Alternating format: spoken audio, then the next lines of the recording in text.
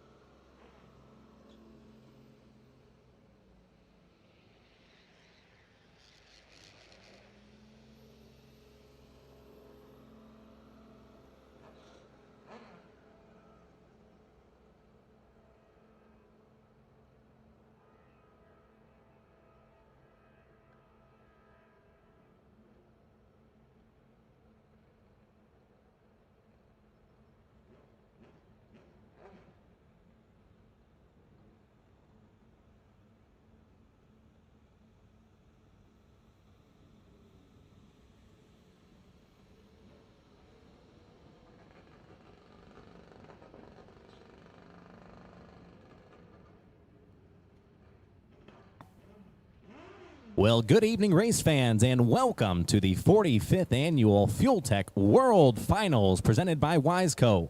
My name is Bradley Grothus, and I'm joined alongside by Talonda Yates as we welcome racers and fans alike, especially all of you watching on MotorMania TV, to South Georgia Motorsports Park. Together, we'll watch the hundreds of racers on the grounds here this weekend competing in beautiful Adel, Georgia. And Talonda, what an absolute picture-perfect day we've had thus far. It is. As I was driving in from St. Petersburg, Florida, I noticed how perfect the weather was going to be today, and I am so excited to be here. Yeah, you're not the only one. We've got some fans starting to roll in. Obviously, it's a Friday. What a great way to try to end the work week, and there's going to be just all kinds of racing action packed into the next few days as we look to start our professional class qualifying here with APE Top Fuel. We look at the forecast of about 68 degrees. I'm not sure who ordered up this weather, but I'm thankful for it. I'm not a fan. Our South Georgia Motorsports Parks folks are putting some finishing touches on the racetrack. You're going to see some of the quickest and fastest motorcycles in the world competing here at the final event for the Manufacturers Cup. It won't be long, and we'll have nitro in the air.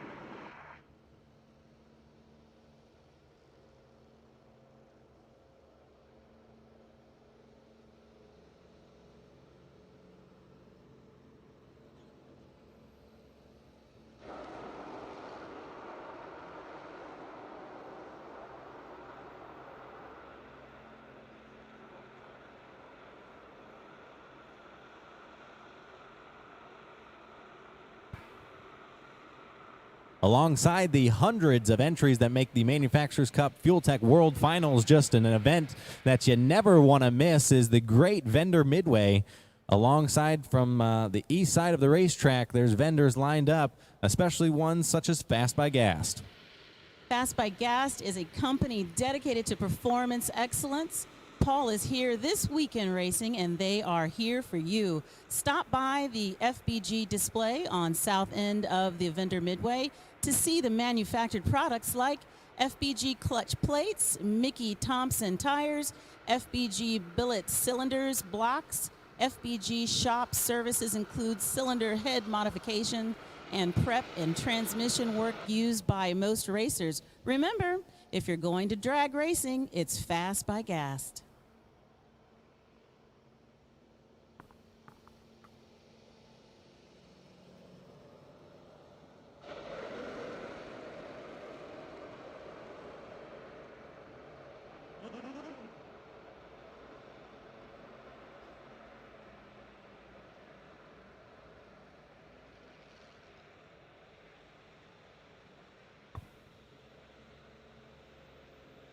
For those of us who have made the trip to South Georgia Motorsports Park, don't forget to stop by the Manufacturers Cup souvenir tent on the midway to make sure you get your t-shirts for this weekend's event. They are selling fast.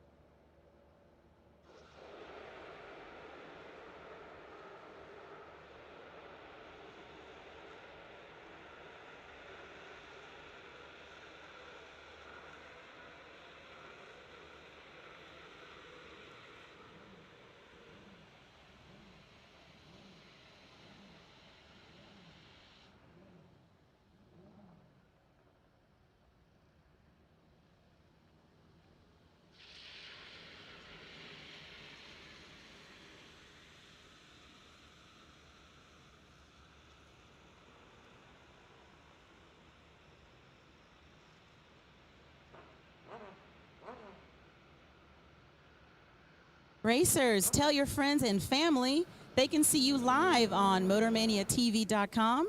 At MotorManiaTV.com, you'll find nonstop coverage of all the racing action. Join us in the live chat bleachers where you can interact with each other, the production crew, and even on occasion, the tower. At MotorMania TV, you'll see instant replays of significant episodes. Subscribe to the MotorMania TV's YouTube channel so you won't miss a single event. But most important, we need to be sure to thank our live feed sponsors. First, Platinum General Services, Rob Bush Motorsports, McKinney Motorsports, and Ryan Schnitz Racing. Thank you.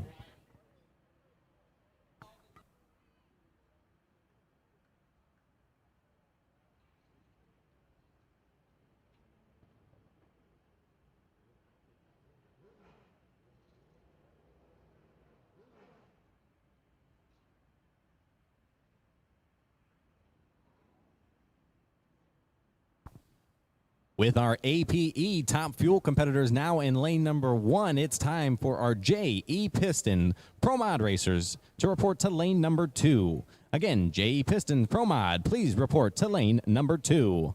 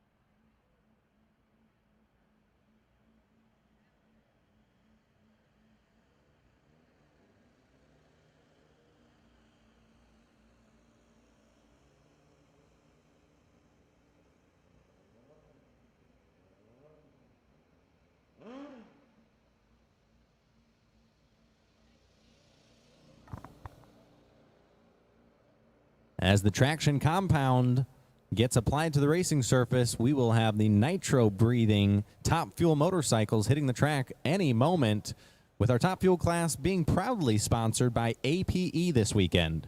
APE, always looking for ways to support the racers from their inclusive team APE support program, the sponsoring classes in different categories with many racing organizations here and around the world, has graciously decided to sponsor 3 categories at the 2021 ManCup World Finals. Racers have been supported by APE for decades, and not only is APE widely known for the quality and performance of their valve train components, they are always moving forward in finding ways to benefit the drag racing family. Racers and spectators are welcome to pick up a catalog or go online to browse the catalog at aperaceparts.com.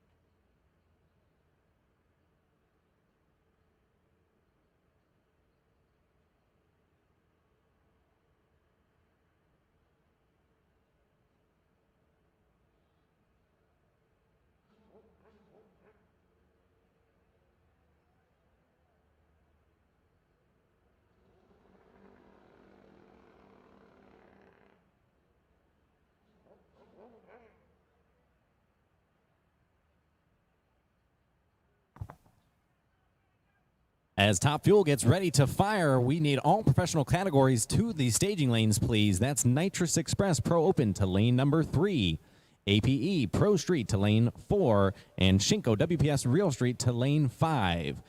JE Pistons Pro Mod, Nitrous Express Pro Open, APE Pro Street, and Shinko WPS Real Street, please report to the lanes.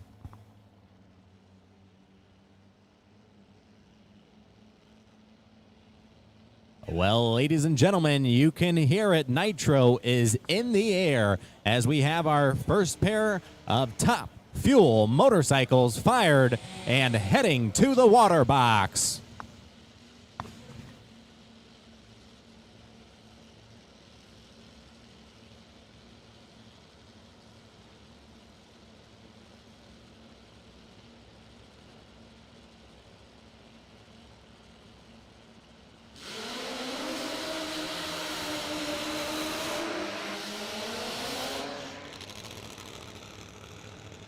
In the Strange lane, we have Sam Willis, and also in the Summit Racing lane, we have David Vantine. Dave has been here testing all week long, laid down a 577 yesterday. They're getting some impressive performance out of their 2009 Puma Top Fuel motorcycle, and they're really looking for more consistency. They've got a new bike in the works that's currently being constructed. I believe the chassis is done, and it's now in their hands to the point where they're going to go ahead and put their finishing touches on it.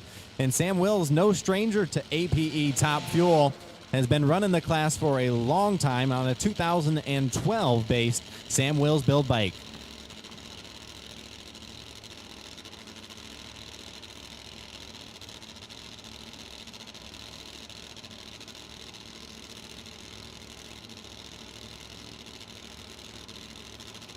Sam Willis is here from Edmond, Oklahoma, and David Vantine is here from Hamilton, New York. We got bikes staged, and they're off. What a great-looking pair side by side. Dave Vantine goes 578 at almost 245 miles an hour. Sam Wills goes down there, clicks it off just a little early, goes 615 at 195.99 miles per hour. I think Sam's team is going to be pretty okay with that performance. They haven't been out a lot over the last couple of years, but a 615, their first qualifying effort, is going to be something they'll be proud of. But the Vantine Nitro Sports team right to the top, a 578. The team celebrating as they walk back here.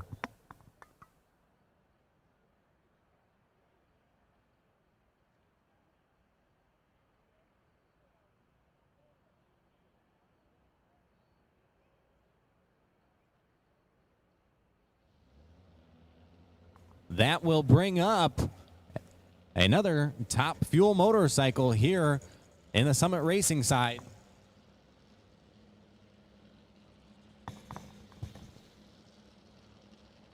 Mitch Brown from Clearwater, Florida. Mitch is our reigning #1 plate holder for the Manufacturers Cup Top Fuel class. The first championship for him in this class last year. A beautiful burnout there. Mitch, part of the Dennis Bradley Motorsports team. They've got a new ignition system on this Top Fuel motorcycle. One that is not typically seen within Top Fuel just yet by the way of Fuel Tech. And he's going to take on a little bit different combination, a 2-cylinder V-twin Top Fuel motorcycle.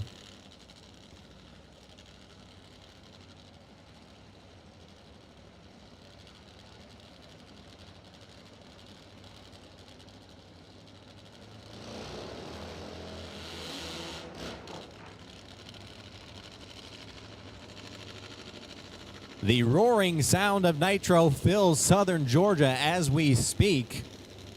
The 4 cylinders of Mitch Brown and the 2 cylinders from one of our World Final Top Fuel Harley contestants.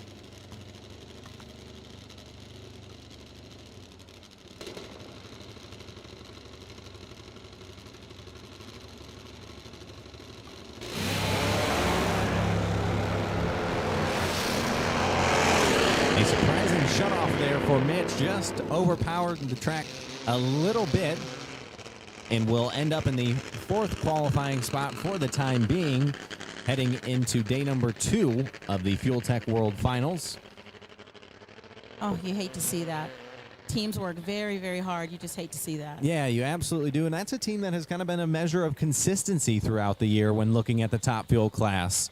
They won a race out in the Midwest here a little while ago when competing against Dave Vantine. They were not necessarily the quicker motorcycle, but were the more consistent motorcycle over the weekend, and thus ensuring the win for them. But I'm sure they will look back, figure out where they need to make some changes, and for pro qualifying round number 2 tomorrow, they'll come back with better information. No doubt, Bradley.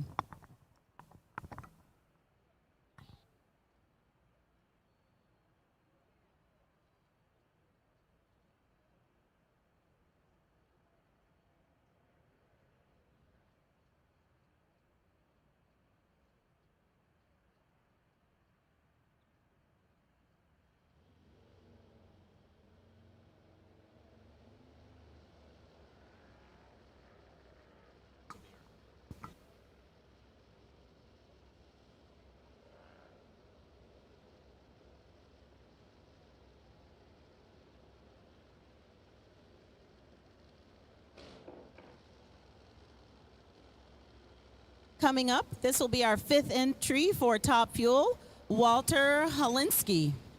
Walter typically running in the Pro Fuel category over the last couple of years on a little bit higher horsepower bike here. Expect to see a 6-second run out of him. You're not going to see him dip into the 5s, but as long as he can continue to pick away at it and go quicker and quicker over the weekend, I think that's what this team's here for. Right. He's out of High Springs, Florida, and I can't tell you how proud I am of all the Florida racers here today. Yeah, that makes sense why you said you didn't enjoy the 70-degree weather here a little bit ago. No. I'm over the moon about it, but you need something a little warmer. But Holansky takes the tree, goes 2:07 on the reaction timer. The bike stumbles about 30 feet out, and on the boards, he's going to light it up with a 7.99 at 164 miles per hour. You'll definitely see them try to get that glitch out down low just to get some better initial movement. But that does it for APE Top Fuel. We've got 5 bikes, and leading the pack is Mr. David Vantine. Next up, Sam Wills, our third entry Top Fuel Harley, bike number 8351. Mr. Holansky going 7.99, and Mitch Brown in the number 5 spot for now.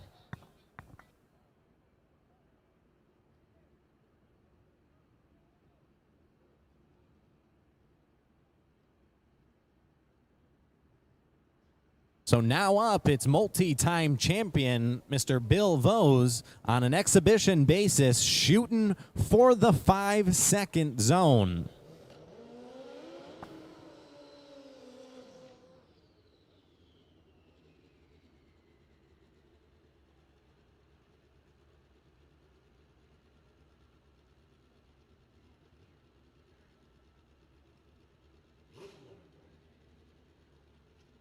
Billy has ridden a lot of bikes over many years here and won championships, whether it's on a turbo bike, on a nitrous bike, whether it's a Kawasaki or a Suzuki. He's got a Suzuki Hayabusa here that he's gone quick with. Again, exhibition pass here for Mr. Bill Vose, shooting for the 5-second zone.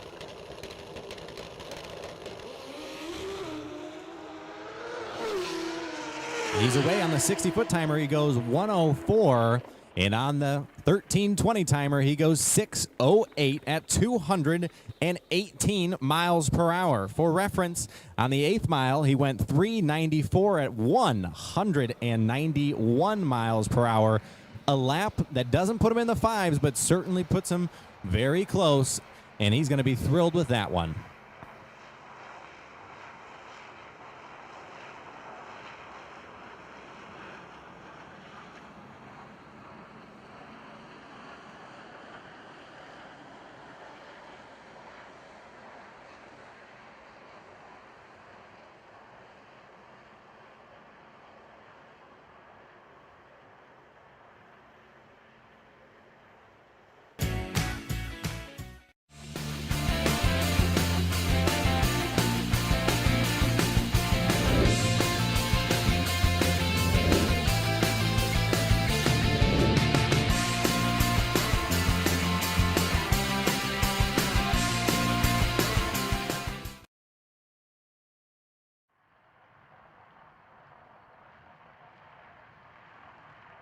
JE Pistons Pro Mod, a class that has really been dominated by the man in the Summit Racing water box right now, handling the broom, Mr. Paul Gast. Paul has been in all 4 finals this year, and he's walked away with 3 of them.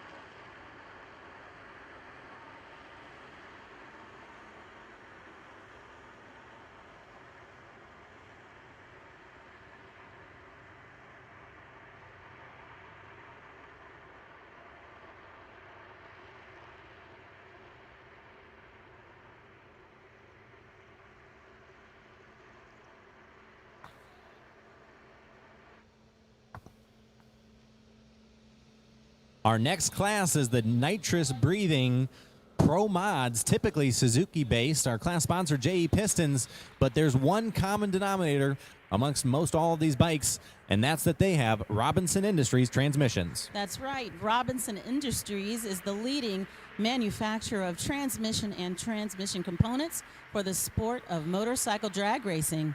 From Pro Extreme to ET and everything in between, Robinson Industries, with over 40 years of experience, has what it takes to make your transmission more reliable.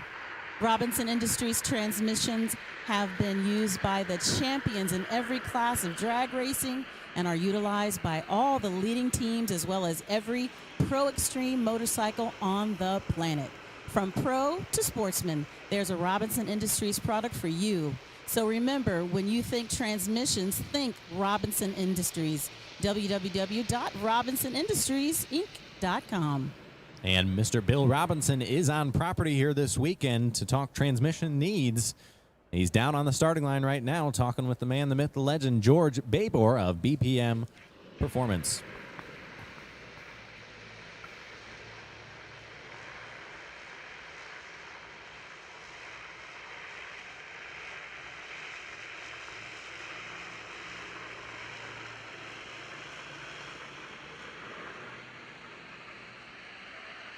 With all professional class bikes in the staging lanes, it's time for Growthist Drag Bikes Ultra 460 bikes to please head to lane number 1. That's Growthist Drag Bikes Ultra 460 entries. Make your way to lane 1.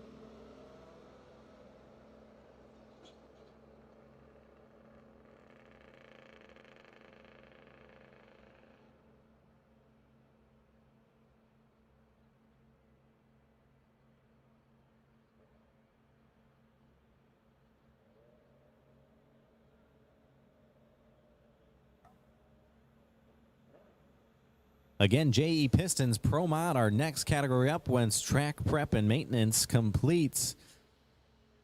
A category that saw last year's champion, Mr. Paul Gast, more than likely going to repeat here as he has a massive points lead, coming into the race with 426 points, well ahead of his competition in spots 2 and 3. That's Mr. Jeff House, another Fast by Gas entry, and Connell Smith. The battle for 2, 3, 4, and 5 is going to be what a lot of racers are going to be focused on this weekend, as Mr. Paul Gast has handedly worked the class all season long.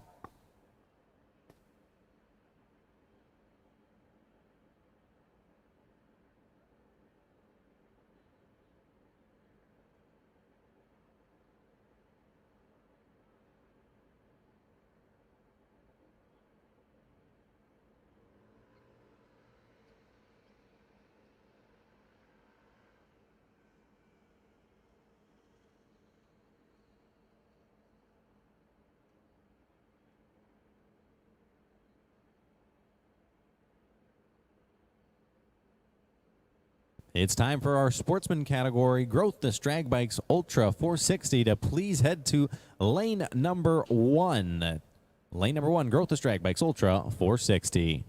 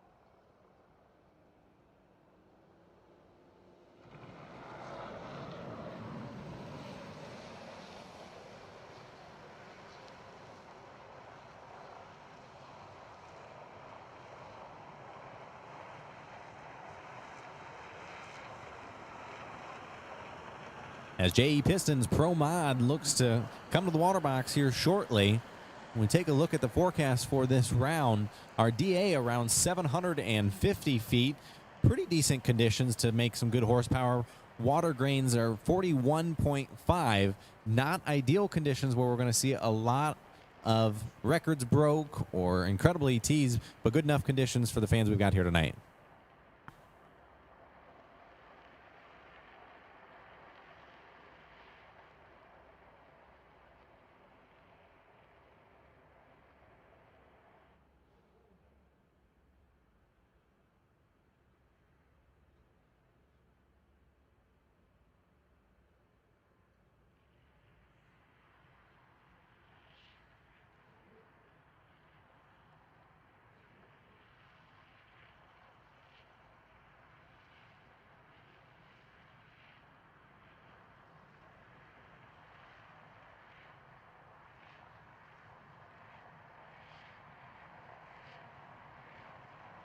For those Growth This Drag Bikes Ultra 460 racers who got in on the shootout, you will need to meet in the back of lane number 1 and report to Hollywood Broderick Jackson at the back of lane 1. The 16 entries that will be upcoming in Growth This Drag Bikes Ultra 460 shootout during qualify. Please meet at the back of lane 1.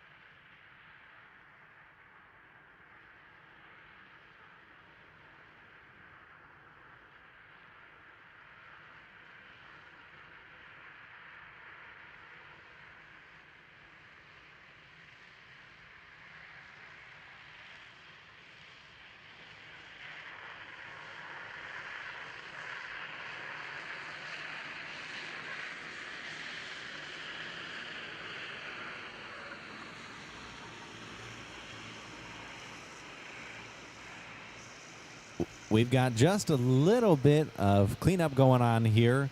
Mr. Bill Vose on that exhibition pass. He had a little bit of tire issues and have some debris still on the racetrack. So after we get all of that debris cleared, we will be cleared to send our JE Pistons Pro Mod competition on down.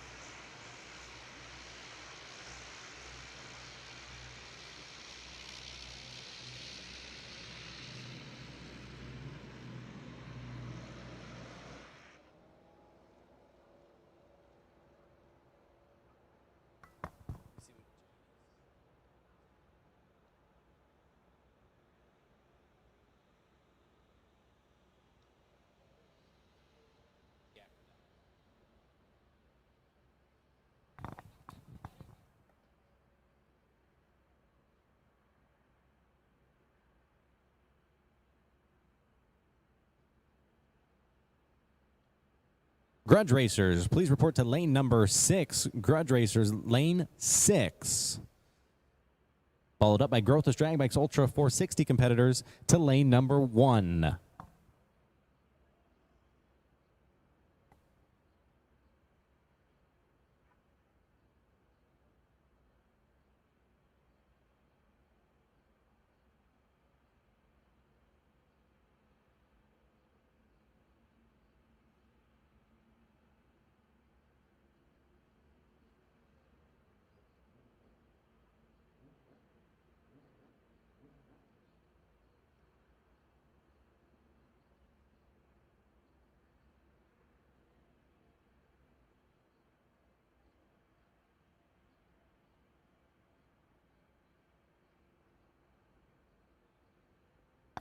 Our first 2 JE Pistons Pro Mod competitors are in the water box right now. On the Strange track, we have Jeff House from Keller, Texas, and on the Summit Racing track, we have Rick Perry from Clearwater, Florida. Rick, a guy who raced a lot of Pro Mod back in the day, has been trying to get back in it, especially with the assistance of George Babor. Jeff House been oh so close this year. He's been to 3 final rounds, but just hasn't quite been able to seal the deal against that wickedly fast red Fast by Gas bike.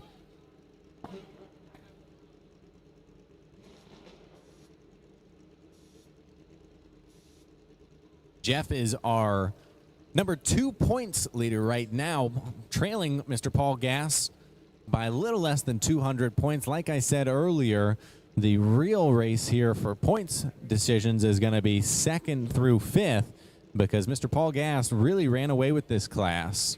We expect to see some pretty good performance here out of our Pro Mod racers. look to see them drop it in the low 4s, possibly high 3-second range. Both of our bikes are pre-staged. They load them up on the 2 steps. Perry's in, House is in, the tree comes down, and away they go. Rick Perry goes 104 to the 60 compared to Jeff House's slow 111, and Rick Perry goes 442. Jeff House in the strange lane 434 at 170 miles per hour. Laps that they're not going to be happy with as you see him kind of walk back here. Yes. Guys that probably think that they can put a little more horsepower to the track than is available right now. The couple bikes here, though, especially the one in the Summit Racing lane, keep your eye out for him. All right, up next in the strange lane is Connell Smith coming in from Lenox, Georgia, and Paul Gast from Grand Island, New York. Paul, the wily veteran of the class at 71 years young, riding a 2016. A man that knows how to make horsepower, raced in the NHRA for quite some time before putting nitrous on the bike and mixing it up in Pro Mod. Connell Smith, a very fast Kawasaki. Typically, you'll see Suzuki GSs or Hayabusas here in Pro Mod, but Connell Smith racing a 2006 Cowie.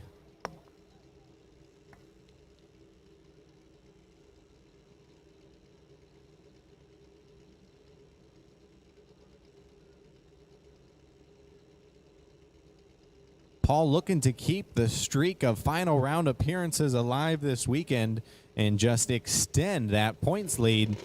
He goes into the pre-stage bowl.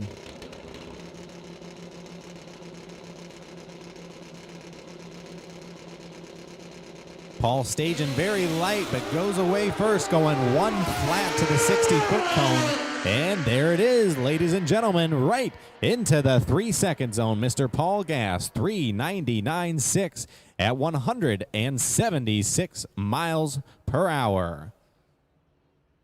Connell Smith off pace, going 452.9 at 147 miles per hour. I tell you what, the Fast by Gas team has got a lot of smiles, as they should right there. Yes, they do. They're very happy with that. And especially for a bike that really did not test a whole lot. Paul came to the racetrack here yesterday, but was really helping out with customers' bike throughout the day. Knows which knobs to turn on his combination to take him right to the #1 qualifying spot. All right, up next we have in the strange lane, we have Kenny Hill coming from Bainbridge, Georgia, and also Summit Racing Lane, we have Tyrone Lemons from Atlanta, Georgia. A couple guys who don't have to drive too far here for the Fuel Tech World Finals, both Georgians. But and also both guys, Suzuki. Yeah, both Suzuki. Great point. Guys that don't race a ton of Pro Mod, but definitely want to mix it up with some of the best out here this weekend.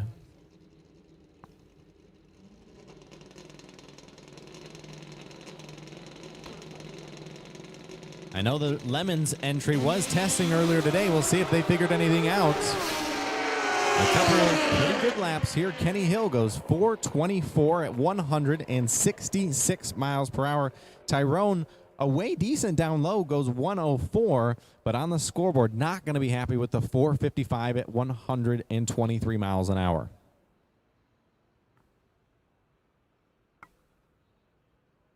The bikes keep coming, though.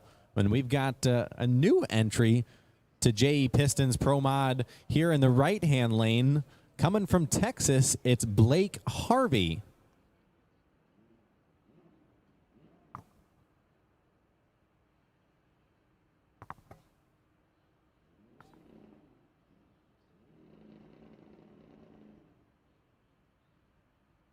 And in the strange lane, we have Chris Garner-Jones from Harvest, Alabama. Chris has had an awfully successful season this year, riding a variety of bikes, whether they're nitrous or turbo. Chris has locked up 2 championships thus far and other sanctioning bodies, going well into the 3-second zone. His brother Will turning the knobs there in the water box as you see him.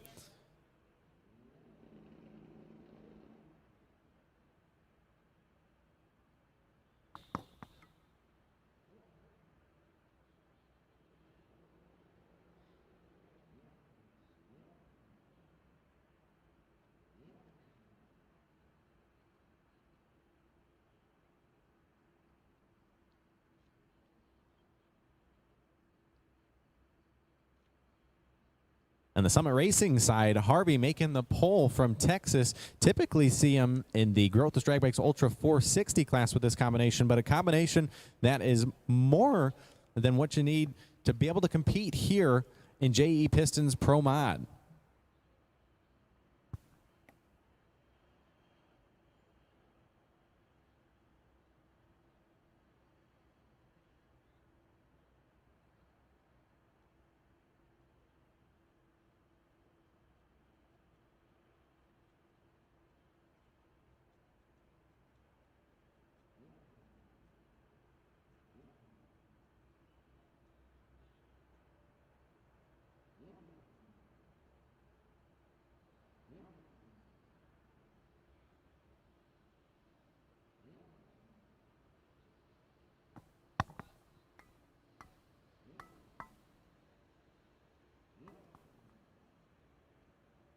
Well, folks, hate to be the bearer of bad news, but we do have a little bit of oil in the left lane that's going to take some time to clean up. Now's a great time to visit the vendors here on our Manufacturers Midway or get yourself cold to drink or warm to eat as the sun goes down and we wait for the track to get a little bit of cleanup.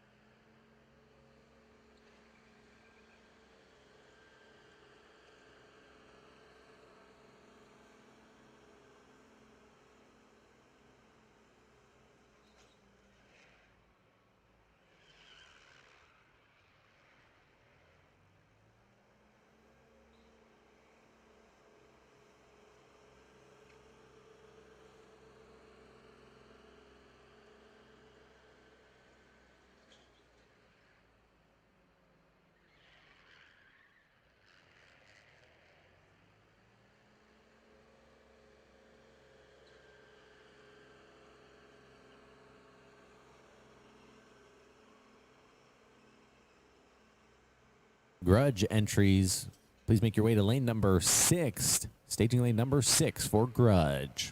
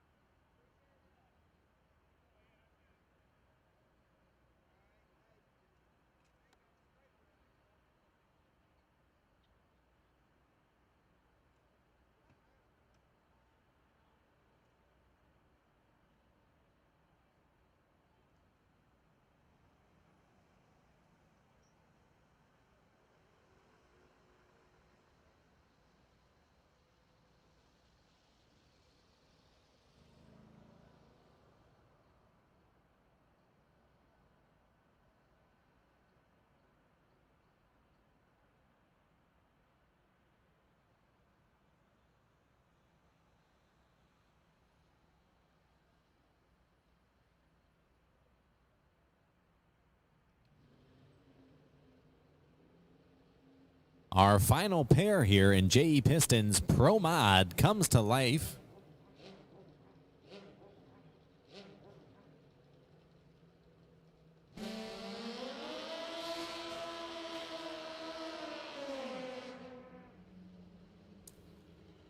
I love to hear that sound. Here we go on Strange Track. Eric McKinney from Hammersville, Ohio, and Terry Wynn from Jacksonville, Florida. Eric, part of that two-bike McKinney Motorsports team that we saw Ashley in our last pair. A lot of these teams out here, if they can, will try to have at least a couple entries, gain a little bit more data, and be able to make changes. You know, as we all want to do, go just a little bit faster. Well, there's no slowing down for Terry Wynn. He is 58 years old. Yeah, no kidding. Still out here, still out here competing. Eric's family's growing. He is not racing quite as often as he used to, but still maintains a competitive motorcycle. Look for that bike to go high threes, low 4.0s here.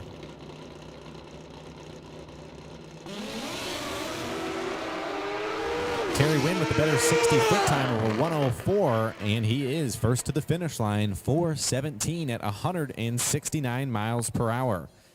Eric 60, just a little bit slow, goes 108 and continues to go slower as per the class as he makes it down to a 4:51 at only 122 miles per hour.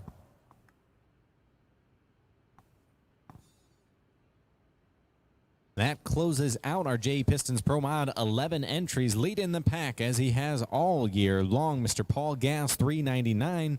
Chris Garner-Jones, Ashley Owens, and Terry Wynn are your top four.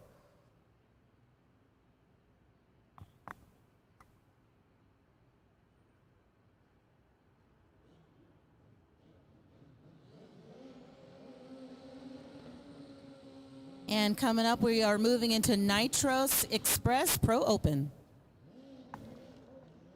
Mr. Perry Paw on a no-bar entry. Perry has been racing the class pretty heavily this year, comes into the event in the number 2 points position. A class that you'll typically see bar bikes within, especially some of the funny bikes of yesteryear. Taking on Chuck Cunningham on a brand new turbo build.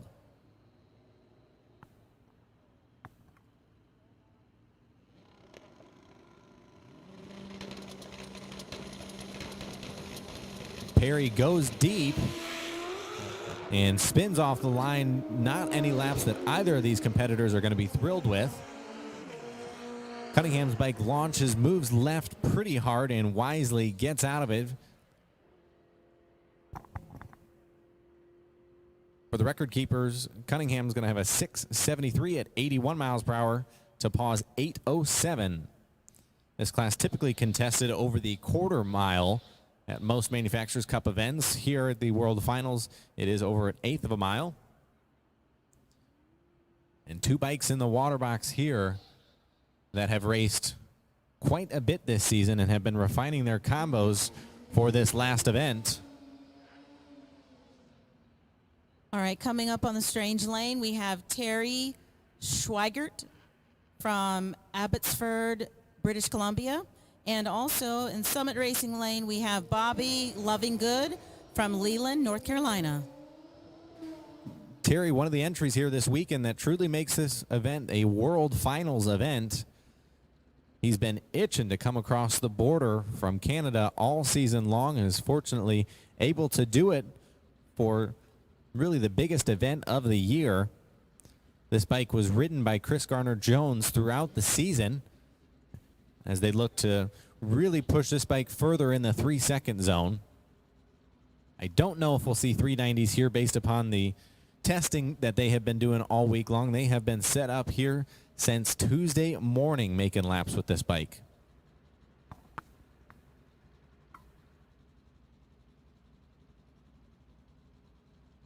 Bobby Lovinggood, a bike that and racer that you used to see compete in a little bit of Pro Mod action, a little bit of 460 action, stepped up with the turbo and is now racing Pro Open with it. He's the number 6 point holder as we see it right now, tied with Chris Garner-Jones. They're in and they're away. Terry Schweigert on a pretty good lap here, goes 103.8. And look at that, ladies and gentlemen. Terry Schweigert goes 396 at 183.8 miles per hour. Loving Good goes down there with a 428 at 168. But you look at the folks on the left-hand side of the racetrack, and you see quite a bit of excitement.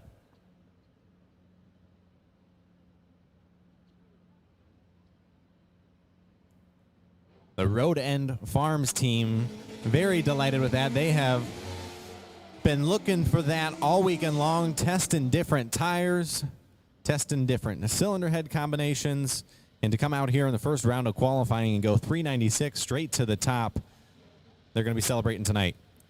That's when you see your work paying off. Indeed.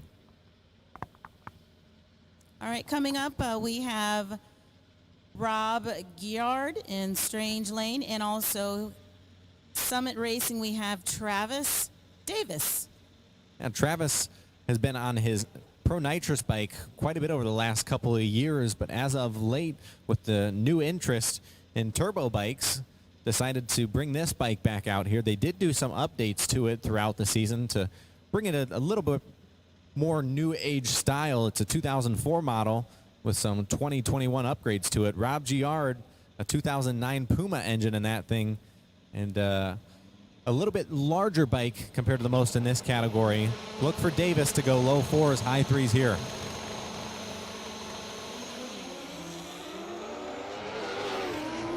Davis 108 to the 60, goes 447, chops it early as indicative of the mile per hour. 129 miles per hour is all, compared to Giard's 162 miles per hour. That'll put them right in the middle of the pack. Davis goes to number 3, Giard number 4.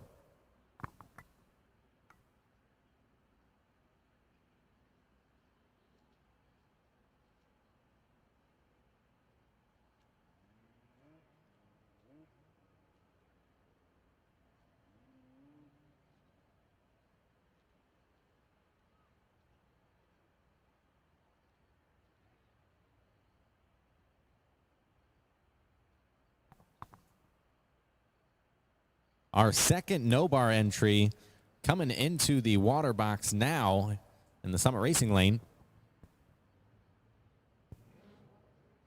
An entry that will be tricky when they shorten the track down to 8th mile. You'll see these no-bar entry turbo bikes typically make a little bit harder of a charge from 8th mile to quarter. You'll need more starting line advantage to make up for that.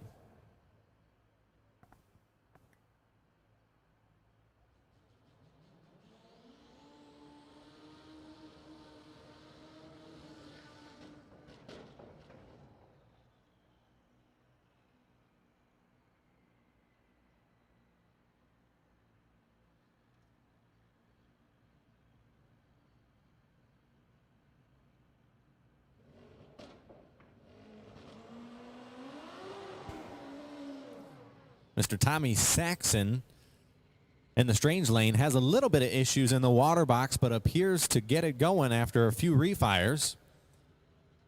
Hopefully none of those issues show their head here in the 660 feet that lie ahead of him.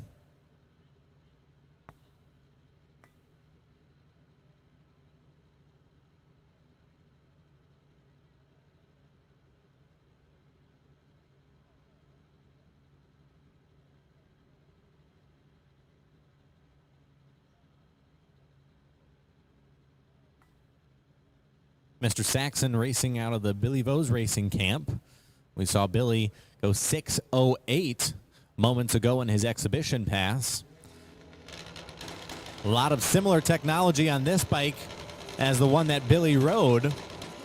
The lights come down. A little slow to 60, but bike picks up steam for a 438 at 175 miles per hour. That is a lot of speed for that ET.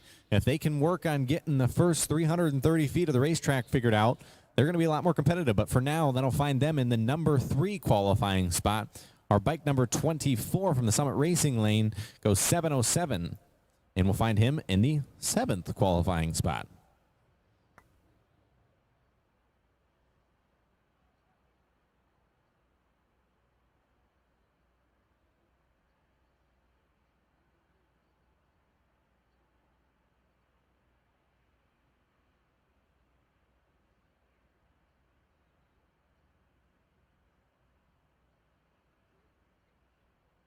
If you like old school bikes, this next pair is definitely for you.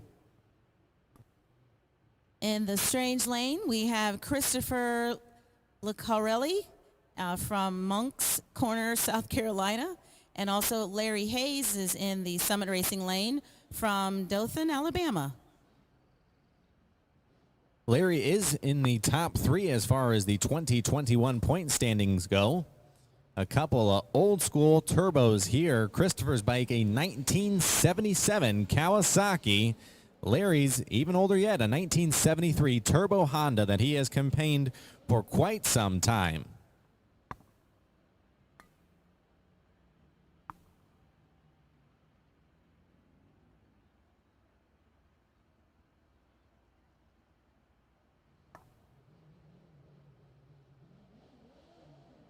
Lucarelli's bike struggling in the water box. Really trying to keep some fire under that thing. Looks to build some boost, gets the rear tires spinning, and will successfully complete his burnout. We should have a pair here as our Pro Open competition, qualifying round number 1, draws closer to a close.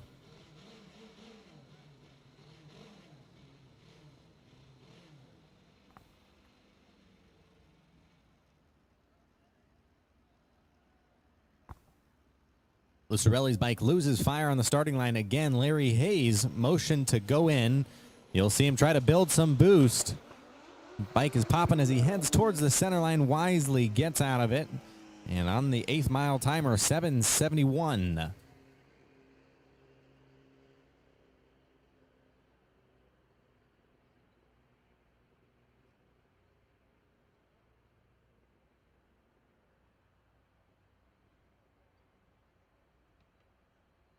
Larry will go back tonight, and they'll take a look at that combination. I don't think he quite had the boost built up that he would have liked to for that lap there, possibly being surprised that it was a single.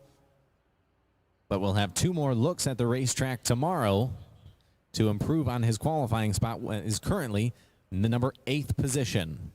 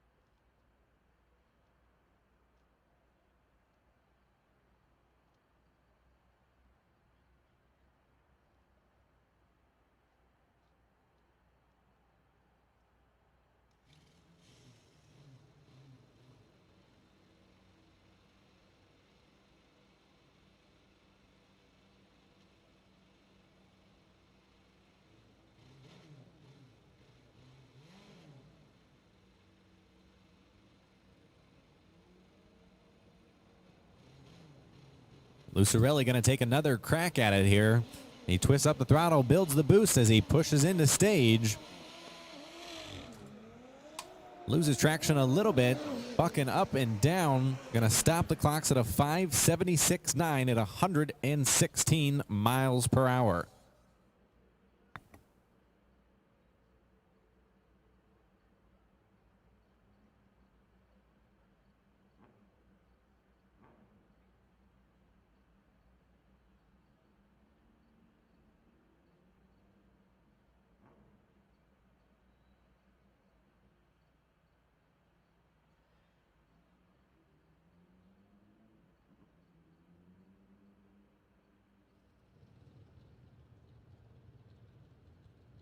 Our final entry here in Nitrous Express Pro Open is going to be an NHRA Pro Stock motorcycle. In the Summit Racing lane, we have Mark Ingerson from Upper Sandusky, Ohio. It's a 2008 160-inch S&S motor, labeled a Buell. Typically competes in the NHRA Camping World Series with this bike. Happy to have him out here mixing it up with the Manufacturer's Cup. If this bike, in typical NHRA fashion, you'd like to see some 430s or 440s if it's really quick, come up on the scoreboard here on the Summit Racing lane. Very deep thunder sound of the S&S motors. Not going to be thrilled with this performance. Decides to pull the clutch lever in before hitting any gears. He was ready for it, though. 068 on the bulb, but 660 feet later and 6.75 seconds. At 72 miles per hour will be his qualifying effort.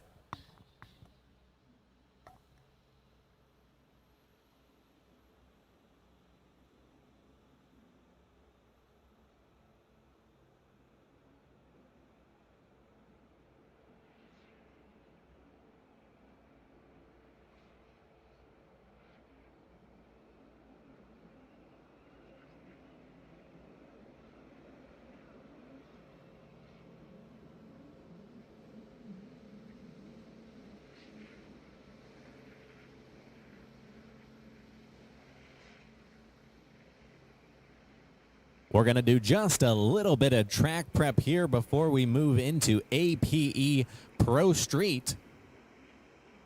The car, tire, wheelie bar bikes for our professional categories are done for the evening. We'll have APE Pro Street and Shinko WPS Real Street coming up after this track prep.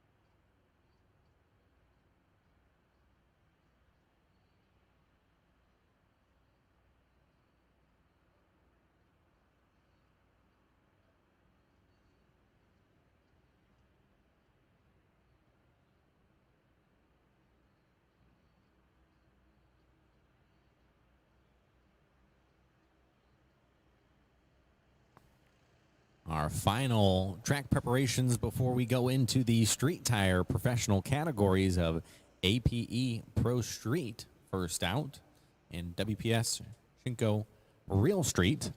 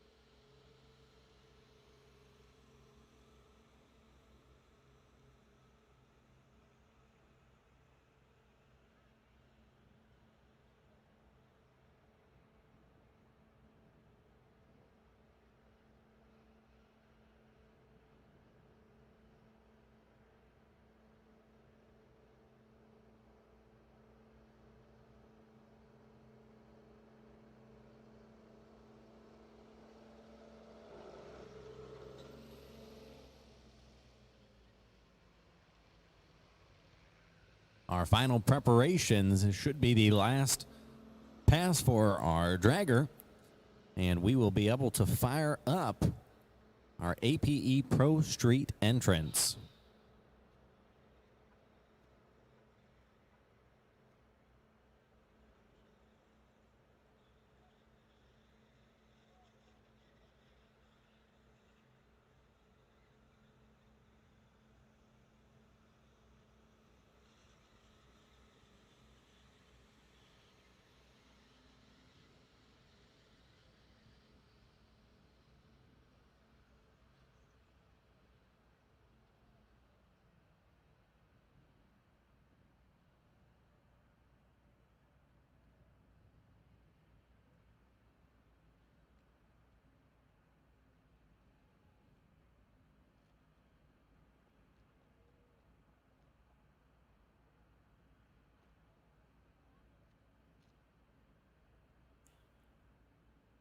APE Pro Street has been contested at 2 events this year, and we see Herman Myers Jr. leading the pack with 177 points coming into this Fuel Tech World Finals event.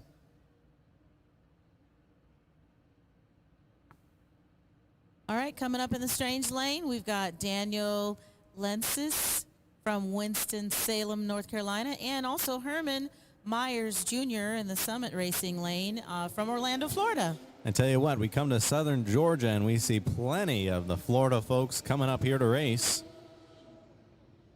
I'm kind of liking that.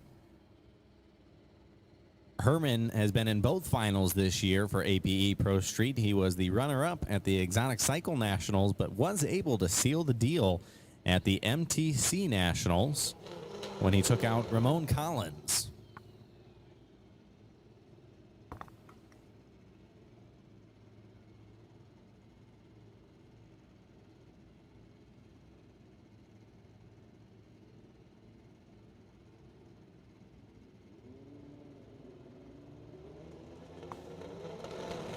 Our first set of no-bar professional class bikes are staged up and away. We hear a little bit of tire spinning going out there. And to start off qualifying, Herman Myers goes 7:10 at almost 200 miles per hour, 198.73 to Daniel's 7:48.8 at 178.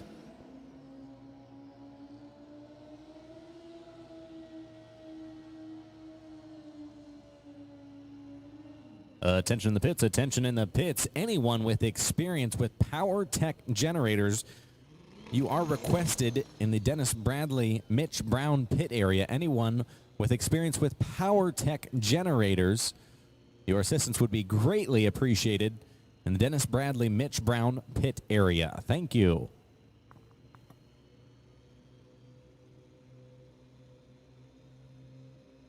APE Pro Street action continues here with Ramon Collins in the Summit Racing lane. Bike number 951 in the strange lane. And we see our first 6-second lap for APE Pro Street and the strange lane, a 6:96 at 201.5 miles an hour. Ramon also going 201, but a slower ET of 7:45 will put him in the number 3 qualifying spot. Up next in the strange lane is Trevor Altman from Littleton, Colorado, and Brett Ware in the Summit Racing lane from St. Charles, Missouri. Brett racing out of the Quick Time Motorsports umbrella, a multi-bike team. Traveling from Missouri, typically see them racing more in the Midwest.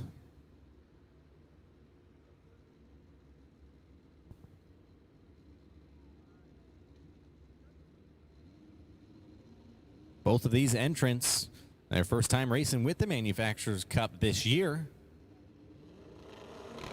This will definitely be our largest Pro Street field as both bikes are staged up.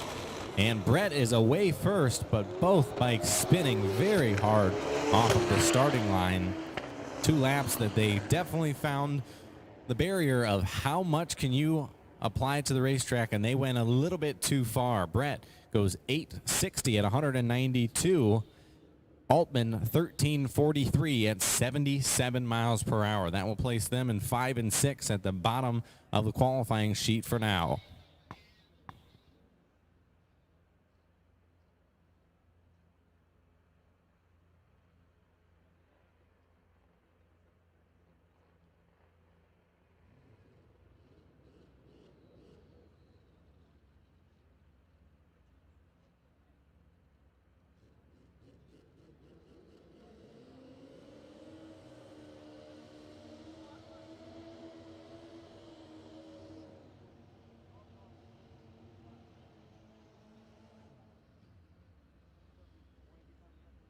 All right, our next pair up is Ryan Habel on the left side from Roberts, Wisconsin. And in the Summit Racing lane, we have Rudy Sanzatera.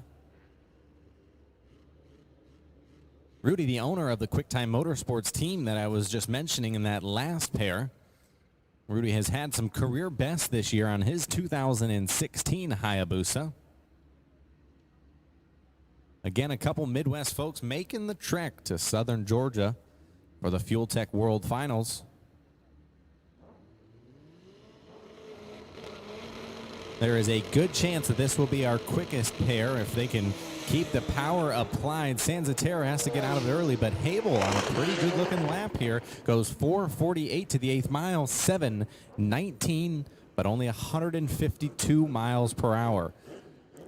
I saw Rudy looking over his shoulder, like looking at the track. Maybe something's going on with the track. Yeah, definitely disappointment there for both the QuickTime Motorsports entries. Habel, though, had a good-looking lap early, a lap that should put him in the 6-second zone if he could keep it hooked up the whole time to the 1,000-foot. He goes 5:82. You're thinking a high 6-second, low 7-second lap, but definitely gets out of it with that low mile per hour.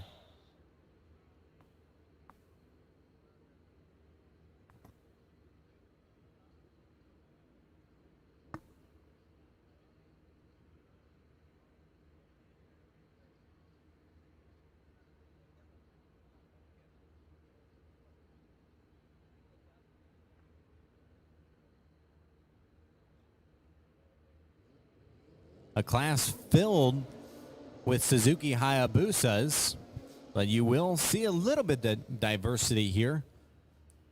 And the far lane bike 1155 is on a Kawasaki power plant.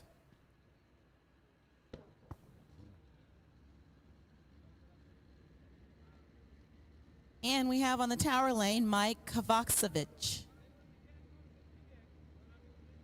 Mike on one of those Hayabusas that I mentioned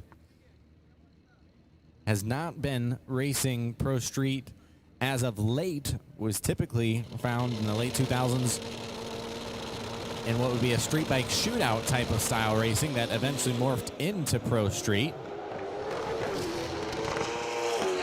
As they advance their way on down, 7:52 for Kovacevic.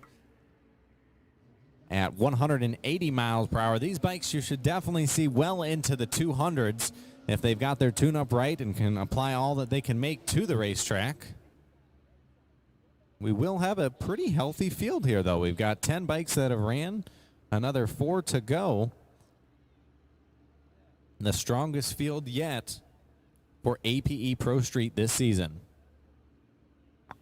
All right, coming up, we have Sydney Marshall in the far left lane from Altamont, Florida, and also number 457. Yeah, we'll work to get the rider's information in the Summit Racing lane before long. But Sydney, your Exotic Cycle Nationals winner, the first race of the season for the Manufacturers Cup 2021 season. It's landed him in the number 2 spot as far as our points chase goes. He's slower to the 60, but on the quarter-mile clocks, he'll go 7:37 at 184 miles per hour. Our Summit Racing entry went 8:31 at 127 miles per hour.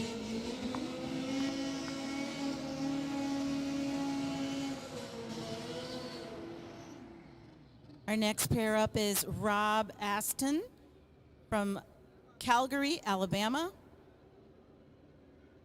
and Malcolm Phillips from Baton Rouge, Louisiana. Phillips filling in for Richard Gadsden this weekend on one of the neatest Pro Street bikes probably to ever be built. Brad Mummert owned Suzuki GS nitrous bike. Every bike we've seen thus far has been a turbo bike in the category. This nitrous bike, you'll definitely hear, will be a little bit louder on the starting line. And if tuned correctly, you'll see a little bit of exhaust flame out the side. This bike has been quick. They were testing a little bit. There's the flame, ladies and gentlemen. Aston out of it early, and so too is Phillips. Phillips goes 115 to 60 feet, the best of the class so far. Goes 456 to the 8th mile, but by the quarter mile clocks is out of it and going 729. Aston 860 will be his qualifying effort for our 14 bikes. Leading the pack will be a 693, a 710, 719 to Phillips' fourth qualifying spot there of 729.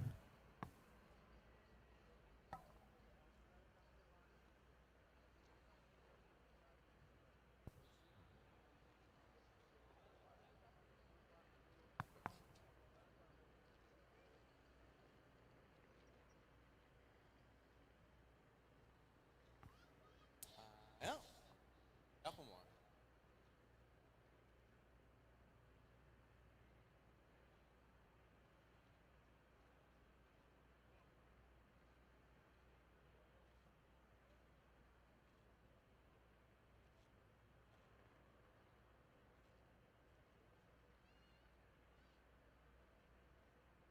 With APE Pro Street drawing to a close, we'll bring up our next class, Shinko WPS Real Street. Still a no-bar class, very representative of bikes you can go to the dealership and purchase. Our Pro Street bikes are our most heavily modified ones.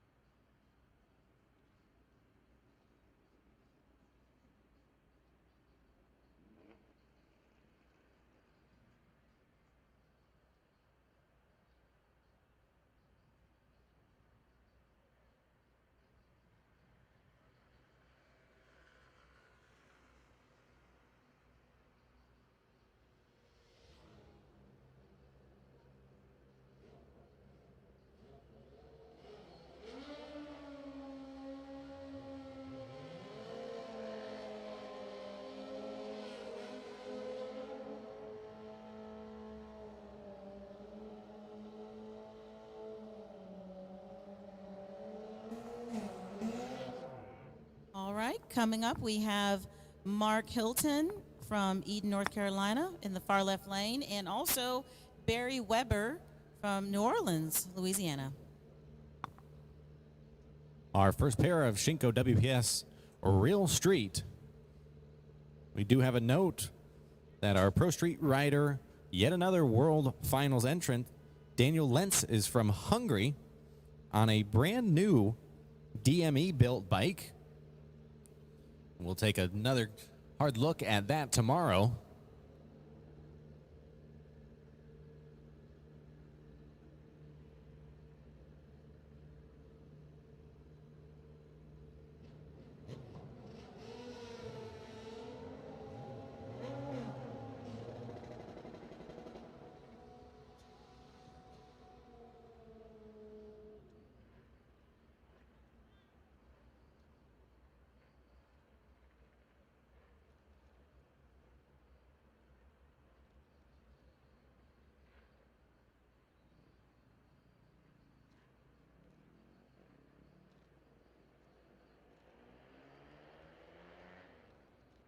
got a little bit of a fire on the starting line. It appears to be all taken care of, though. We need bike rider for bike number 38X to your bike immediately. The rider for Grudge bike 38X. Please report to your bike in lane 6 immediately.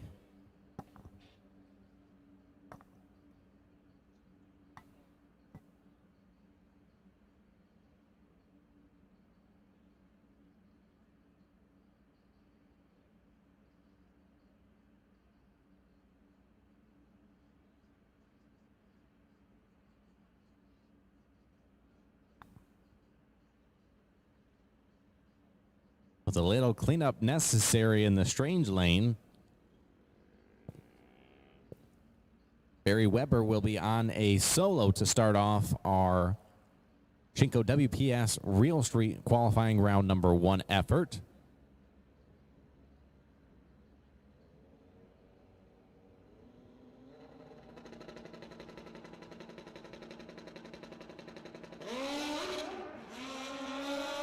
Weber with issues about 10 feet out after the launch, stringing the gears out, will coast to a 1040 at 101 miles per hour.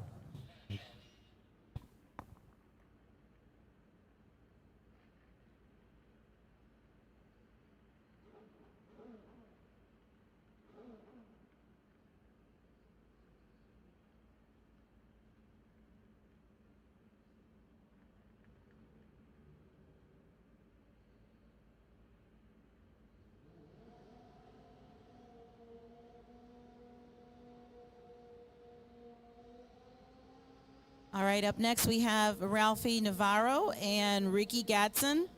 Ralphie comes from Ford's, New Jersey, and Ricky is from Atlanta, Georgia.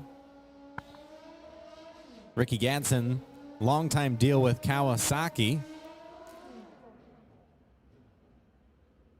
A fierce competitor here in Shinko WPS Real Street. Ralphie Navarro,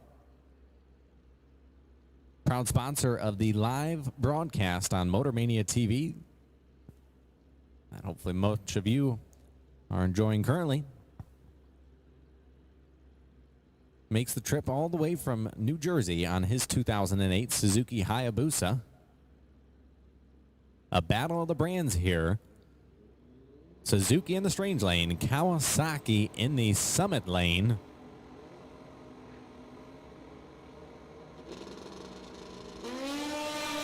Gatson away first, but Navarro gets to the 60-foot timer quite a bit ahead of him. We got ourselves a drag race, and take a look at that. Ralphie Navarro 7:59 for Ricky Gatson 7:60 with a 4. 100th quicker. Navarro takes him to the top qualifying spot.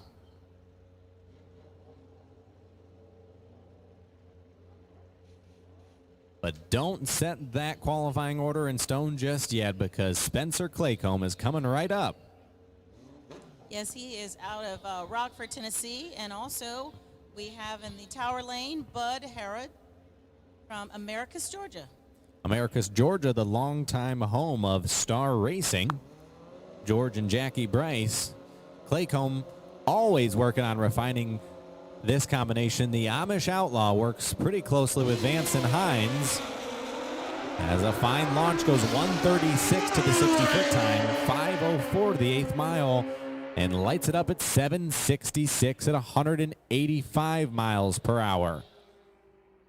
A qualifying effort that's going to put him in the middle of the field here. Herod coasts to a 16-second elapsed time. But with our 5 entrants in Shinko WPS Real Street, we've got Ralphie Navarro leading the pack. Ricky Gatson in number 2 spot. Spencer Claycomb in the 3rd. Barry Weber, qualified number 4. And Bud Heron, number 5.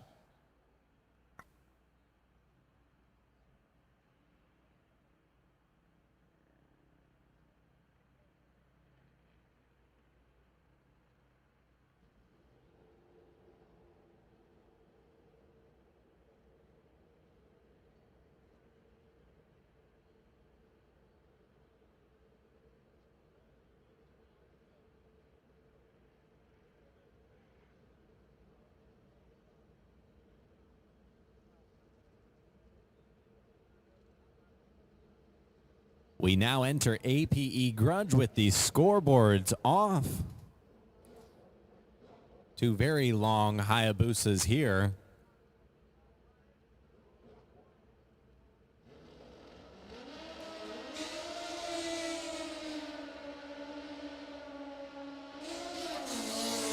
After APE Grudge, we will move into round number 1 of our Sportsman categories. Starting off with Growthus Drag Bikes Ultra 460.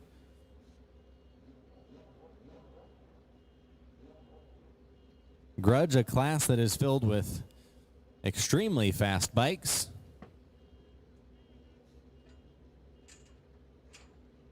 How fast? It's tough to truly say, though.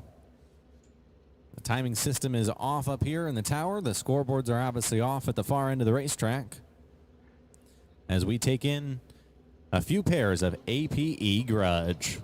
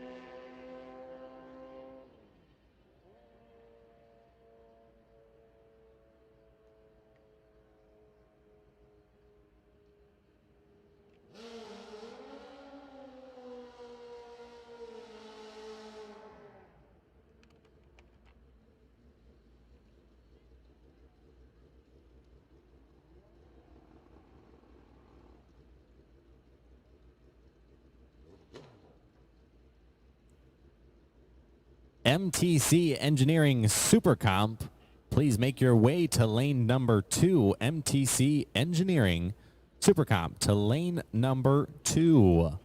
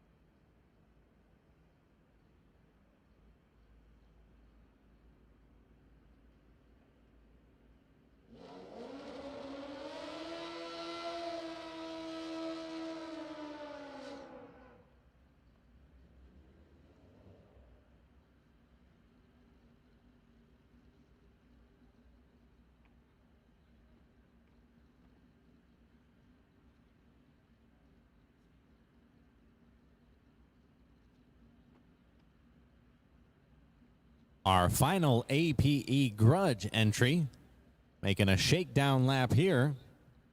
Their one look at the racetrack today before we move into Sportsman qualifying round number 1.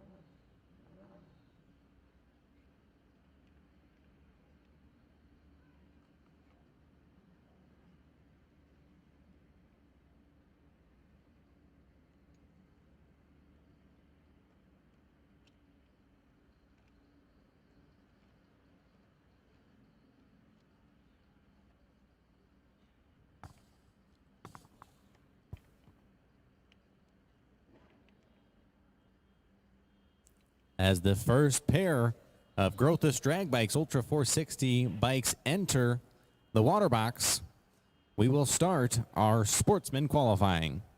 That's right, Grothus Drag Bikes. When you want high-quality chassis components at a reasonable price, turn to Grothus Drag Bikes. From wheel sets and brakes and billets, grips and button brackets, GDB leads the industry in both performance and function.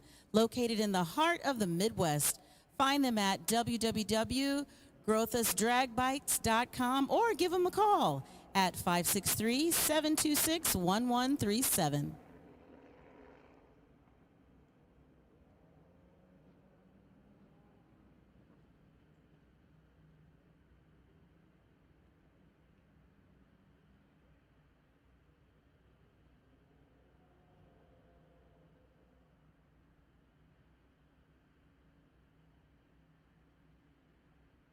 Our first 8 pairs are part of the Grothus Drag Bikes Ultra 460 shootout. A little bit of a race within a race, as not only are these first 16 bikes qualifying, but they are racing one another for a little extra cash. Ooh, I like the sound of that. On the left, we have Chad Otts from Olive Branch, Mississippi, sorry. And we have Curtis Winston in the Summit Racing lane. Chad Ott's part of a multi-bike team that races a lot of classes, trying to get their feet wet this year really with 460 racing.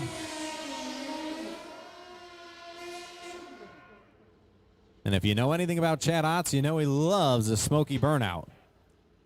That's very evident, Bradley.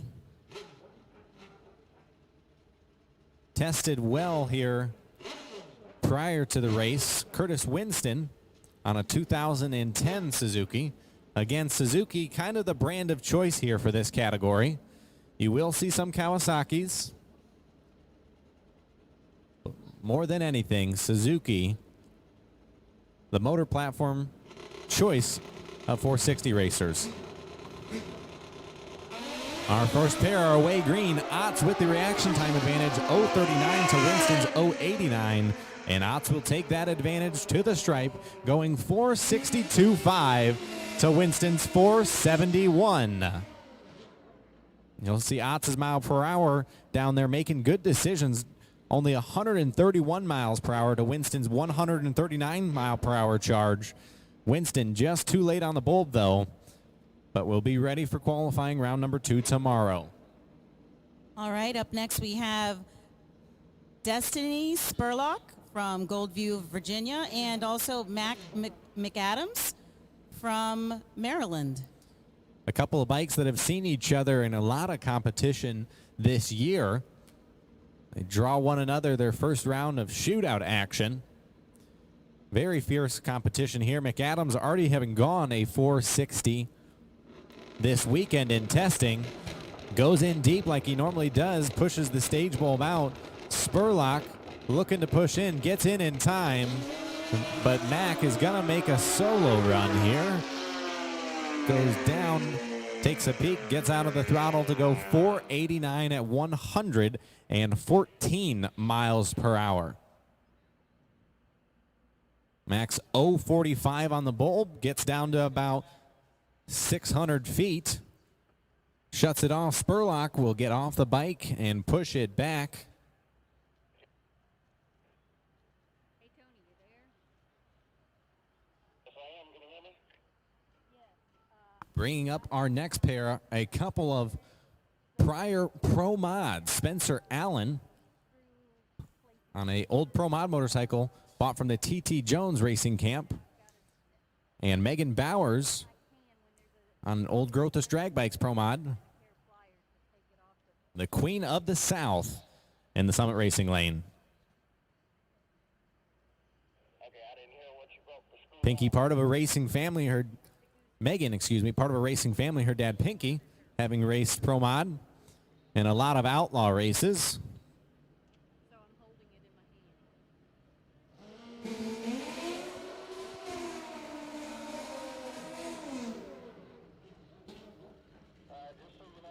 hand. Spencer Allen coming from Cape Coral, Florida.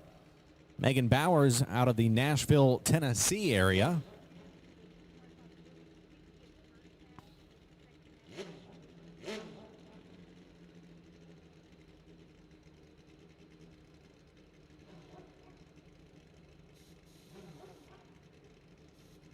Spencer Allen getting help from the TT Jones race team, in which he acquired the bike from.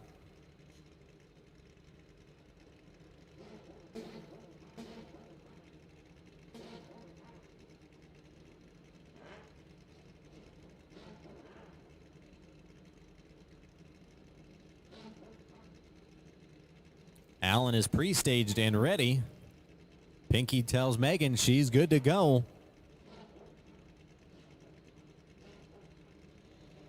Both of them are going to think about it just for a second. On the two-step first is Megan. Allen to follow. As the tree drops, it's Megan Bowers with about 30 on the starting line. Can she take it to the stripe for a win? You betcha she can. 4:73.9 at 150 miles per hour.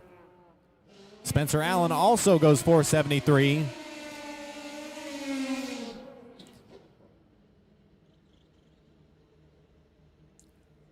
Okay, we've got Kevin Hill coming up next on the far left. Strange Lane from Columbia, Tennessee, and also Chester Lee from Spring Hill, Tennessee. A couple Tennessee racers going at it here. Attention in the pits, attention in the pits. MTC Engineering Supercomp to lane number 2. MTC Engineering Supercomp to lane 2. Super Eliminator, follow them on into the lanes to lane number 3. Super Eliminator, please, to lane 3.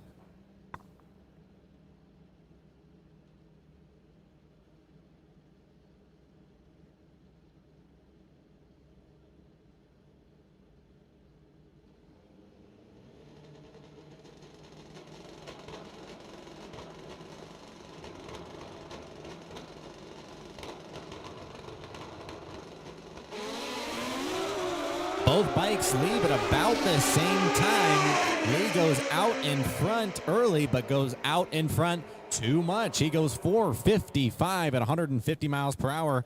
Kevin Hill goes 4:58 at 151 miles per hour. Now both bikes go under the 460 index. Hill goes under by less though, and will advance to round number 2 because of it.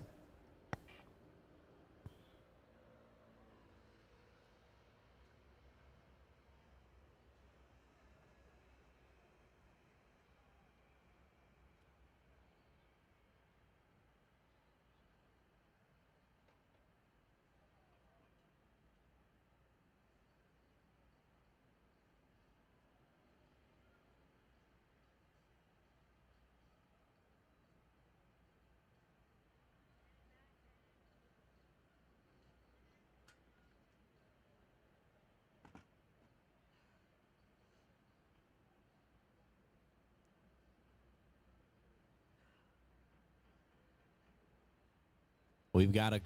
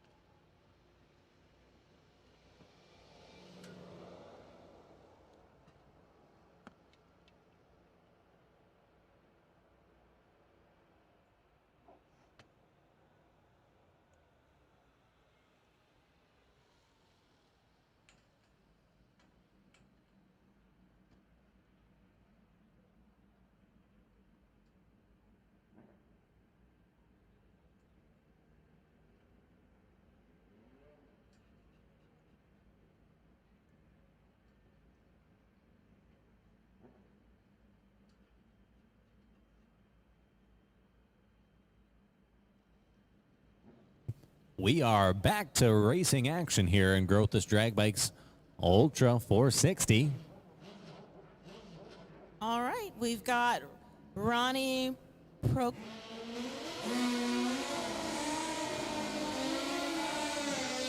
Pause for burnout. All right, we have Ronnie Procopio in the Summit Racing lane, and on the far left we have Brevin Bond.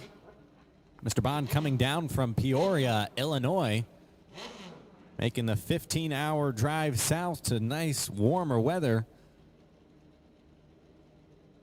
And Mr. Procopio, a very, very competitive bike here. Runs the Max ECU set up by Dan Wagner. Was in the points battle last year down to the very last round he raced. A tight points battle with Chase Van Sant, but there away Procopio, a very large starting line advantage, and does his job on the other end. Goes 4.62.5 at 156 miles per hour.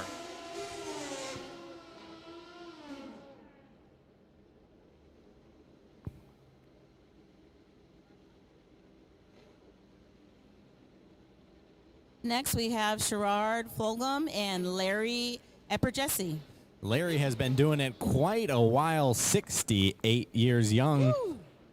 Hails from Lake Dallas, Texas, a body shop owner. Larry's Paint and Body. You'll see his son, Shane Epperjesse, racing here a little bit on a Groth's Drag Bikes entry. Sherrod not making the far drive whatsoever from here in Adel, Georgia, 37 years old. This is the first round of the shootout. Still continuing. Epperjesse stages first, goes deep, and goes red. He goes 0.56 red to Fulgham's 0.56 green. And Fulgham goes 4.76 for the win. Epperjesse's bike with problems in the 5-second zone. All right, up next we have John Schwartz and also Richard Gatson. John in the far left lane is from West Seneca, New York, and Richard is from Jonesboro, Georgia. So Butch John Schwartz has been dominating the class very much like Paul Gast has in Pro Mod this season. Butch has won event after event after event. As I said, you will see some Kawasaki's. Butch on one of those Kawasaki's here in the category.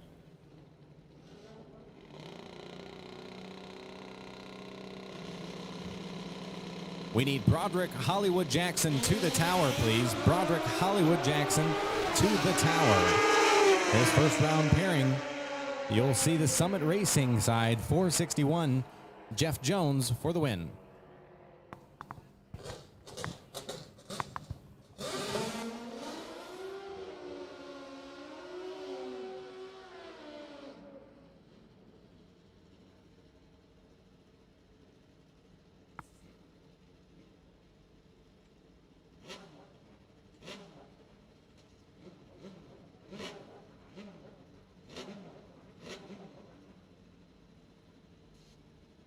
Our final pair here of the shootout, the race within a race. There's plenty more Groth's Drag Bikes Ultra 460 bikes still to come, though. We have Mike Murphy in the tower lane out of Lewisburg, Tennessee. And in the strange lane, it's Showboat, Shane Epperjesse on one of the Groth's Drag Bikes entries. We just saw his dad go red and give it away in the Summit Racing side. We'll see if Shane can improve and do something a little better on the strange side.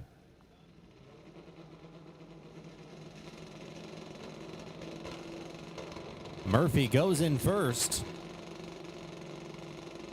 The tree comes down, and it's Epperjesse with the starting line advantage, 0.54, and it's Epperjesse with the win.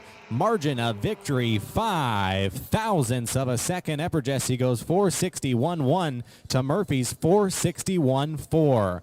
On the starting line, Epperjesse has 2,000 starting line advantage, and on the big end, he's got 3 for a finish margin of 0.005.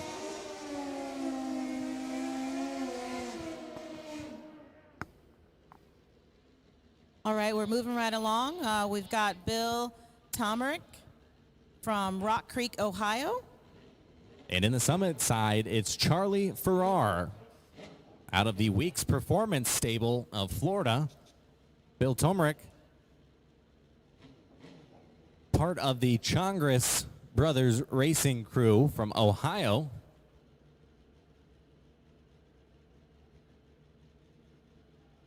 We are now just into regular qualifying for Growth's Drag Bikes Ultra 460. High RPMs for Charlie Farrar.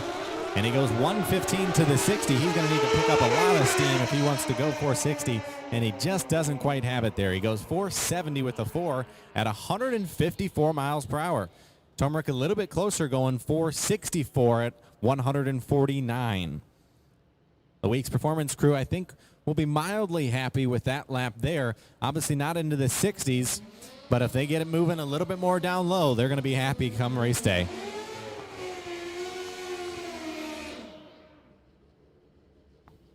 All right.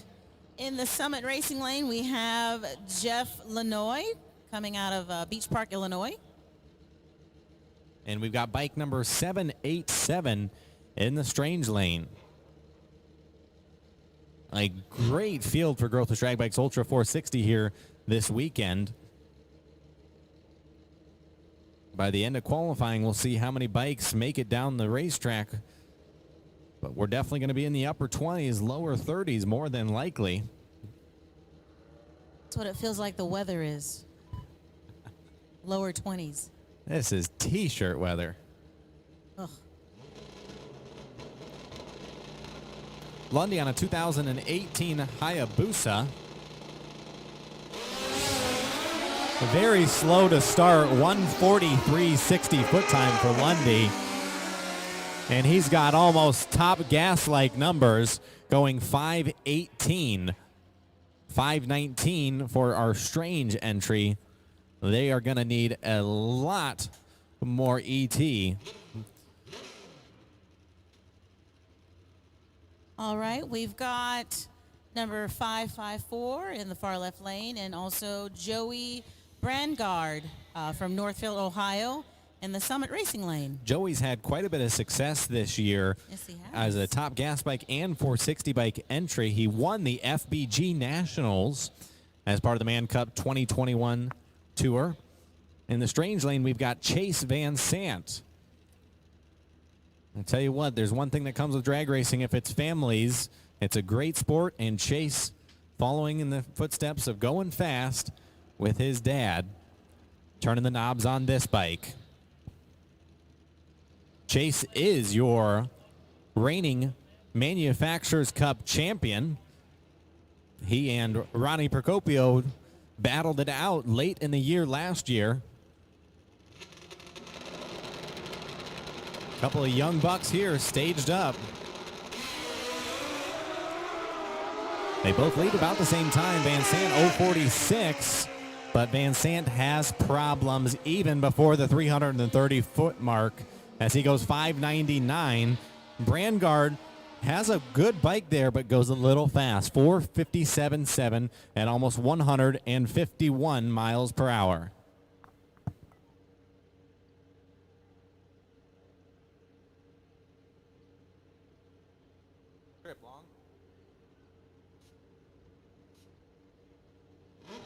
Up next, we have Don Chavos from Brownsboro, Tennessee, and also number 11 in the Strange Lane.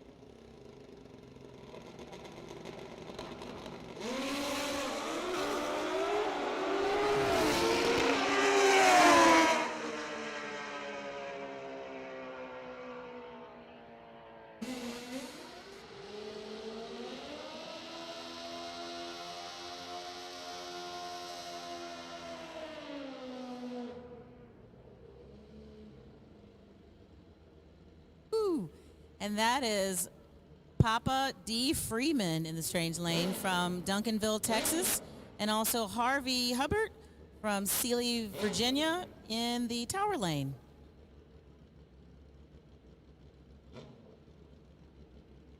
It's broken in, definitely.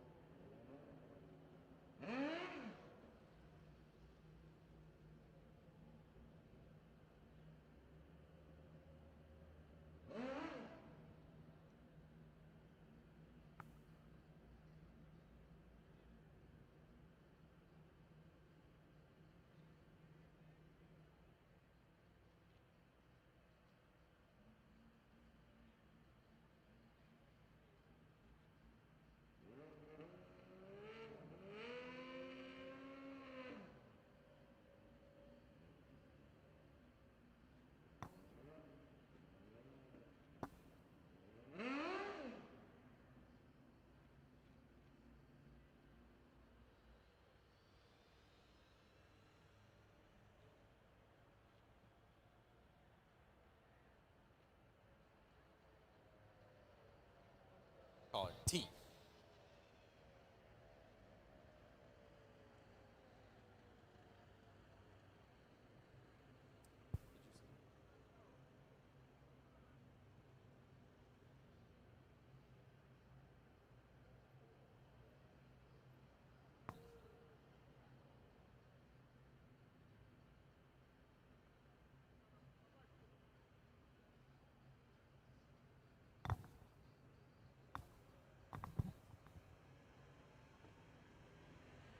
MTC Engineering Super Comp. To the lanes, please.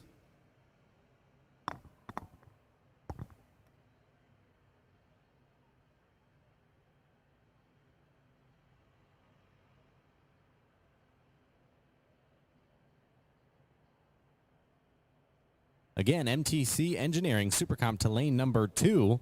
Super Eliminator be on their heels in lane number 3.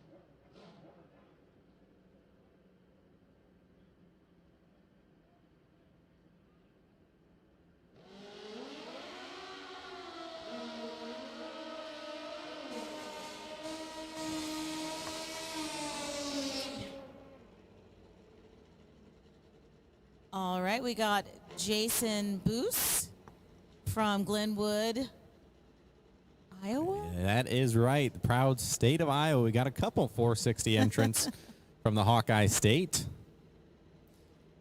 And I believe bike 0872 is Morris Ball. All right.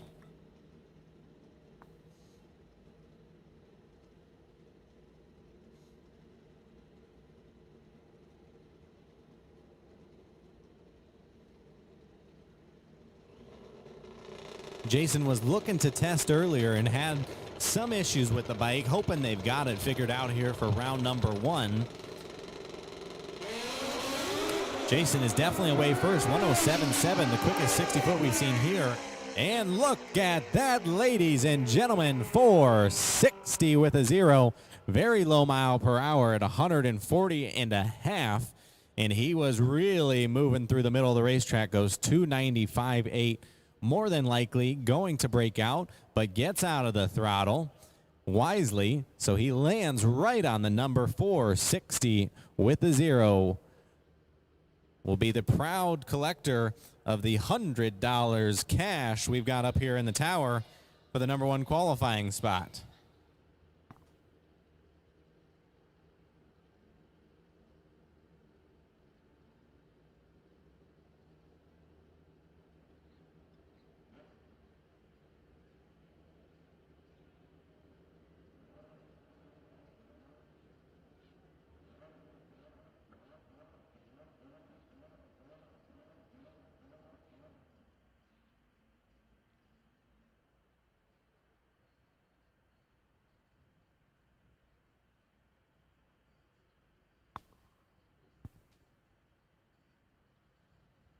We saw the man in the strange side of the racetrack in the water box already earlier today competing in J.E. Piston's Pro Mod. He comes back up with the same paint color, the Jeff House blue.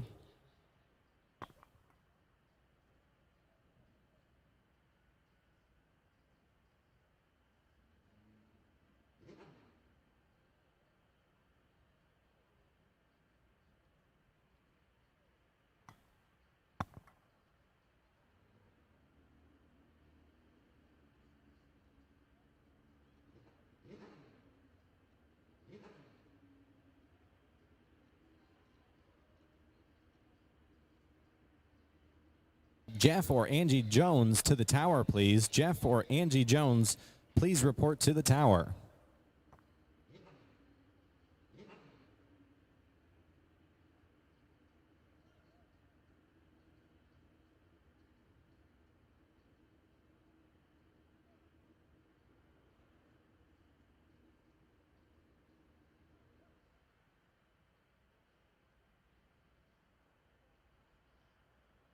In our Growthist Drag Bikes Ultra 460, we did have a $100 cash bonus, which will be heading to Jason Boost.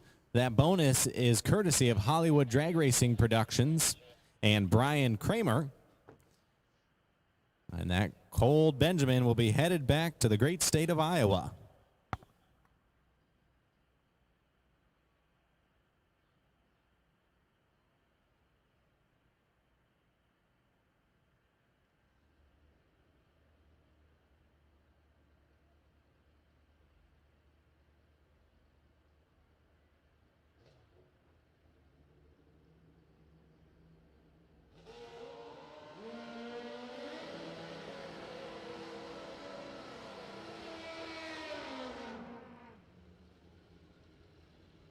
A big smoky burnout there in the Summit Racing side. That never gets old. David Tibbert on the Summit Racing side from Grand Forks, North Dakota. Wow. You would typically give David the long drive award, but at an event like this, when you got people flying intercontinental, North Dakota, albeit a long ways away, still not long drive award worthy. Jeff House in the strange side from Keller, Texas. He's on a 1985 GS 1150. A bike that used to campaign in Top Gas before he modified it, stretched the wheelbase. House a little slow to the 60-foot cone, going 118, but will go 468. On the other hand, Tybert is going to have a very nice lap. 113, 301, 462 lights up the scoreboard.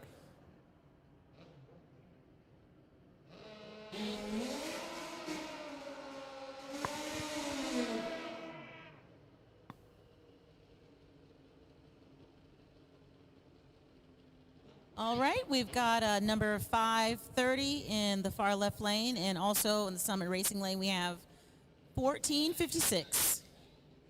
With the massive bike turnout here at the World Finals, data entry into the computer will work on getting these riders' names, but for now, we keep rolling on with qualifying round number 1 in Growthist Drag Bikes Ultra 460.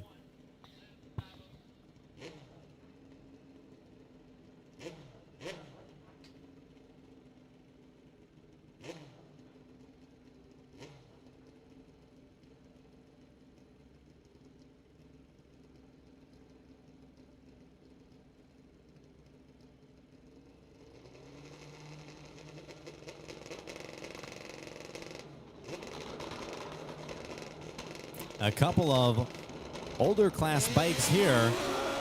Our Strange Lane competitor barely leaves with the tree active, goes 312 red. Will stop the clocks at 464.6. If he picks up some more mile an hour, he'll be a little happier tomorrow. Our Summit Racing entry, though, has issues right away and records a time of 10:67.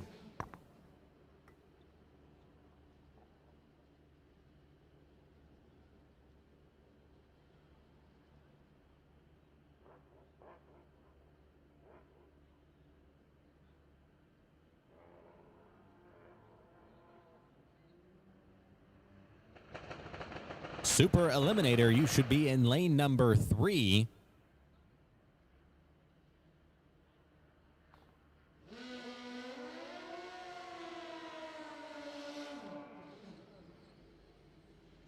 The next pair up is Randy Butler in the Strange Lane from Gallatin, Tennessee, and also Kevin Hill from Columbia, Tennessee as well in the Summit Racing Lane.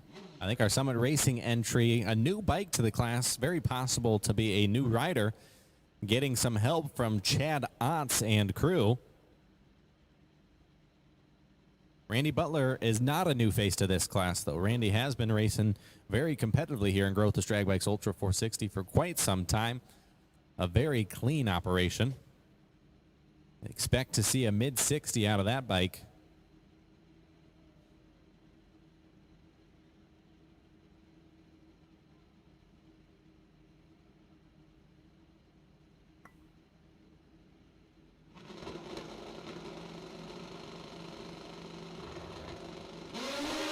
You can tell a lot from the early momentum. Hill spins the tire to go 123 to the 60-foot cone, and it shows on the other end with a 497. But what did I tell you about Randy Butler? I said expect low 460s, and he goes 462 with a 6.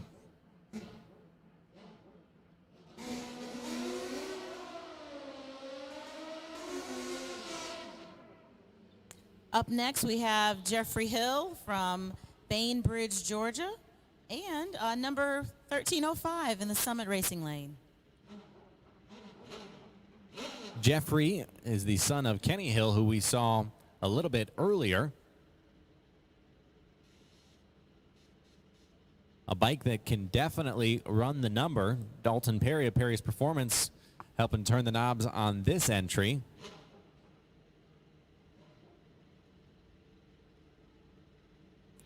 Speaking about turning the knobs, Gordon Johnson making sure our entry in the Summit Racing Lane is prepared and ready to go here.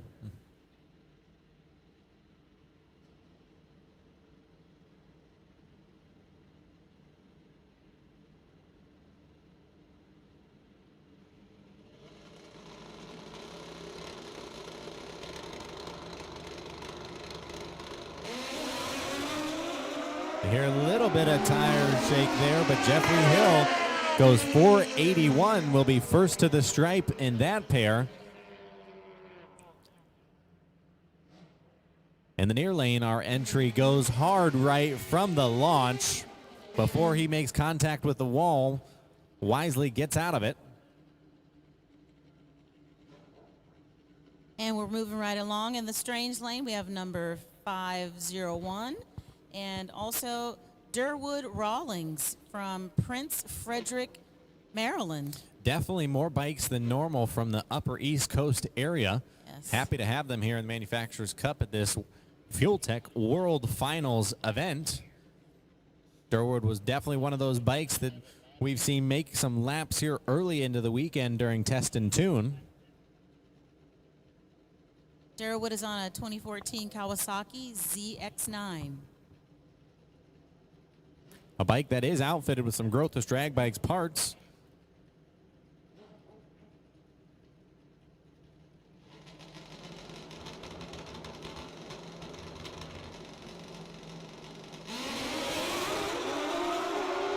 Durwood should be on a pretty good lap here, maybe a little fast, but take a look at that. He gets out of it quite handily, 136 mile an hour, trying to qualify on the right side of the ladder, goes 463.9.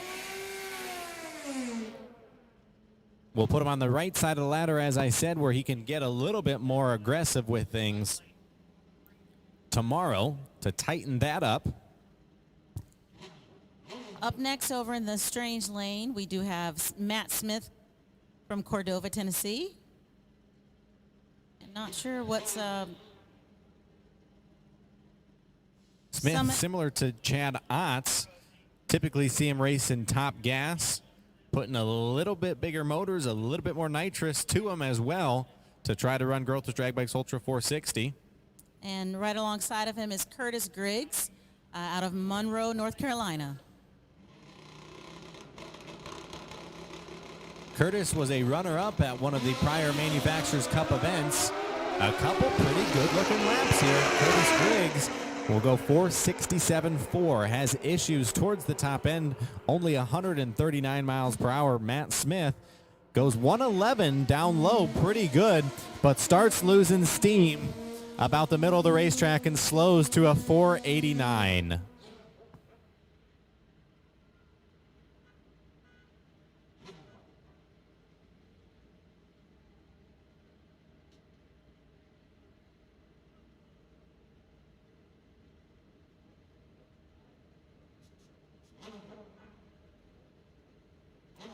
All right, coming up next, we have race driver 716 on the far left lane, and also number 818.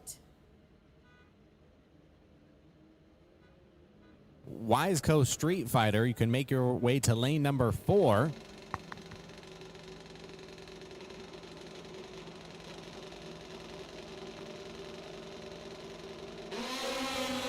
Jimmy Petaway in the Summit Racing side. And a pretty smooth lap right there. Goes 466.5 at 138. Bike number 716 is going to have to figure out how to get moving down low, though. 118.60 foot translates to a 477.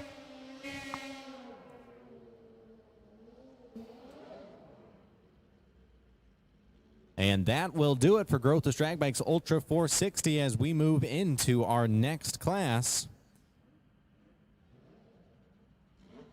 MTC Engineering Supercom. We'll see a mixture of bikes here. You'll see some wheelie bar bikes. You'll see some no bar bikes. And with MTC Engineering Supercomp now underway, we need Wiseco Street Fighter to lane number 4. Again, Wiseco Street Fighter, please make your way to lane number 4. Super Eliminator, you should already be in lane number 3. So we go from a 1/8 mile class and we stretch it out twice the distance over the 1/4 mile. Our strange lane competitor has issues at the launch, but our Summit Racing bike number 3297 is going to be pretty happy with that lap. Although it's quicker than 890, and 889.2 effort is something you can work with on race day.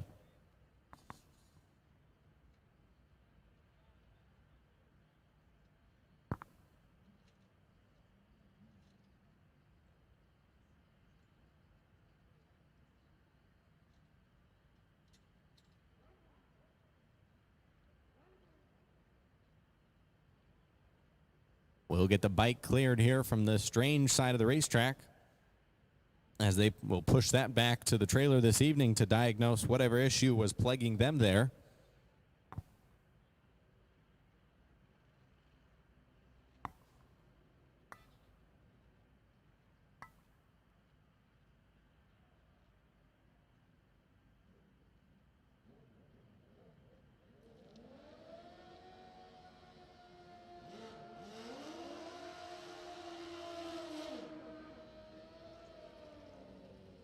All right, in the strange lane, we have Larry Slim Bradley from Deltona, Florida. And in the Summit Racing lane, we have driver racer number 6123. As I said, this is definitely an index class that you can hit the number a variety of ways. You don't always have to have a lot of power and the wheelie bar behind you to go 890 by any stretch, especially with modern technology and how good street bikes are becoming.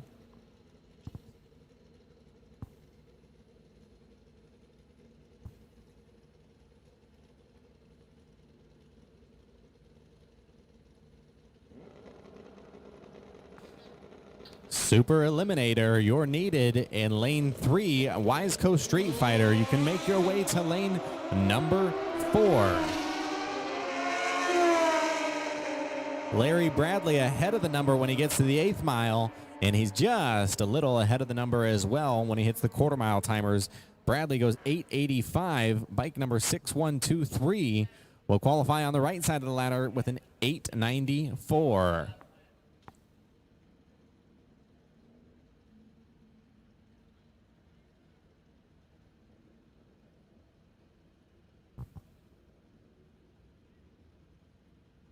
All right, up next we have John Centavisi from Norwood, Massachusetts, and also number 3994 in the Summit Racing Lane.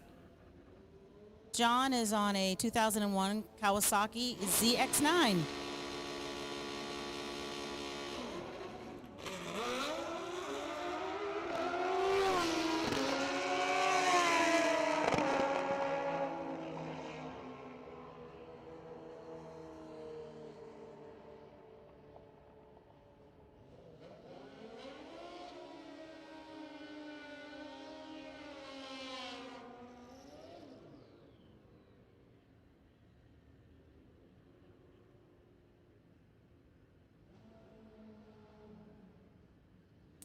All right, we have up next Billy Barton from Keystone Heights, Florida, and Barry Prayer Sr. from Chesapeake, Virginia.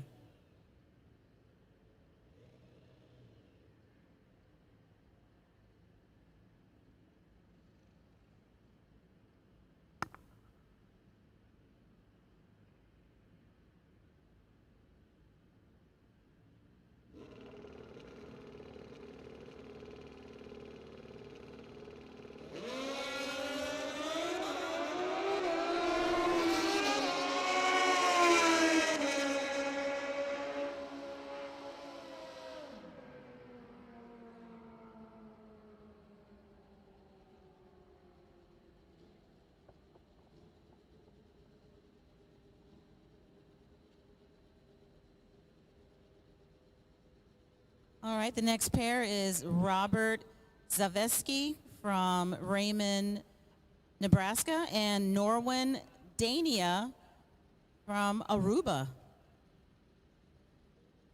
I wish I was in Aruba.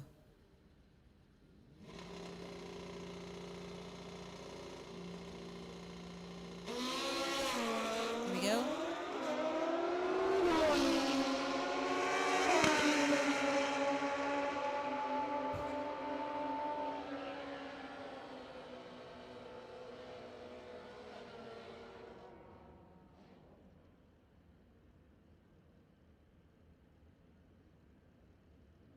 Okay. Up next, we have Sean Bizet from Ventress, Louisiana, and also Willie Herbert Jr. from Lulling, Louisiana.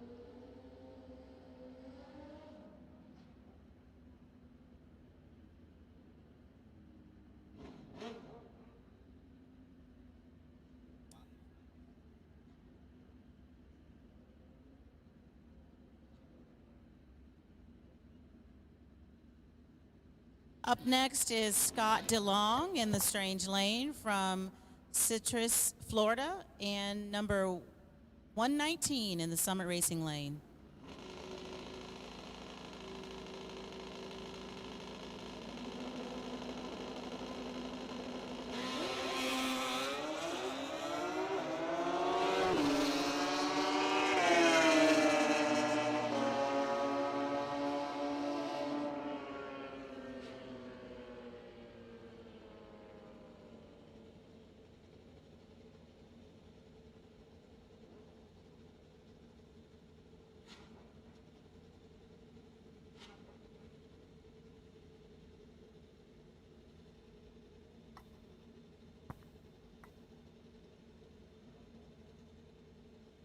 Okay, we're moving right along. We've got Taylor Harper in the strange lane from Snowshoe, West Virginia.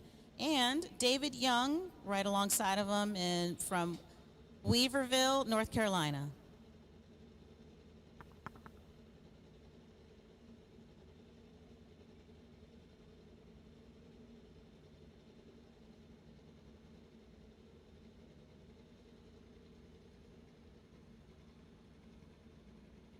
Wiseco Street Fighter to lane number 4. Wiseco Street Fighter, lane number 4.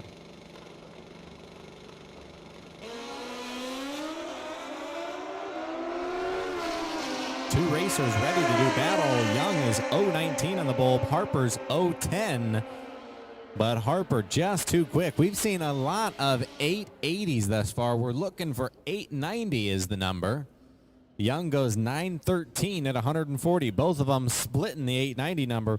One a little ways up there. One just too quick the wrong way too.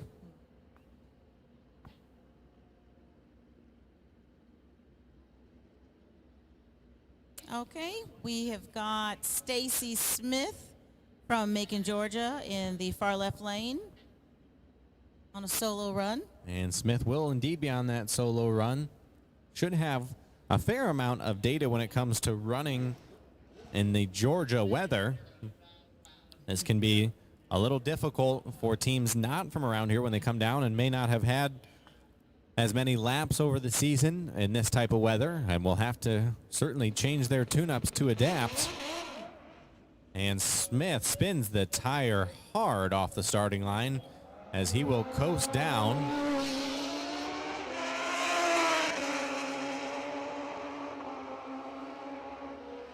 With an ET of 13:31.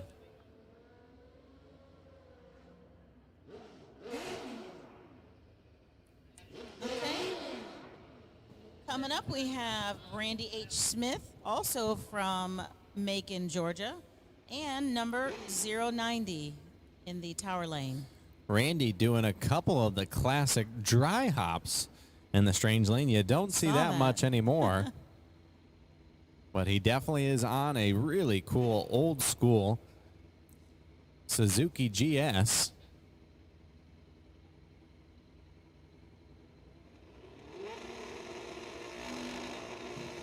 Brings the R's way up, drops the clutch, and away they go.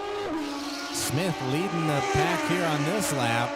A hard charge, though, coming out of the Summit Racing side. And Smith, a very workmanlike 895, 895 at 144 miles per hour. All righty, we've got Joe Clemmy in the tower lane out of Davenport, Iowa, and number 1177 in the strange lane. Joe, part of the KPM race team, does a lot of bracket racing over the years, and over this season he's 0.25 on the reaction timer. The more laps, the tighter he gets that reaction time, and is going to find a little bit of ET for round number 2 as he goes 9:02 at 144 miles per hour.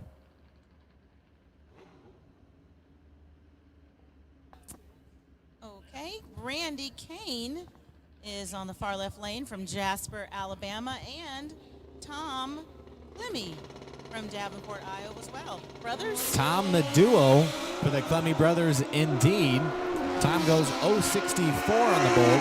Half track goes 5.84. Is going to need to find some power here, and it only picks up a 9.19 at 145.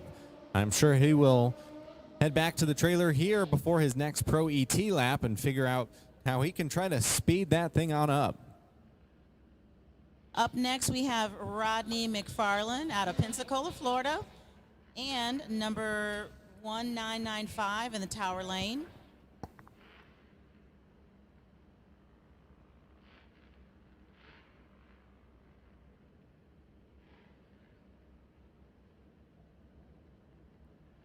Schnitz Racing top gas to lane number 5, and Street ET, lane number 1 is now open and ready for you. Schnitz Racing top gas, please come on up to lane 5. and Liska Racing Street ET.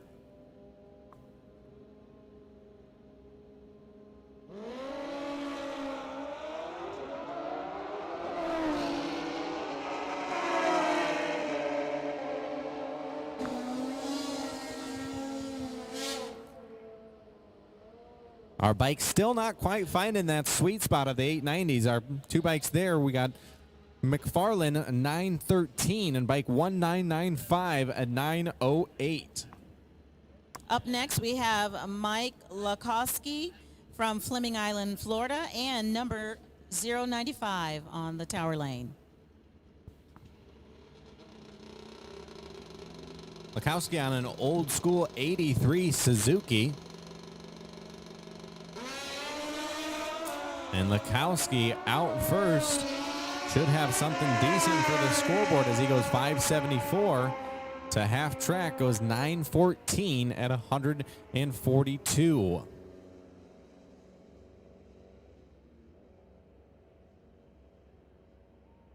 Schnitz Racing, top gas to lane 5, please. Schnitz Racing, top gas to lane 5.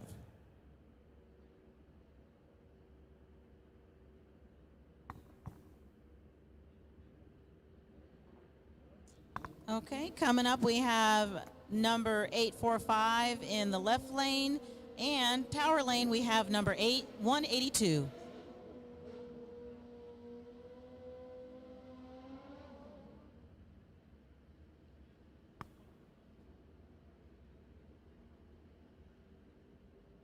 Some slightly modified Hayabusa street bikes here competing in MTC Engineering Super Comp.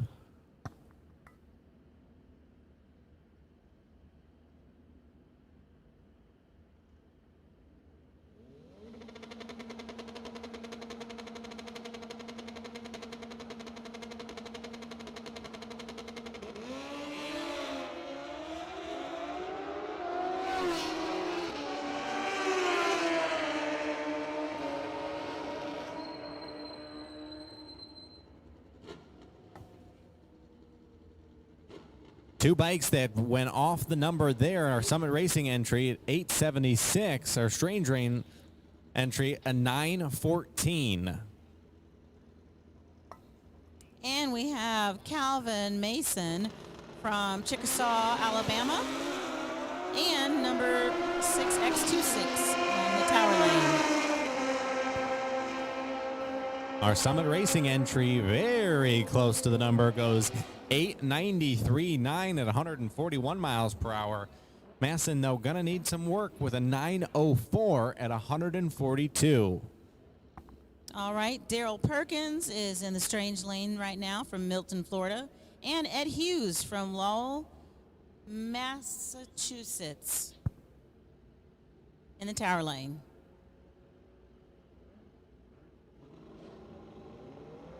MTC Engineering, definitely one of the classes that has the highest number bike count as we continue to send pairs down this South Georgia Motorsports Park racetrack.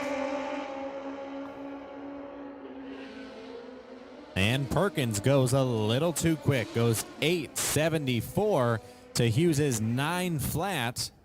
Hughes with more mile an hour, although a slower ET.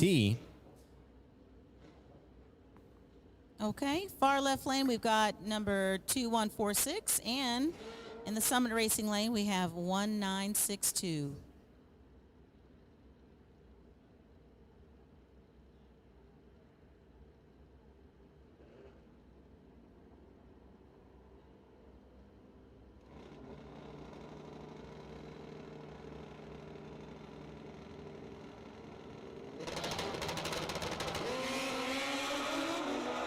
The red lights don't matter during qualifying. Bike number 1962X is only 2 thou red, though. But he's going to need to find quite a bit of ET to improve his qualifying performance. Goes 916. But our bike 2146 in the Strange Lane sticks the number. Goes 890 with a 4 at 142 mile an hour. Very nice. Up next, we have Kevin Patsasson and Christopher Somerville Somerville is in the Summit Racing lane, and Kevin Pattison is in the Strange lane.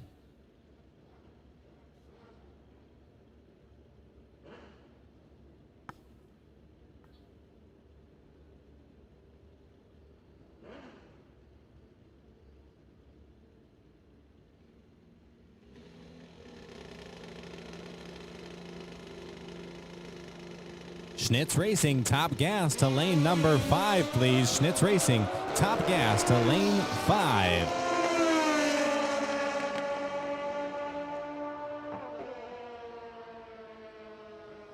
Pattison, very quick, goes a quickest ET of the round thus far, 8:58. Really going to need to slow that thing down. Somerville, in the opposite direction, is really going to need to speed that thing up. Has issues, it appears, around 400 feet.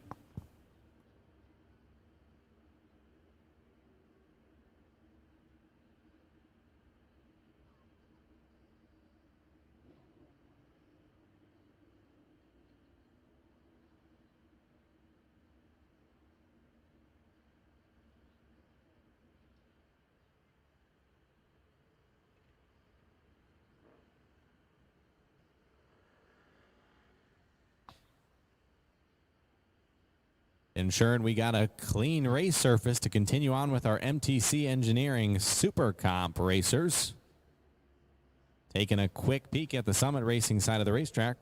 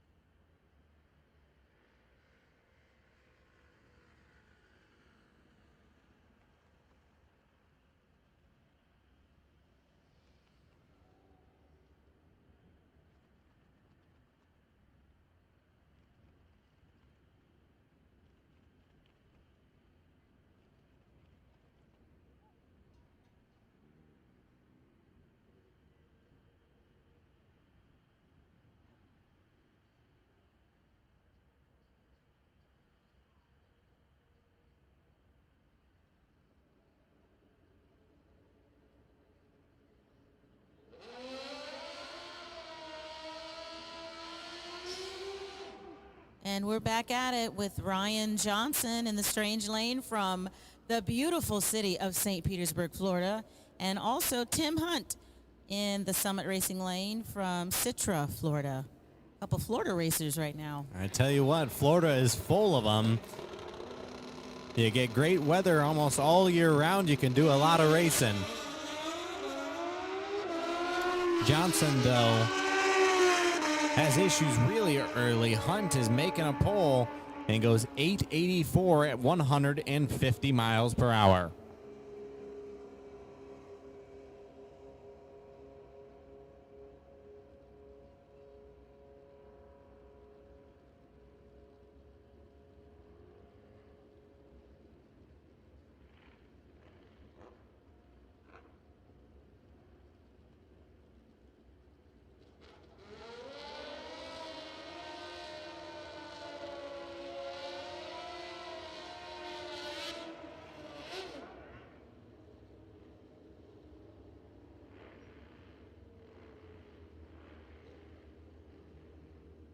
All right, up next we have Junior Pellicino from Hammond, Louisiana, and Dwayne Schmidt Jr. from Citra, Florida. Pellicino on a Yamaha-based motorcycle, not a common choice for motorcycle drag racing. First Could one be a we've seen, great right? fit here. Very even matchup here. Schmidt going to be a little bit closer to the number, and with an 898 at 146 miles per hour. Pellicino loses steam around 300 feet and slows to a 933. Charlie Bishop is coming up from Fairhope, Alabama, and also number 2048 in the Summit Racing lane.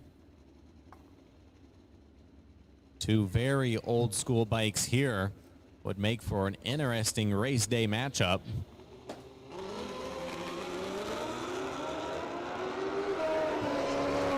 Bishop with the starting line advantage, but major issues going down the racetrack. Bike 2048, much closer to the number, 885 at 146 miles per hour. Up next, we have Mike Smith in the Summit Racing Lane from Omaha, Nebraska, and number 4808 in the far left lane.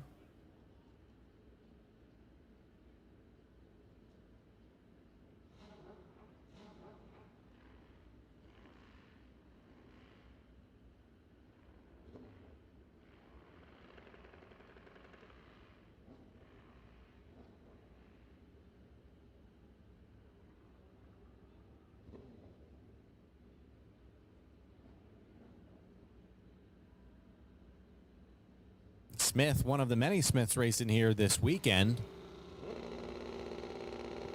A lot of data from a lot of bikes will hopefully let them tune their bikes really close to the number. He's going to be pretty happy with this, if I have a feeling. He goes 894 at 141 miles per hour. Our Strange Lane entry goes 899, both in the 890s. Would have been a good race on Sunday.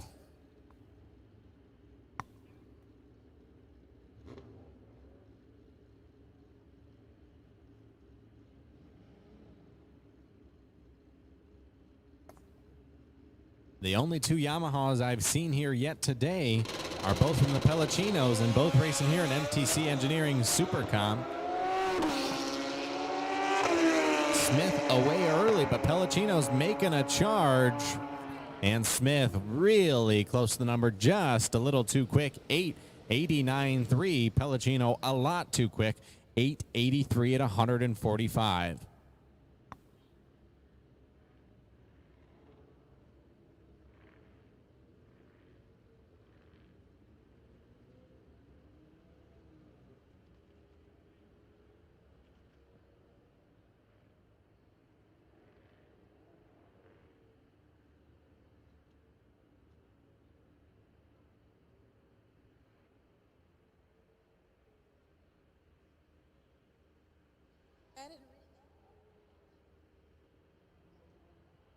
Checking our racing surface here to make sure it is clear.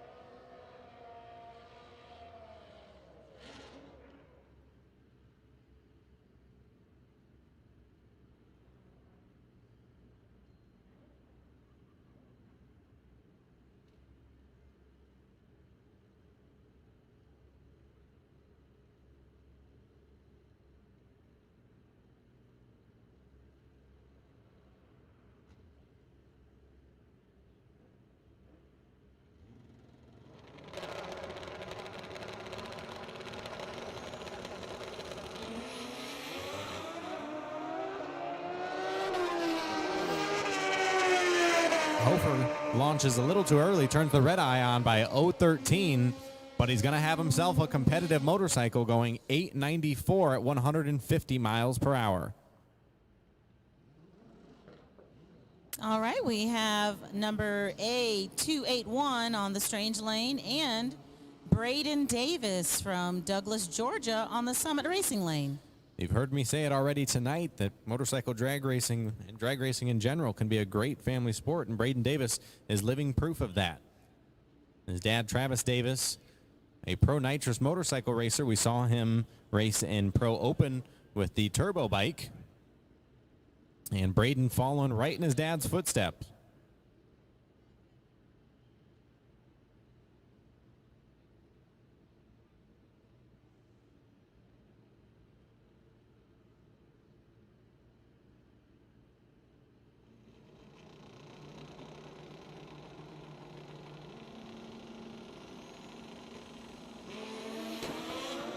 Braden Davis ready for the green light. He's 0.16 green. Making a nice pull here and goes 8.87 at 146. Our strange lane competitor goes 8.65 at 124, but Davis definitely good on the starting line and has a competitive bike. If they can tune it up, slow it down just a little bit to hit the number, he's going to be real happy. Okay, we have Killiam Reyes from Orlando, Florida on the strange lane and Mike Perry from Venice, Florida on the tower lane.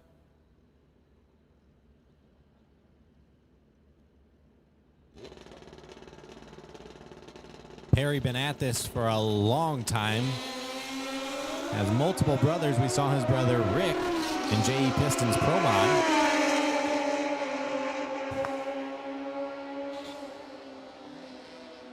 Two bikes that stick it in the 890s there. Reyes goes 896 at 151 to Perry's 899 at 144. Wiseco Street Fighter lane 4 and Schnitz Racing Top Gas lane 5. And on the tower lane coming up is Blair Field from Denver, North Carolina, and Angela Zambrana is from Orlando, Florida on the far left lane.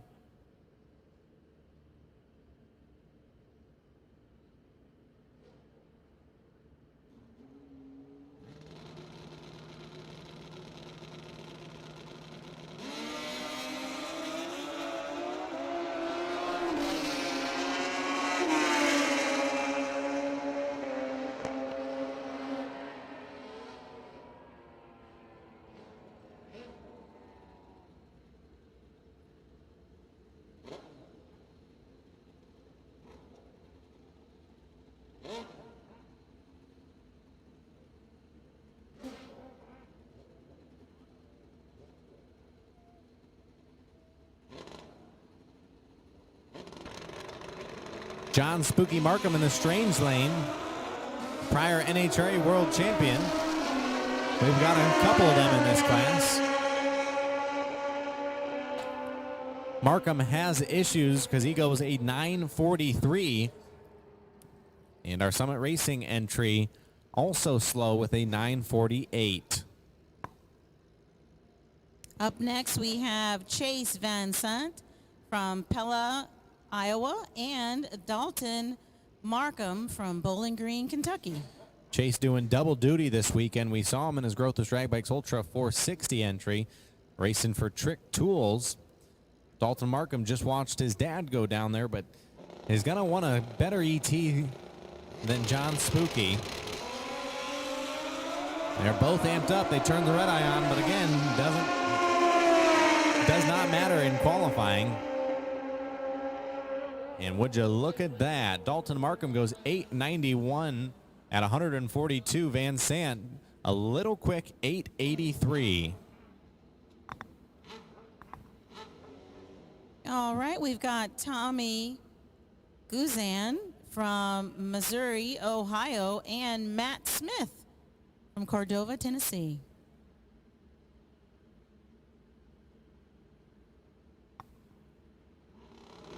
Matt also doing double duty. We saw him in 460 and now here in MTC Engineering Super Comp. I tell you what, these two were ready. Smith 016 on the bolt, Guzin 019.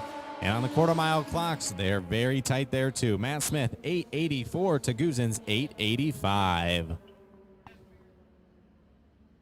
All right, Juan George from Kissimmee, Florida on the Strange Lane, and number 302 on the Tower Lane.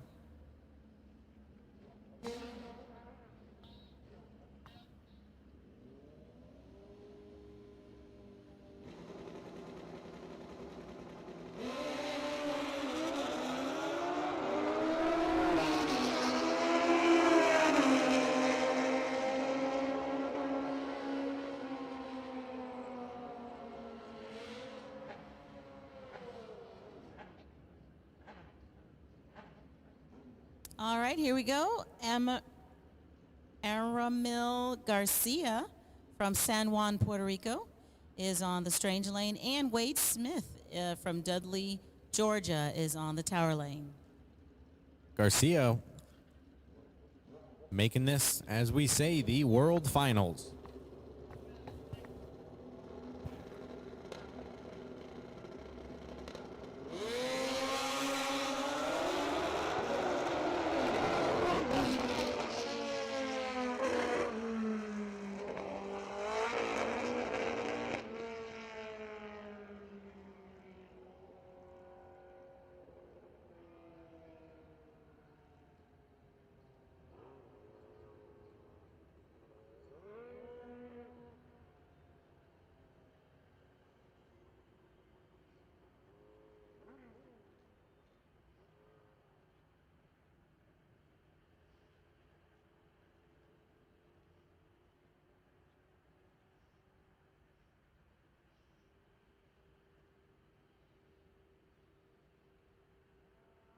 Wiseco Street Fighter to lane number 4 with Schnitz Racing top gas in 5.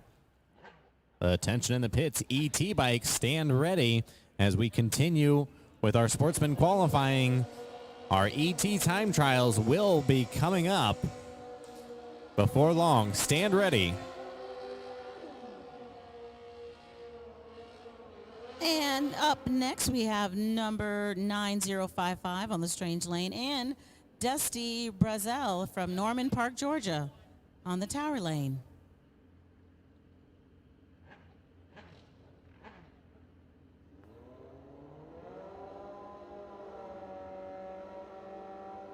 Dusty on the Kawasaki ZX14 of choice. Had this bike for at least a couple years now. Has it really dialed in as he goes 0.47 on the reaction time, but pretty fast. 8.77 at 138 miles an hour. His competitor right there with him at an 8.73.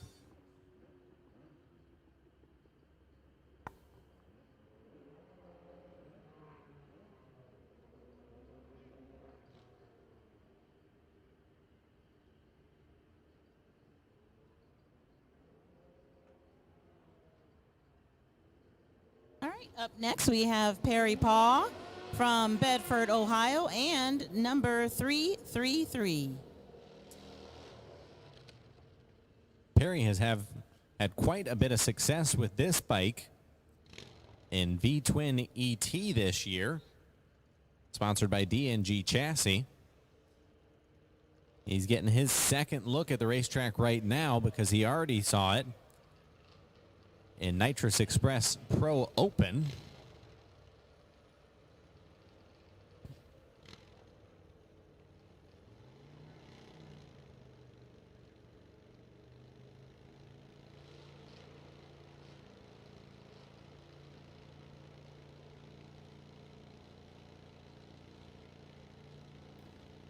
Let's go Racing Street ET to 1 with Pro ET. MPS Pro ET to 2. Mike 333 is going to need to figure out his early numbers as he comes around Perry Paw. Perry on a very off-pace 11.79. Bike 333 goes 10.13.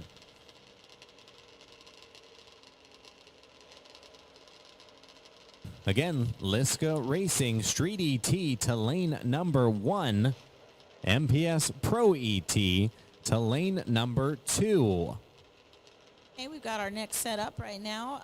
Alex Hughes from Red Oak, Texas in the strange lane, and Jim Chungris from Mentor, Ohio.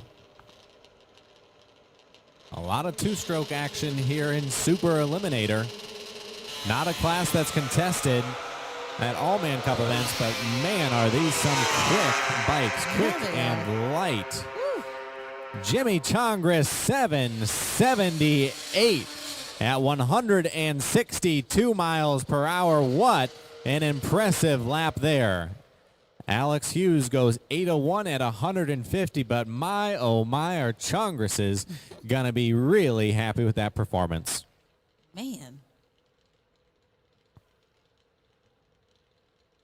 All right, up next we have John Leffert from Georgetown, Texas in the strange lane, and in the summit lane we have Steve Chandler from Edgewater, Maryland.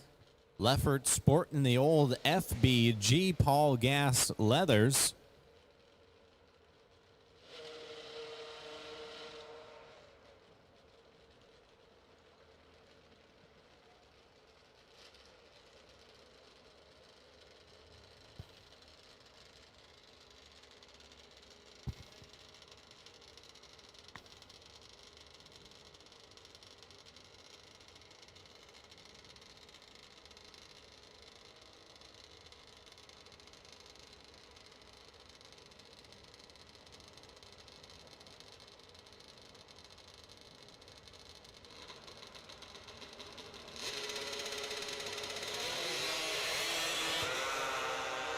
With Leffert's lack of burnout, I gotta imagine that slowed his 60-foot time down, but Chandler is away. He goes 6:06 to the 8th mile and 9:49 to the quarter mile. Leffert, for the record, goes 10:67. These bikes will race against a national index, and a record for that.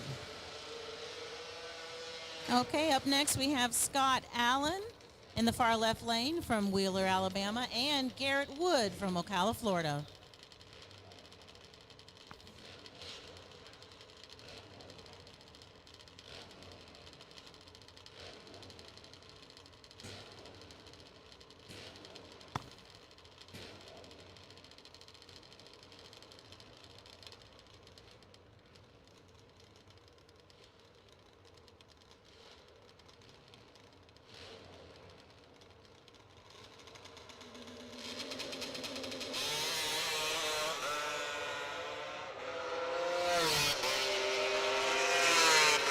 Wood's bike makes a hard move to the right after it launches. Allen will take it the full quarter mile to record a 9:35.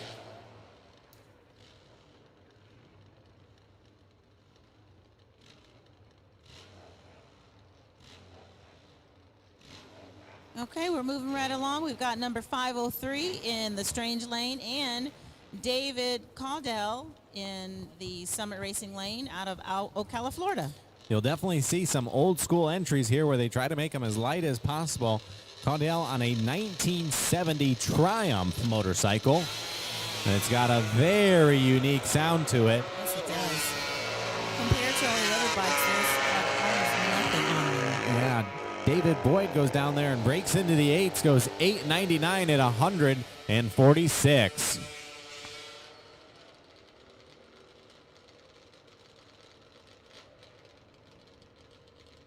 And we have Joe Molyneux riding on a 1975 Kawasaki H2, and Kevin Hutchinson from Medina, Ohio in the Summit Racing lane. Joe Molyneux, a name that is definitely synonymous with Super Eliminator.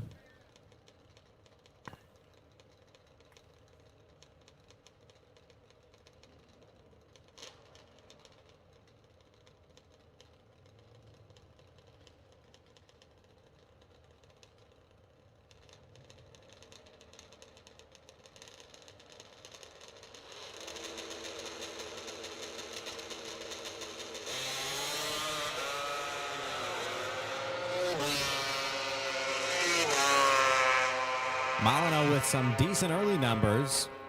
We'll go 8:41 at a whopping 153 miles per hour. Hutchinson gets out of it early as slow rolling towards the quarter-mile clocks.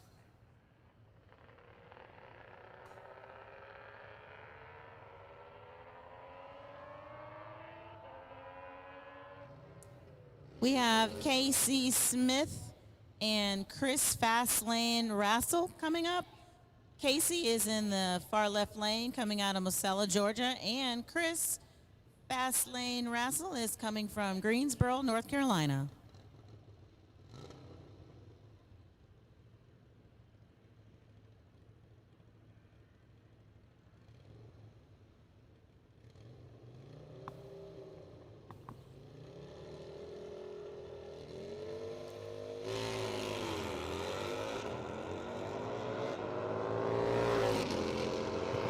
Liska Racing Street ET to lane number 1, MPS Pro ET to lane 2, and D&G Chassis V-Twin ET to lane number 3.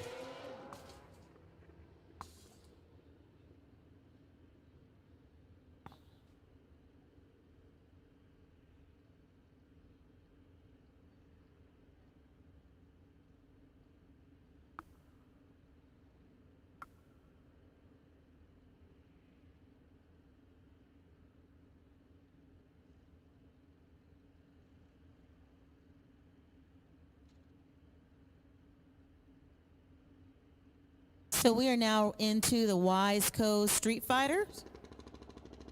Another quarter-mile index class competing at 9.50 seconds.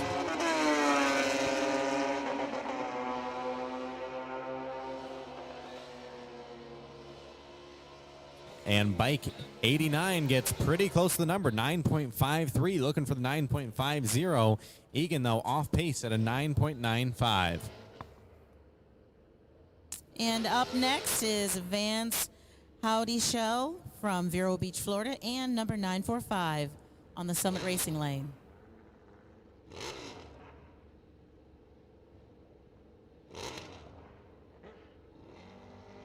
Vance coming into the event with 185 points, puts him in the middle of the pack as far as Street Fighter points go in the number 6 spot.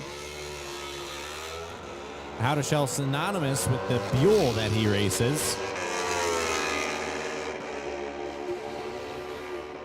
Pretty even matchup there. How to Shell 959, but bike 945 and the Summit Racing side goes 952. Pretty close. Up next is Albert Bebow from Panama City, Florida, and number 1881.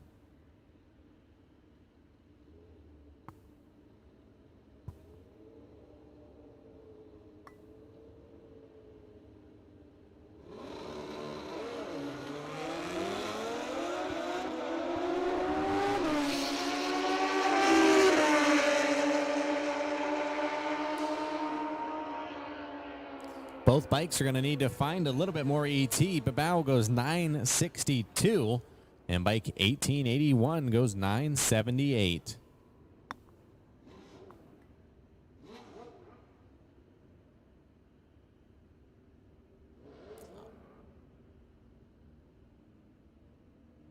All right, in the strange lane, we have number 554 out of Harvey, Iowa, and number 3737 in the Tower lane.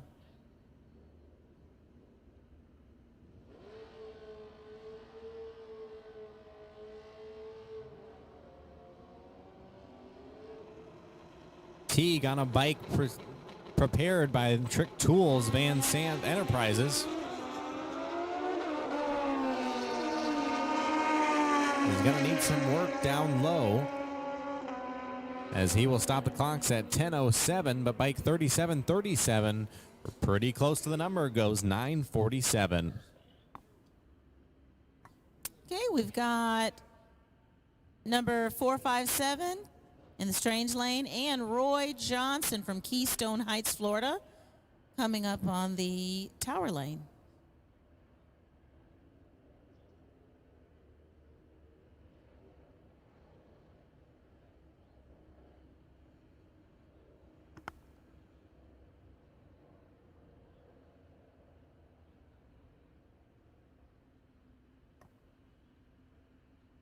Our ET classes, you can come on to the lanes. Liska Racing Street ET to lane 1, MPS Pro ET to lane 2, and DNG Chassis V-Twin ET lane 3.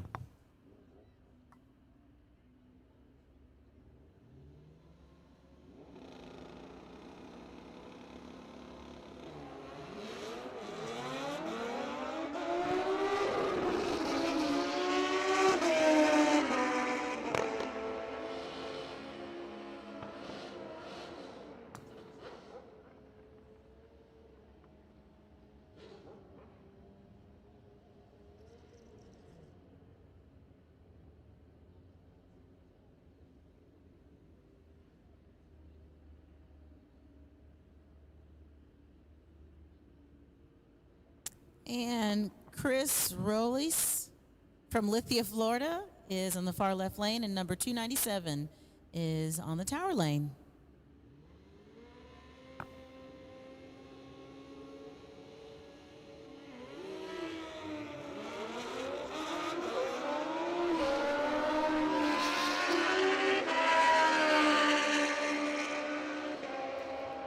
Ross with some good movement in all segments of the track will qualify with a 9:58 at almost 144 miles an hour. Bike 297 over a second and a half off with 10:90. And our next pair is Barry Pryor from Chesapeake, Virginia, and number 9099. Barry is in the strange lane. He's on a 2009 Suzuki Hayabusa.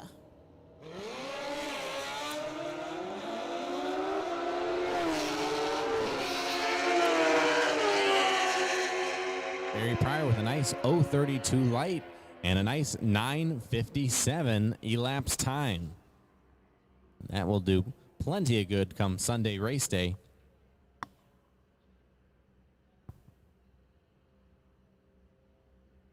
And our next pair is a Larry Hand from Old Hickory, Tennessee, and Don Chavos from Mount Carmel, Illinois.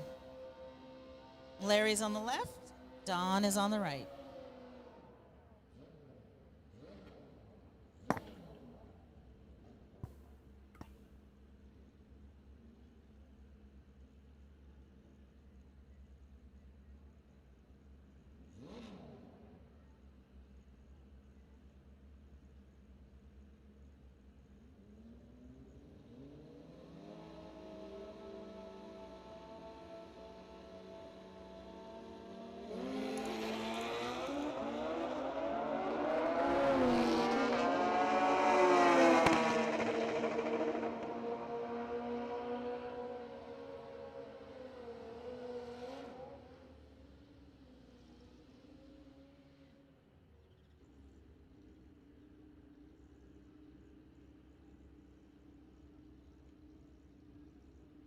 Joey Stevens from Portland, Tennessee on the strange lane, and Nicholas Noble from Zachary, Louisiana on the tower lane.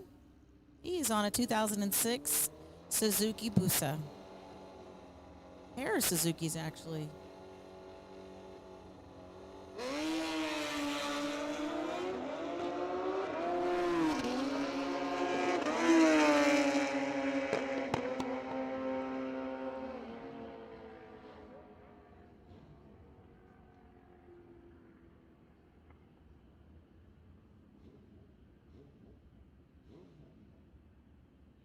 Up next, we have Don Horta from Bradenton, Florida, and number 1995 on the tower lane. We just saw a couple of Hayabusas go down the racetrack, and we're going to see another couple of them here. As I said, very diverse bike across a lot of classes. Very popular option for motorcycle drag racing. Horta with issues, though. Not going to be a lap that he's going to be proud of, but bike 1995, that's a lap that he'll be proud of. Just needs to figure out how to slow it down a little bit. It goes 9:42 at 143 miles an hour.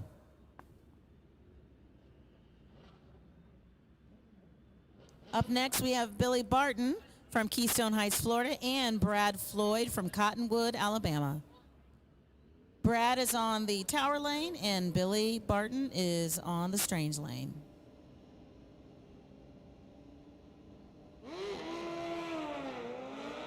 Floyd trying to take a look at the evening sky there, lifts the front wheel up quite a ways.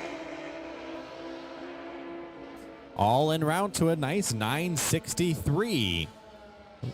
Billy Barton, though, a 924. Again, just going to be pretty fast for current qualifying conditions. Hopefully he can slow her down come tomorrow. Scott DeLong is coming right up with in the Strange Lane from Citra, Florida, and number 911 in the Summit Racing Lane.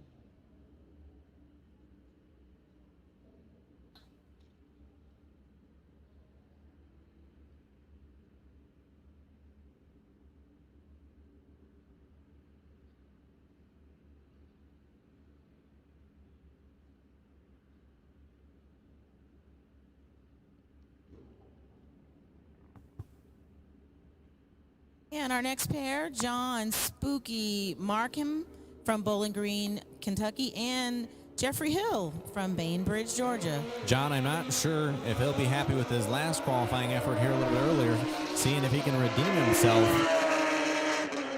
in Street Fighter.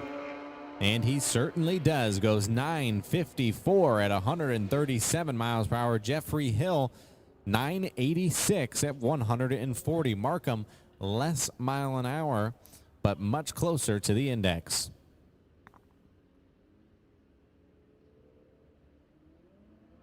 Okay, on the Tower Lane, we've got Robert Brandt coming up from Cleveland, Ohio, and number 182 on the Strange Lane.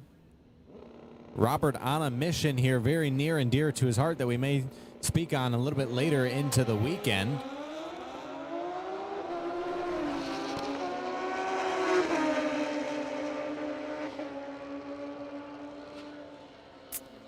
And pretty happy with that effort. Robert Brandt, 944 with the 0. Bike 182, extremely quick, 914.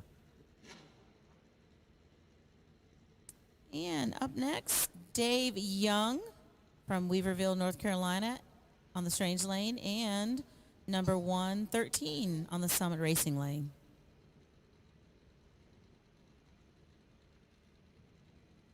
I tell you what, Wiseco Street Fighter just keeps on giving with entries.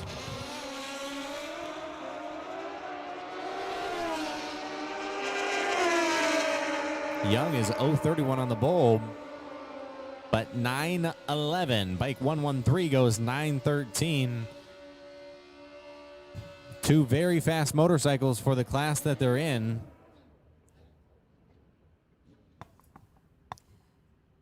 Our next pair is Luis Reyes from Orlando, Florida, and Greg Stanton from Bartlett, Tennessee.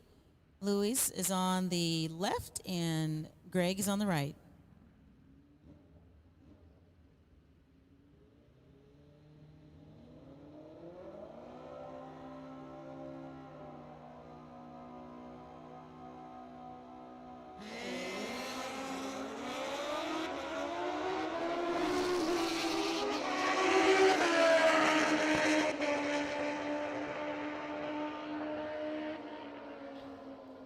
Reyes getting close to the number, goes a little too quick, but overall a 944, something he can work with for the Orlando-based Hayabusa. Stanton, though, gonna need to find quite a bit. He goes 1030 for the Tennessee-based Kawasaki. Brian Rudsill from Alafa, Georgia in the Strange Lane, and Pablo Gonzalez from Carolina, Puerto Rico in the Summit Racing Lane.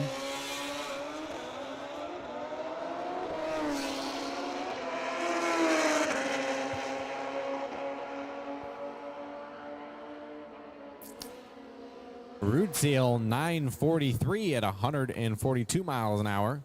Gonzalez 9:33 at 137.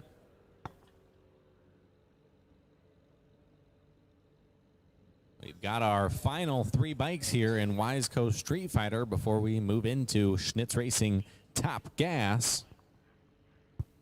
Got Dusty Brazil from Norman Park, Georgia, and Wade Smith from Dudley, Georgia.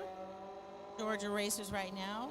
Dusty's on the left and Wade is on the right.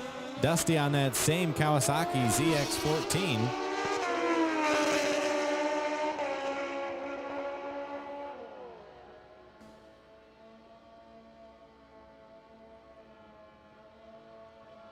$967 for Brazel, and Smith $968.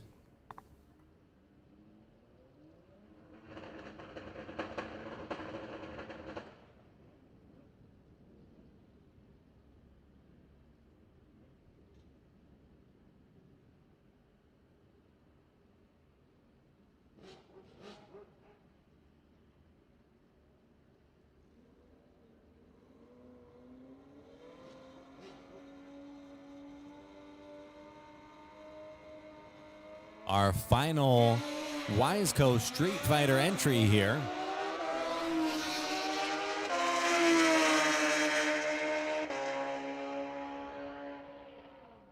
Goes 9:28 at 142 miles per hour. A wide range of ETs there for Wiseco Street Fighter. The target number is 950. We saw everything from low 9 seconds to mid 10 seconds. But brings up our next class, Schnitz Racing Top Gas.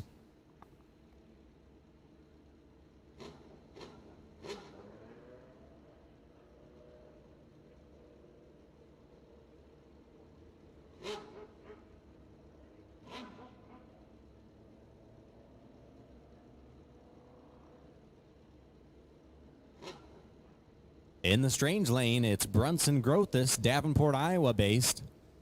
And in the Summit Racing Lane, the Schnitz Racing Top Gas #1 points holder currently, Matt Nags.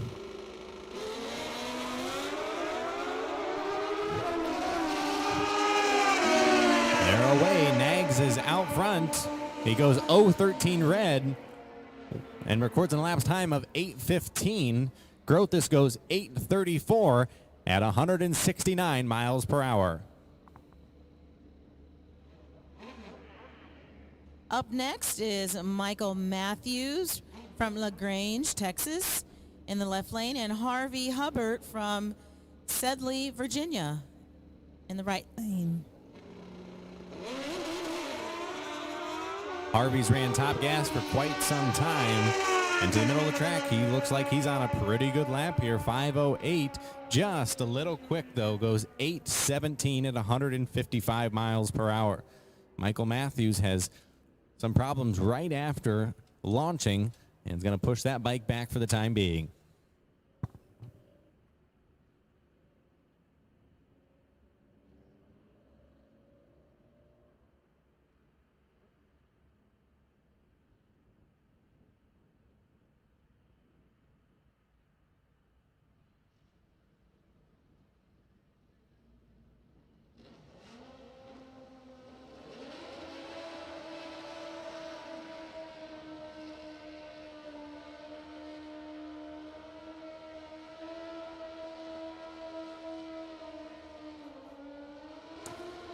Up next, we have John Satavis from Norwood, Massachusetts, and number 4400 in the Tower Lane.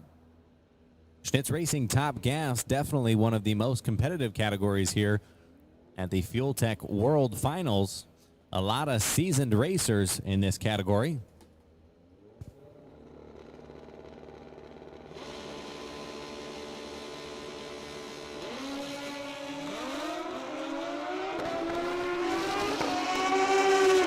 Both these bikes definitely have nitrous on them as they go down the racetrack, and you see the backfires. Savita Vasse more along the lines of a MTC Engineering Super Comp setup. He goes 894 at 151 miles per hour. Bike 4400, though, goes 859. Up next, we have number 56 on the Strange Lane and Brandon Cunningham from Naples, Florida on the Summit Racing Lane.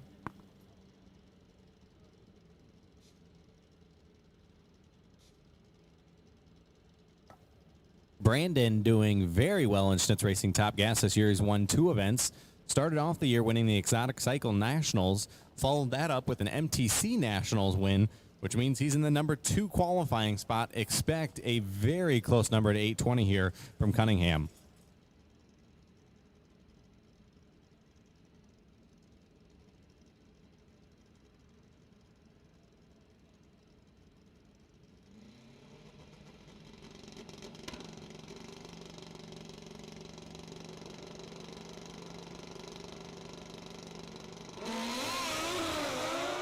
There's a reason that Cunningham is in the running for the Top Gas Championship. He goes 004 on the reaction timer, but a little fast on the ET, 809. Not quite as fast as our competitor in the Strange Lane, though.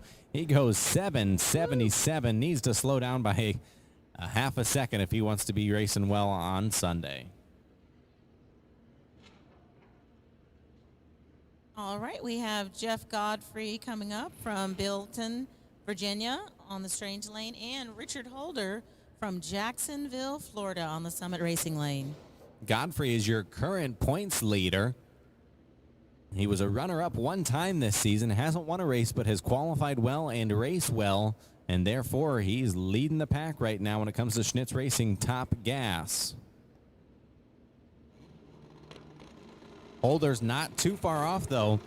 Within a couple rounds of the points battle, he's sitting in the number 3 spot. This could be the best looking matchup we have, but look at that issues for Godfrey. He's going to coast down there as Holder goes 830 at 145 miles an hour.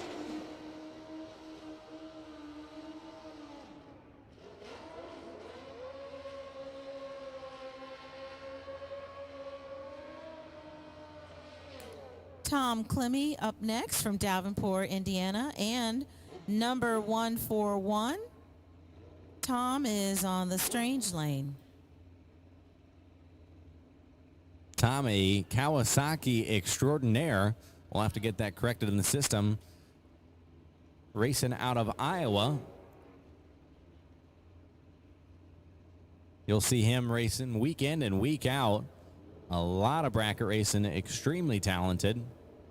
3-time NHRA world champion. Has been having some issues with this bike. We'll see if they've got it figured out. He goes 024 on the bulb. And yes, he does. He goes 821 at 158 miles per hour. Bike 141.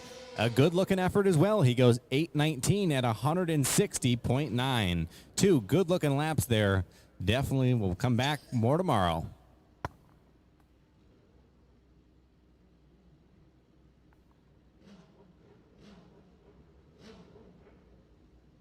Up next, we have number 547 in the Strange Lane and number 1209 in the Tower Lane.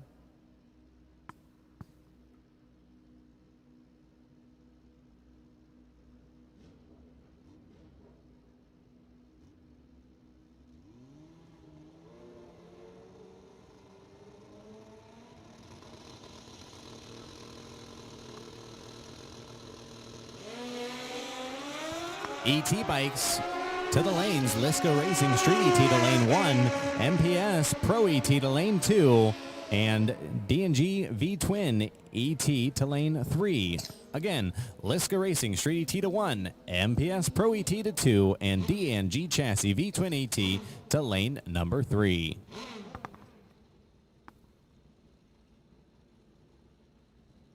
Okay, we've got number 2055 on the left and number 119 on the right.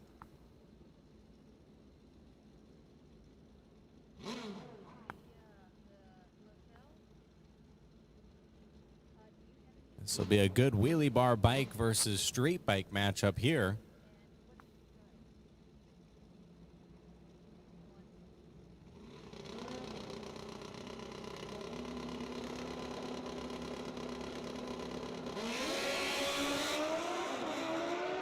Our bike in the Summit Racing lane, though, spins quite handedly off the line. Our Strange Racing entry takes it down there, gets out of the throttle, only goes 109 miles per hour to record an ET of 9.29 seconds.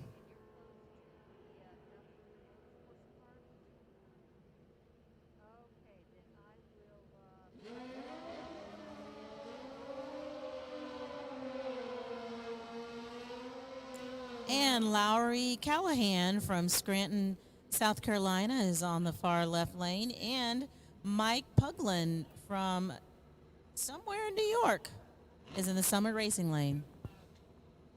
A new bike for Lowry this season here.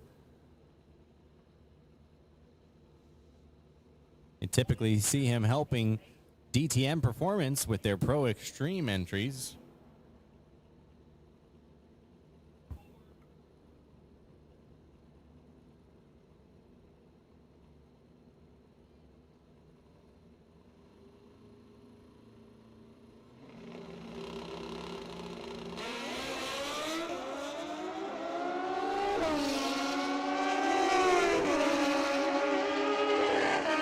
Puglin has issues before the 330 mark, but Callahan goes down there for a very respectable 8:25 at 151.5 miles per hour.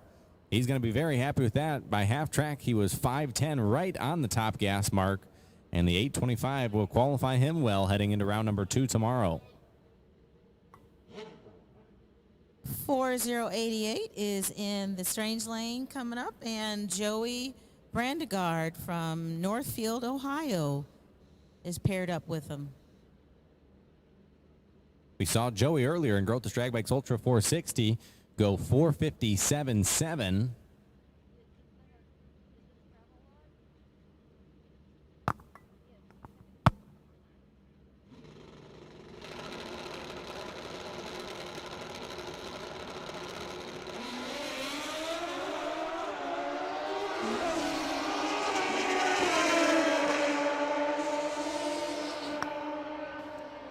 Joey Brangard, as far as qualifying goes a little too quick, 8:18.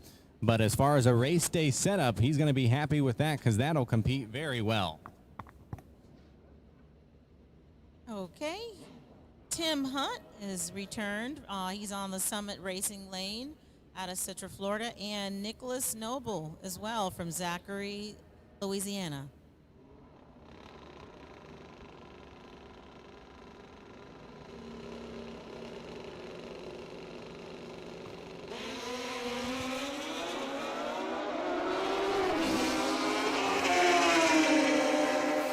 Both bikes here are going to need to pick up some steam, and Hunt does just that. He goes 8:22 at 163 miles per hour. Noble goes 8:46 at almost 159. Hunt 8:22. A nice qualifying effort there. And we're moving right along with 1088 in the left lane and Ronnie Procopro in the Summit Racing lane.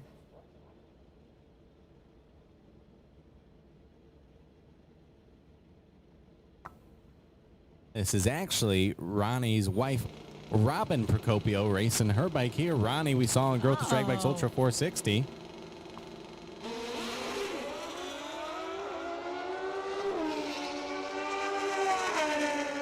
Robin running the max ECU on this combination and goes 8:26 at 156 miles per hour.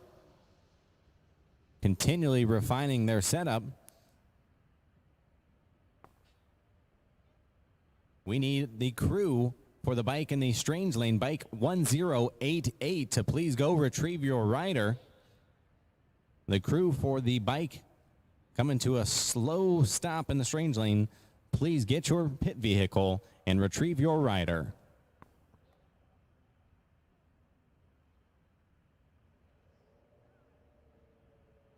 If you're on a mini bike right now, we could use your services in the strange lane to get this stopped bike off the racetrack so we can continue qualifying action.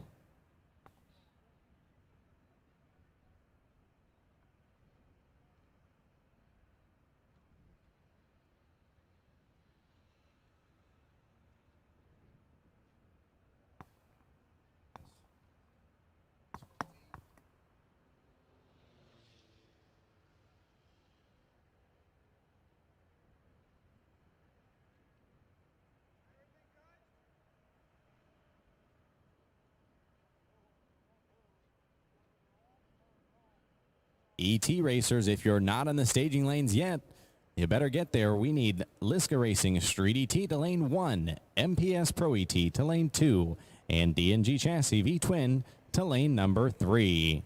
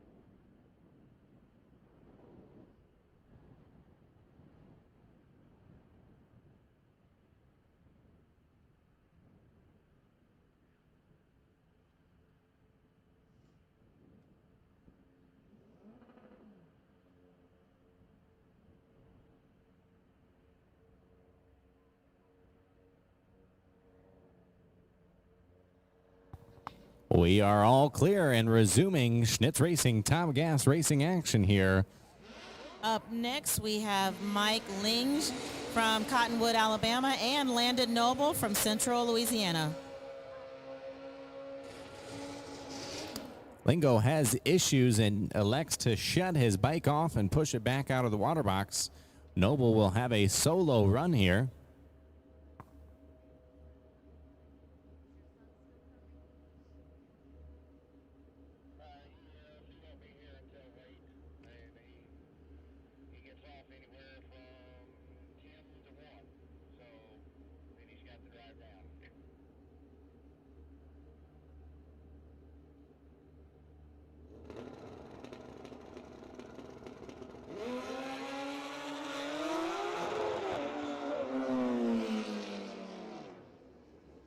Noble has fine movement early, but elects to shut it off. Did not like what the bike was doing around the middle of the racetrack. Will coast.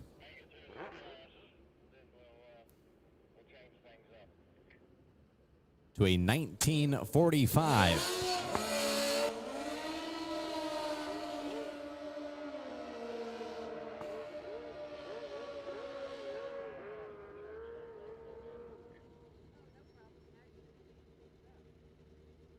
Alrighty, we've got Josh Young from Anthony, Florida, and number 234 in the Summit Racing lane.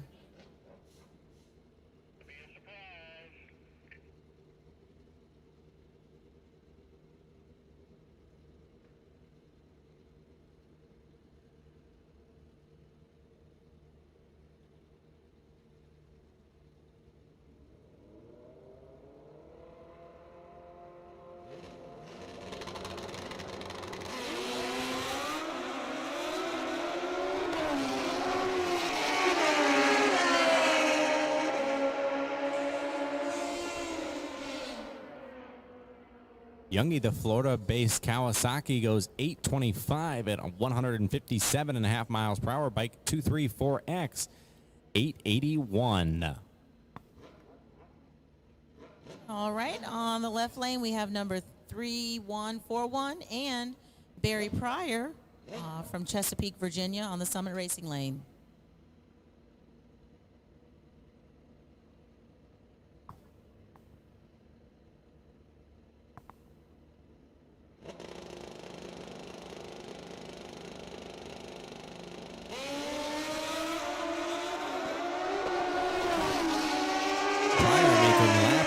Lap goes 5:31 to the 8th mile, and surprisingly goes 8:17. He's got a lot of mile an hour on that thing, 167 miles per hour, just under the 820 top gas number, compared to bike 3141. Our strange entry there goes 824.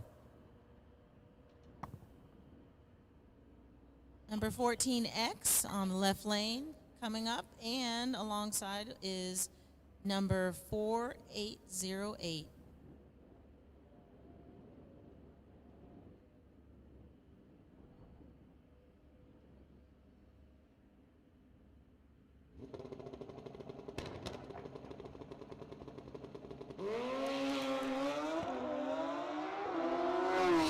A pretty smooth and efficient lap coming together here for bike 14X. And it ends up with an 8:22.7 at 164. One of the better looking laps we've seen here at Schnitz Racing Top Gas.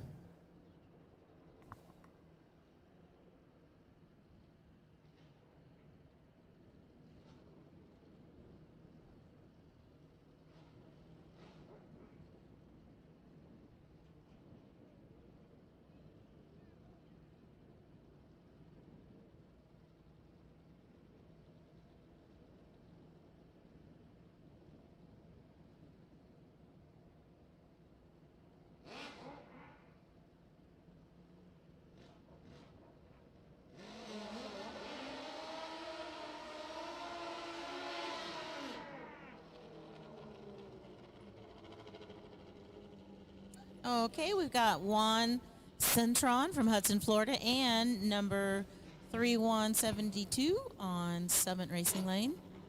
Our Summit Racing entry, Shane Epperjesse, Lake Dallas, Texas based. Citron, Florida, Cowie.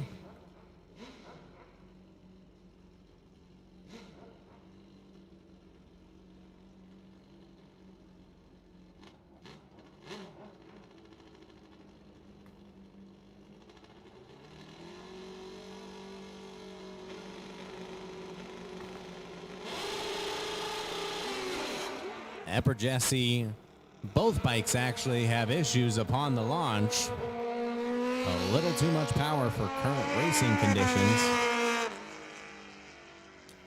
Neither bike will be happy with their performance. Citron is gonna need his pit crew to help retrieve him as they run down track here.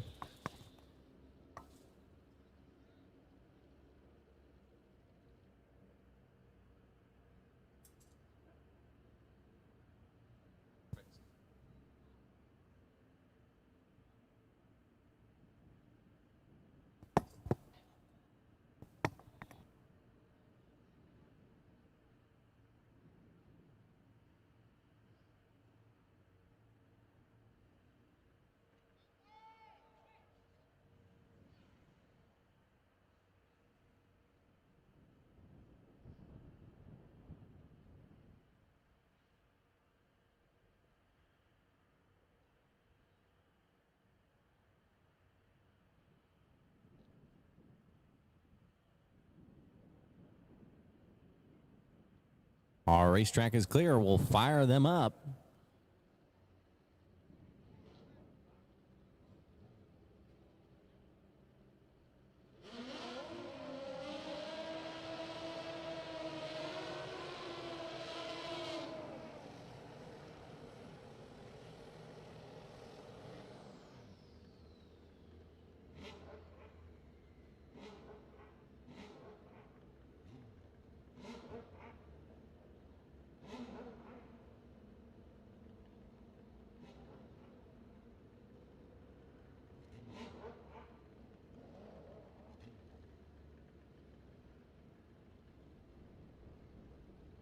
Our Summit Racing entry, Charles Mackey from Paducah, Kentucky.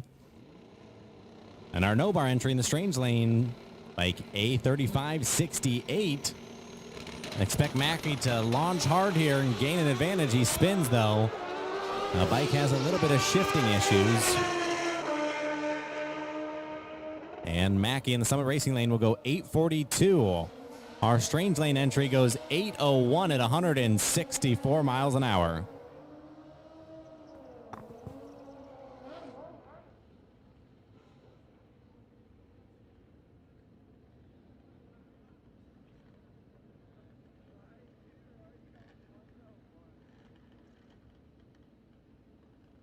Ricardo Marte, a name synonymous with Schnitz Racing Top Gas for the Manufacturers Cup, in the Summit Racing entry. And bike 156 in our strange lane. Ricardo sitting number 7 in the points, currently with 122 points.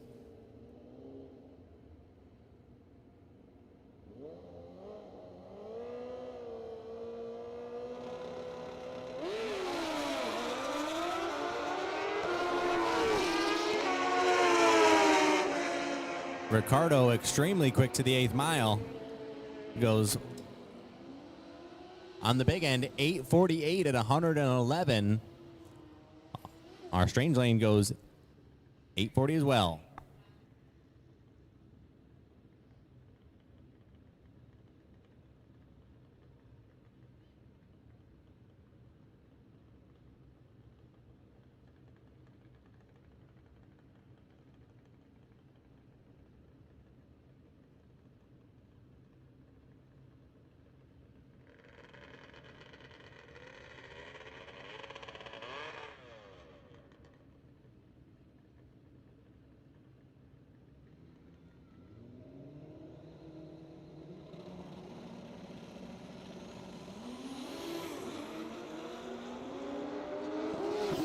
Seth Pichil in the Summit Racing lane, struggling to find a little bit of traction,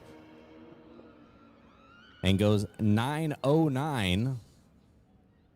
Bike 8281 goes 806 at a whopping 178 miles per hour.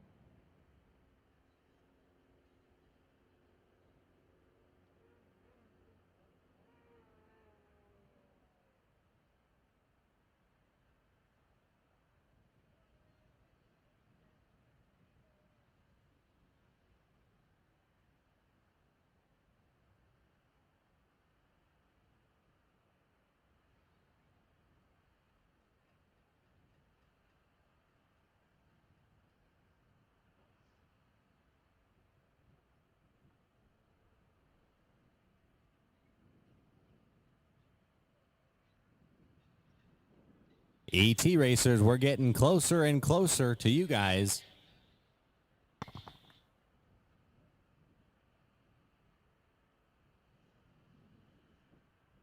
That'll be Liska Racing Street ET to lane 1, MPS Pro ET to lane 2, and D&G Chassis V-Twin ET to lane 3.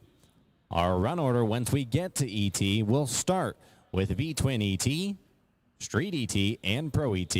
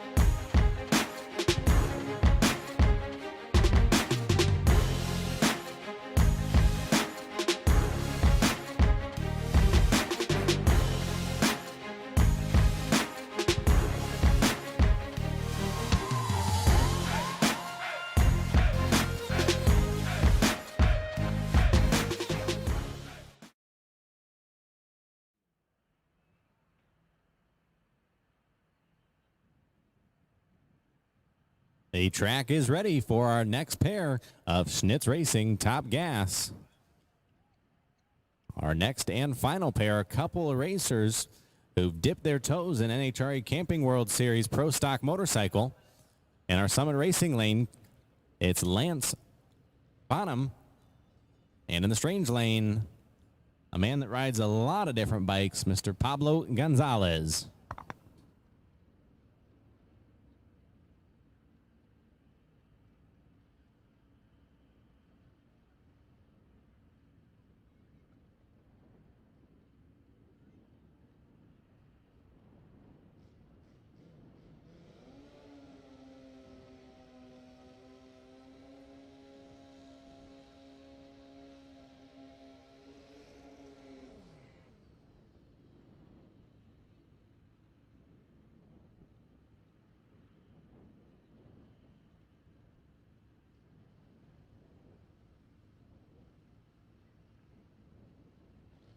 Lance on the V-twin entry, a definitely different style entry for Schnitz Racing Top Gas.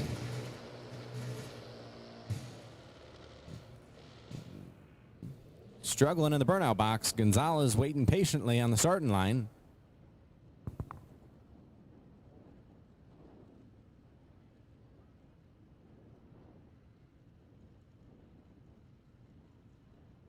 The two bikes here on the starting line could not be any more diverse. One Suzuki Hayabusa, one 1996 V-twin made by Cosman.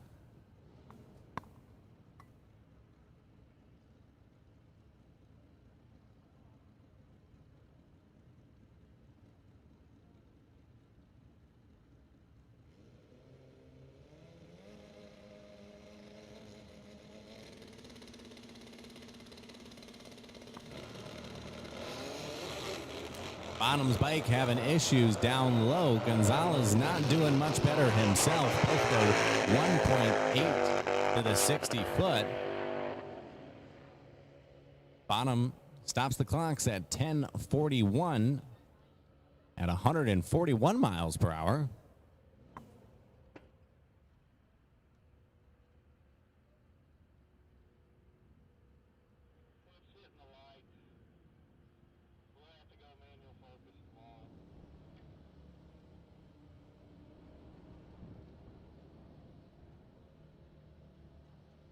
We now make our way into D&G Chassis V-Twin ET, our first ET class.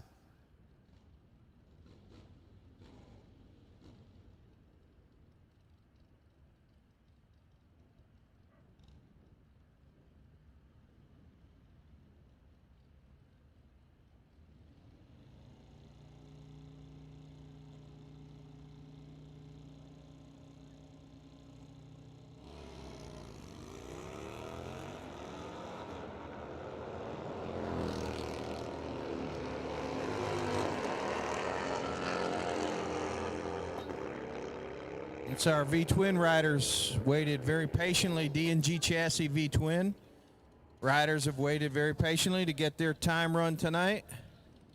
We're going to work our way through the V-Twin entries and move into Street ET, Liska Racing Street ET. Give them their time run. They'll get their time run.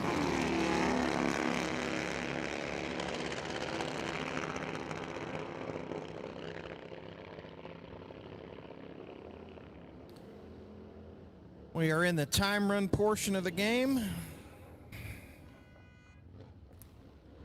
Getting very close to wrapping it up on day one of qualifying. This 45th annual Fuel Tech World Finals presented by Wiseco Piston. A great day of racing today. Testing, pro qualifying, led by Dave Vantine's 570 performance, continuing to belt out the 570s like they're going out of style in APE top fuel. Dave Vantine leading the pack. Sam Wills right behind him with an impressive 6:15 early shutoff. Sam well on his way to a 5-second lap. Did chose to click it early, probably taking care of his equipment. knowing he has 2 more qualifiers tomorrow night. V-twin riders rolling through there. Frank Corbett, he out of Georgia in the right lane. Bike 883, we're yet to get the data on. Still inputting all of the riders' data into the system. So we apologize for those riders. We don't have their data on yet, but we are working on that. They're both away clean. Ronnie Harris in that left lane, Hanrahan, Louisiana. Eric Nettles out of Tampa, Florida. Harris getting there first. Next up, we've got past champion here in D&G Chassis V-twin, Vance Howdyshell in the left lane. And Perry Paul coming down from Ohio, he's in the right lane.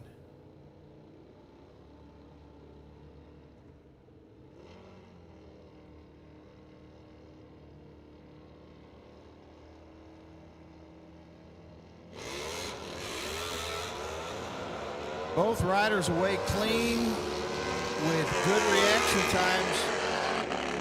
Vance powering down through there, 976 at 137 mile per hour. We're about to put a period on our D&G Chassis V-twin and move into Liska Racing Street ET. Liska Racing Street ET riders, you're on standby. Please be ready to pull them forward right behind V-twin.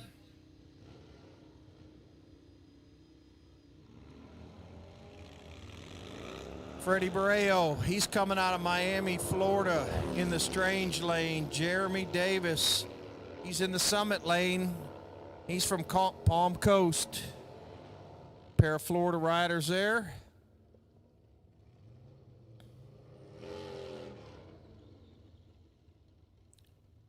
Keep moving them through. Getting close to calling it a evening on today's first day of action. Tomorrow, a full day of qualifying on slate.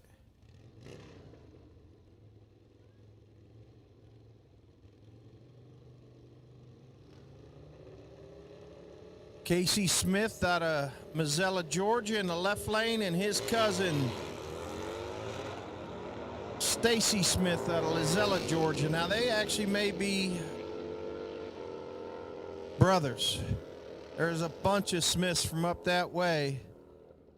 They're either brothers or cousins, as are most people from Georgia.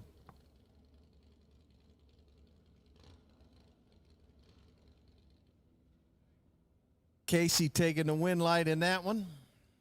A lot of the Smith family racing from the Macon, Georgia area. Very successful racing family.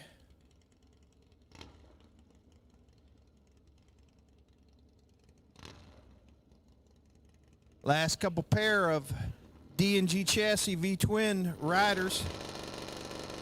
John Ard in the right lane on his Honda, and Jimmy Smith. There's Jimmy, one of the patriarchs of the family right there, barreling down the strange lane.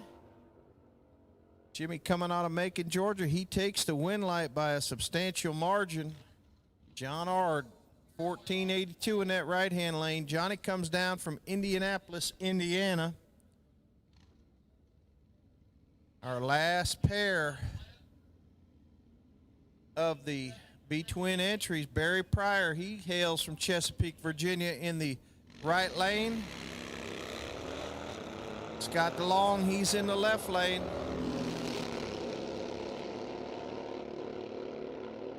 Pair of red lights, but this is what time runs are for. Pushing the tree. Close drag race. Barry gets there first with a 1285 in the summit lane. Scott with a 1290. And that's it. We're moving into Liska Racing Street ET, your time run. Liska Racing Street ET is on the track right now. We're going to give them their time run. We'll wrap it up for the night with MPS Racing Pro ET and their time run.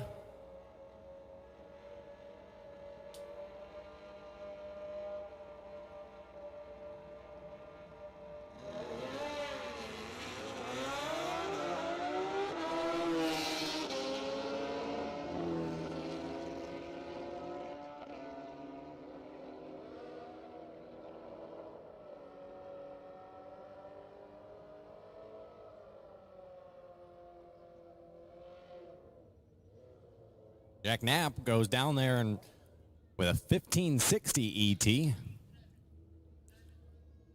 Brings up a 2020 Harley Livewire.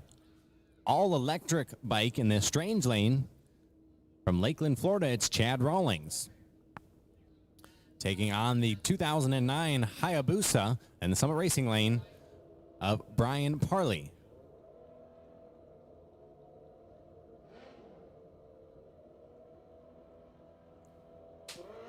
The all-electric bike movement.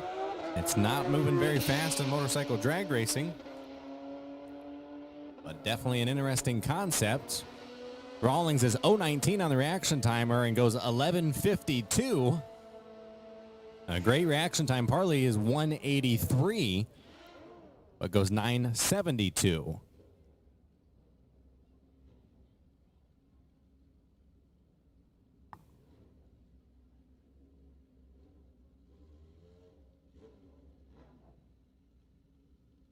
Roy Schwartz, bike number 81, an old school Suzuki in the strange lane. Came back to racing after taking a break for quite some time. And in the Summit Racing lane, it's Daryl Sanderlin from Stanton, Tennessee. Schwartz with a good launch. He's 033. Great reaction time.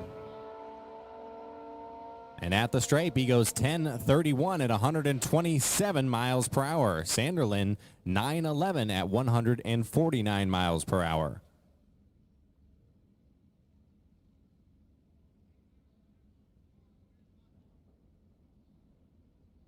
We keep going through with Liska Racing, Street ET, pair after pair.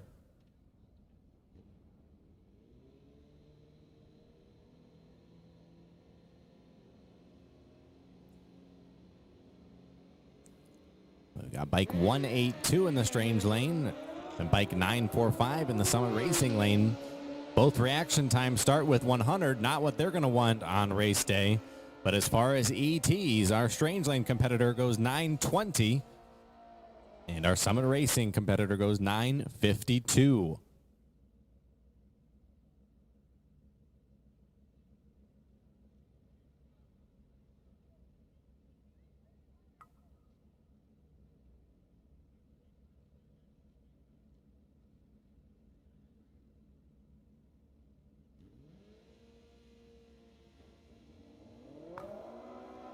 In the Summit Racing lane, it's Matt Datas from Ohio.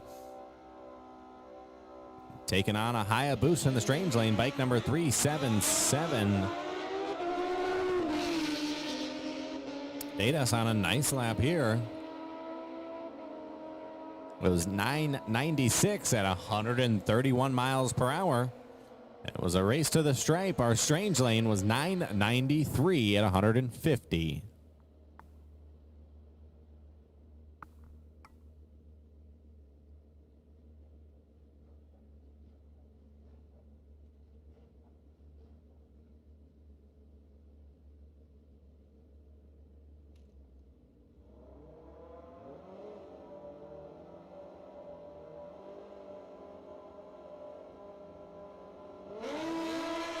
Colin Nash, a Florida-based Kawasaki in the Summit Racing lane, goes 136 for reaction, down to an 881 at almost 150 miles an hour, goes 148 and a half.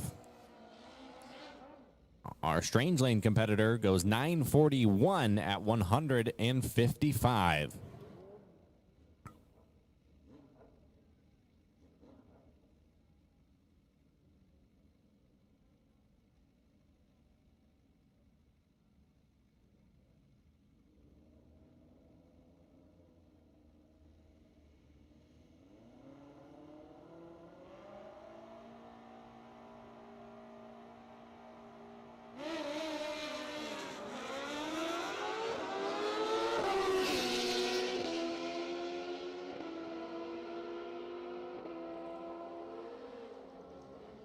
Our Summit Racing entry goes only 004 red, but takes it to a 992 at 132 miles an hour. Bike 3526 goes 1025 at 131.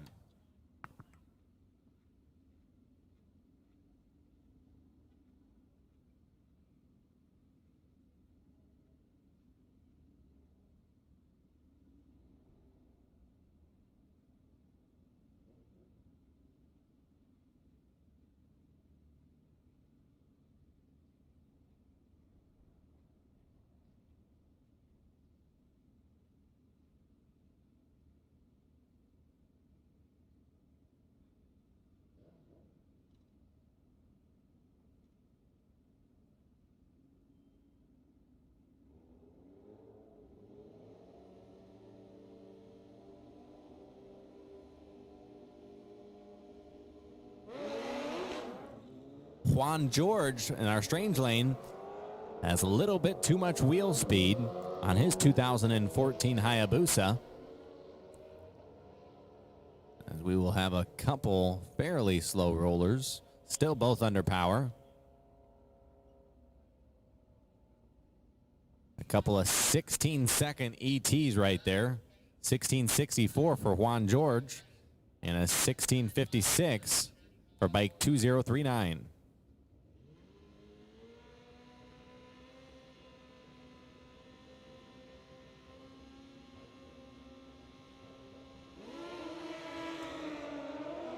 Chris Rolls on his 2006 Hayabusa taking on the strange lane.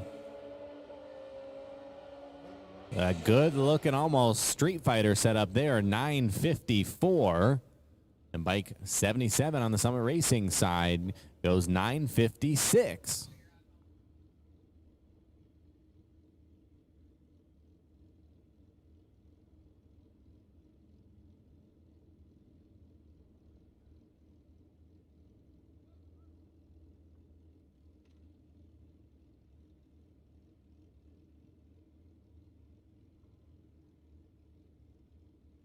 Ohio's own Marshall Hutchinson Jr. on the Summit Racing side in his 1978 KZ 900. Scratch that from the looks of it. He's on a Hayabusa. Sends the front wheel in the air quite a ways after a 008 reaction time. And man, you want to talk about Street Fighter type setups. The 950s are coming here for some of these bikes. Our X420 bike in the strange lane goes 950 with a 7 at 142 miles an hour.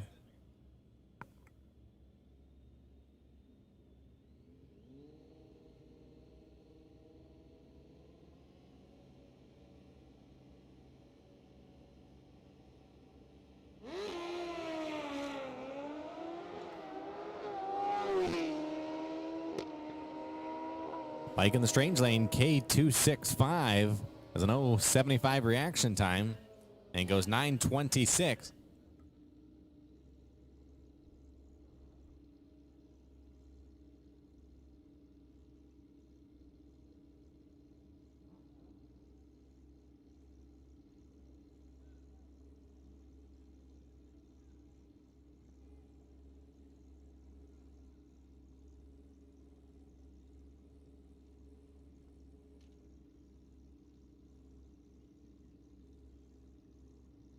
Our strange lane competitor, Dennis Padilla, makes the long drive from southern Florida, Miami-based Hayabusa.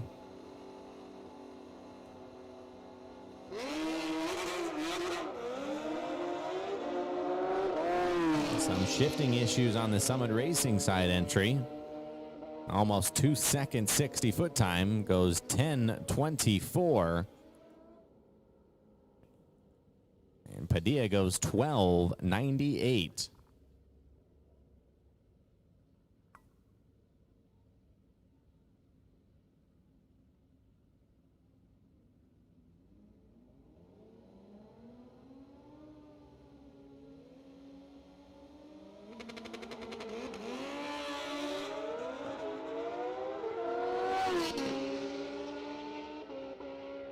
Bike 297 in the Summit Racing side goes 013 from the starting line and takes it to the stripe going 10:63.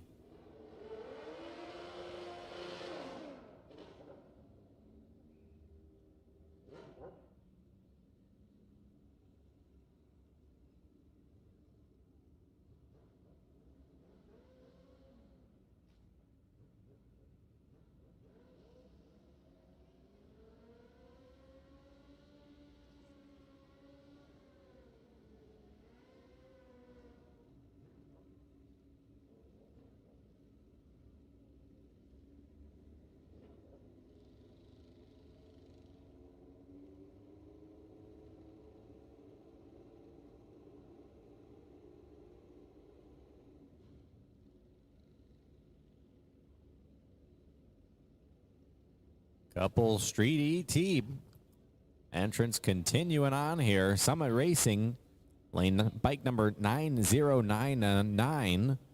Strange Lane, bike 8379.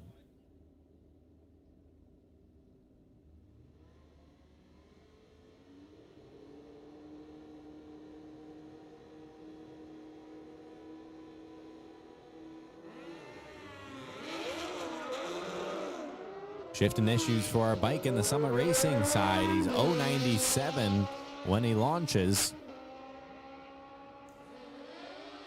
But the ET is going to start with a 1, and it's going to be 12 seconds. And bike 8379 goes 936 at 148.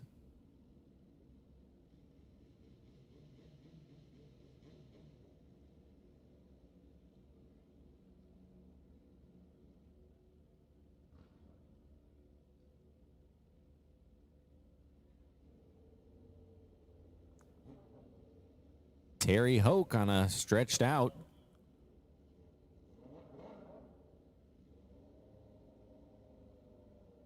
GSXR 1000.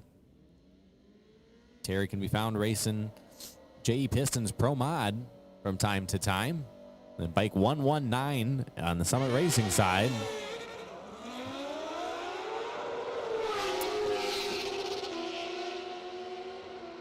Terry ready for that bulb, goes 006 red and goes 910 at 155 miles per hour. Bike 119 goes 996 at 141.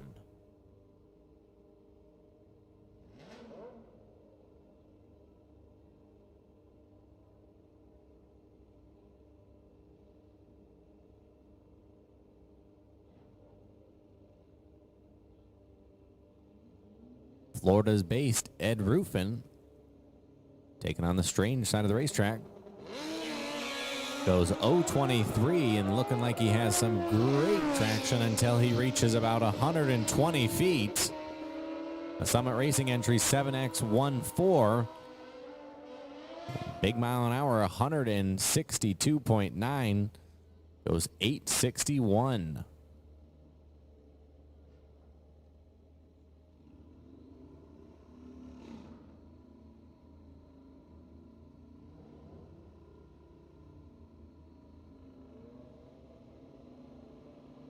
Landon Noble making the drive from Louisiana for the far side.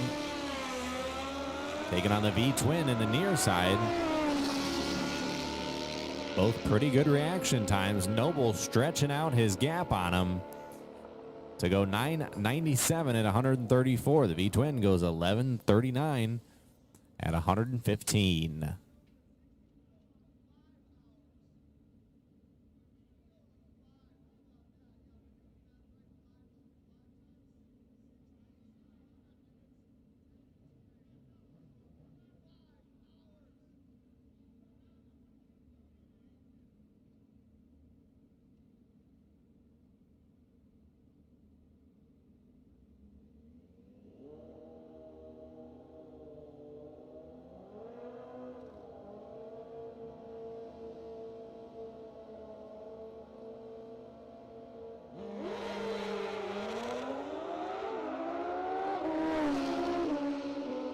Smoke out of our bike here on the Summit Racing side.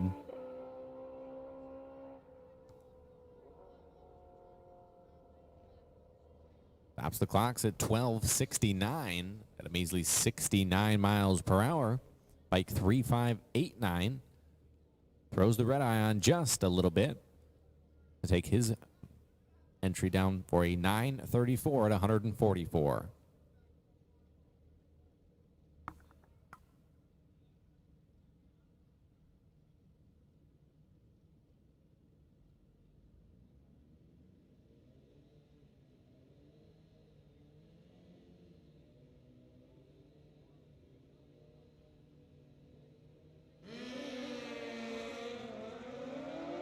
Got a newest generation Suzuki Hayabusa in the Summit Racing entry. Good numbers out of it, 965 at 149.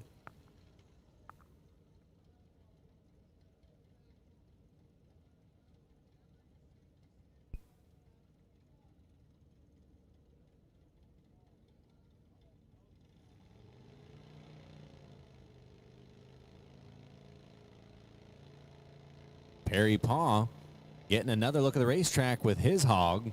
We saw him in D&G Chassis V-Twin ET. Now he brings it back around for Liska Racing Street ET. On a little bit better a lap here. He's 0.97 on the reaction time. Bike number 1.5 in the Summit Racing was 0.95. And Perry goes 11.68. Bike 1.5 went 8.74 at 153.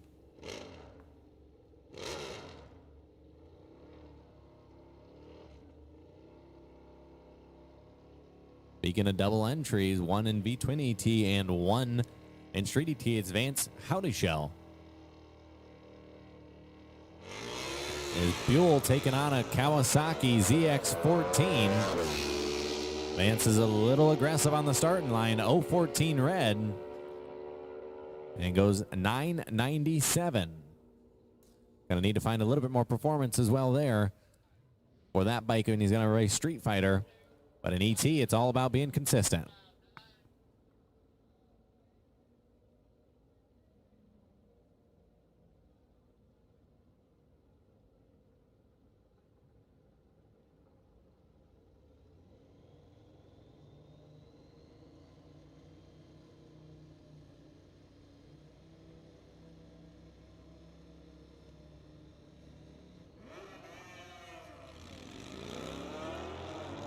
An 0.30 reaction time for our V-Twin in the strange lane. Gonna take his time getting on down there to go 13.17. Does break the 106 mile an hour mark. Bike 823 was 238 on the bulb to go 9.76 at 148.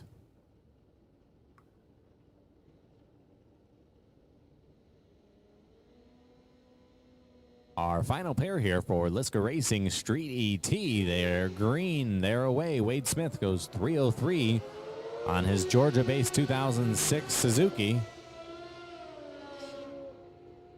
By the time he reaches the 1320, it's 9.79. And bike 321B goes 14.76 at 85 miles an hour.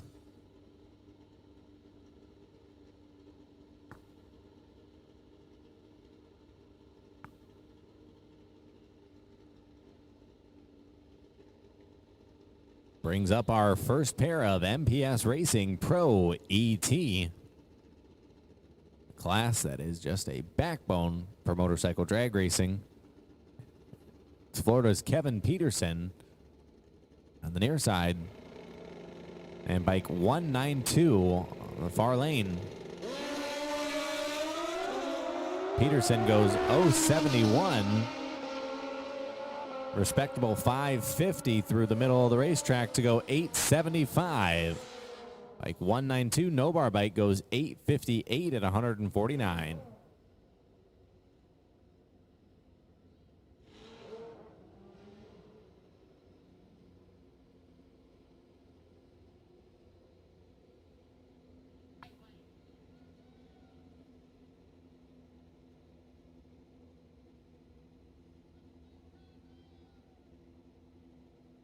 From Keystone Heights, Florida in the strange lane, it's John Up the Grove. And bike 2056 in the tower lane.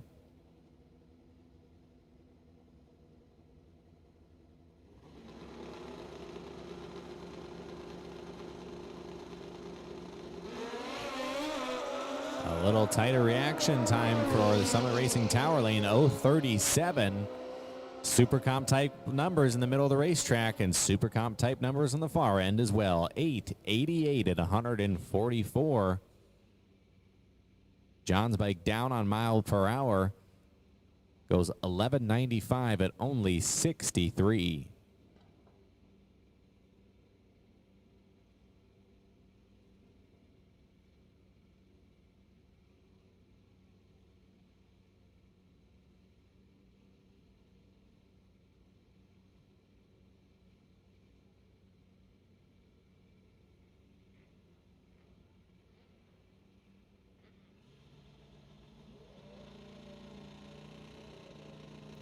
Suzuki GSXR 1000 here in the tower.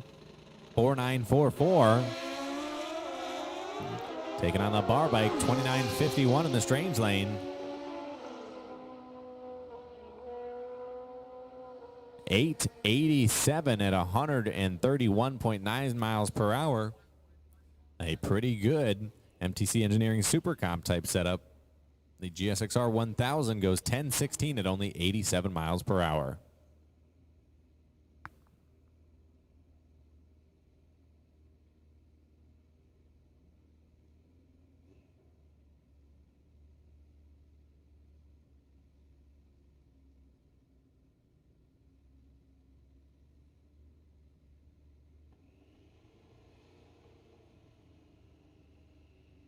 Hayabusa in the Summit Racing Lane, 21-3A.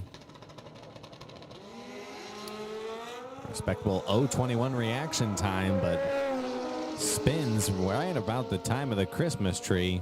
Even better yet, bike Q250 on the strange lane goes 004 and takes it on down for an 1104.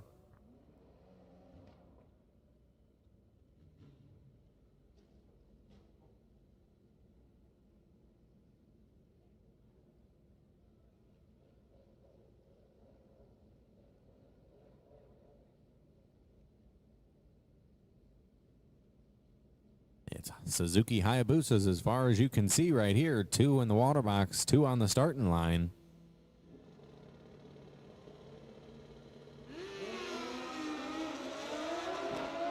Both these riders leave just a little too soon. Our Summit Racing bike 230L goes 907.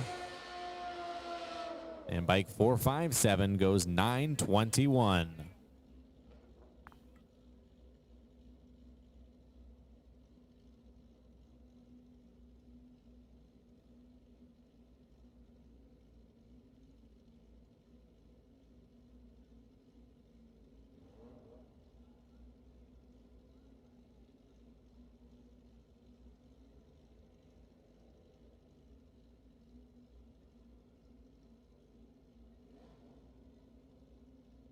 The next set of Busas, bike 147 in the Summit Racing lane, and in the far lane, strange lane, it's bike 197.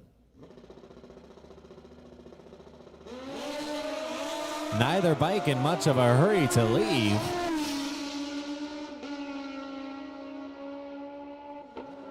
The bike in the near lane goes 831 at 157.9. A good looking lap that the crew is quite happy with there. Bike 197 goes 923 at 146.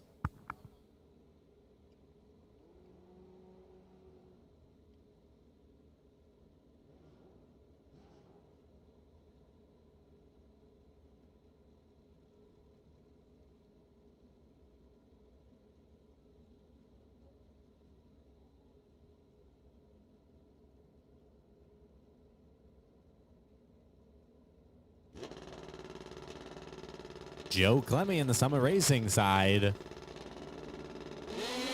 A beautiful 003 reaction time. The best one we've seen yet. And goes 901 at 138 miles per hour. Again, beautiful 003 getting tight, getting set up for eliminations.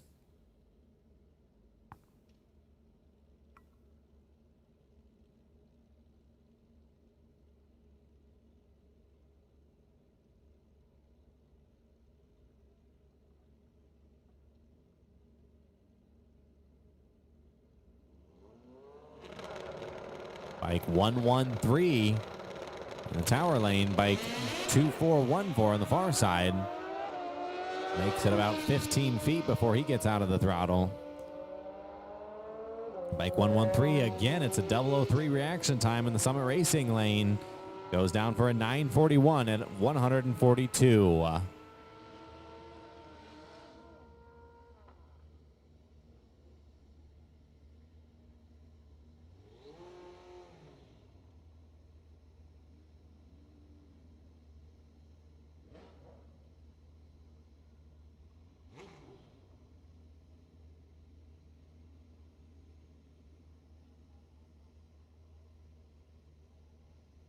We saw Joe Clemmy moments ago. Now in the strange lane, it's brother Tom Clemmy.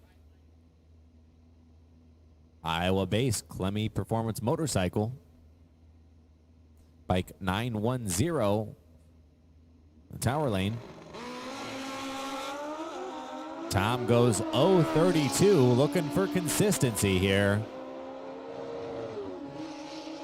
And goes 876 at 147 miles per hour. Like 910 had a 684 reaction time. No hurry to launch, and goes 1287 at 137.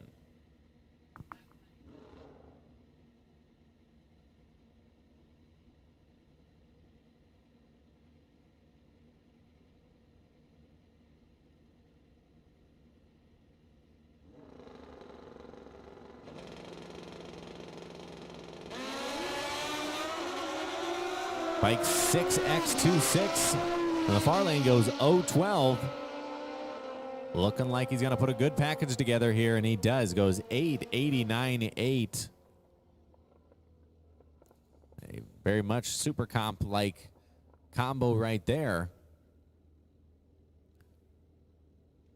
Like 2115, 045 was ready to go, but has issues and goes 1162.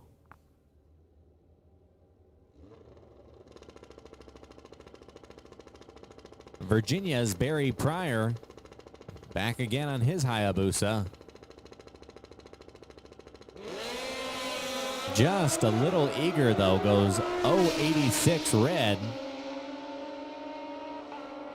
Practicing looking at the stripe there, goes 951.2. Bike 4991, 041, 857.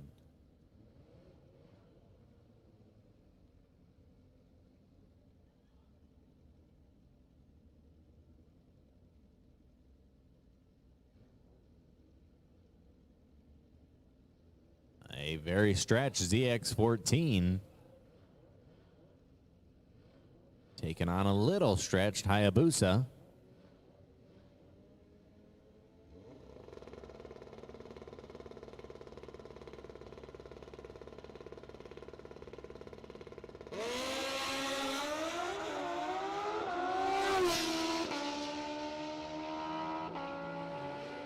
.035 out of the strange lane, 821 at 159. A good looking lap there.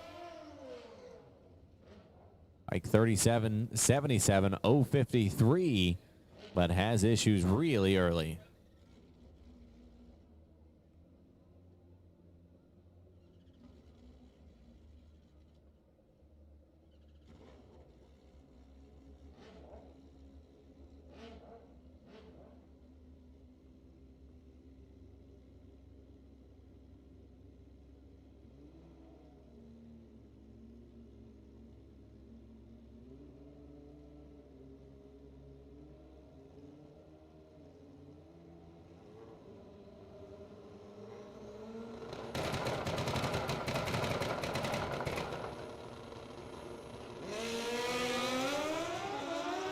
Couple of long, what should be quick Suzuki Hayabusas here. Bike 1209 goes 815 at almost 161 miles per hour. Bike 205 makes all kinds of noise on the starting line to go 911 at 178.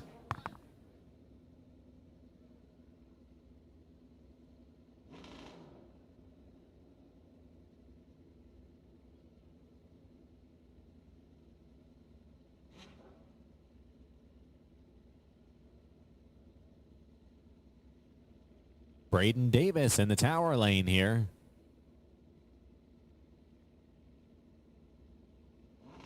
Follows his dad heavily on the PDRA circuit. Scott DeLong on the strange lane. Scott goes 009 red. Davis is 082. Definitely a couple super comp type bikes here. DeLong 889.9. He's 9 red, only 1 under. Not too far off from where I'm sure he wants to be Davis is 082 on the bulb, 901 at 144 miles per hour.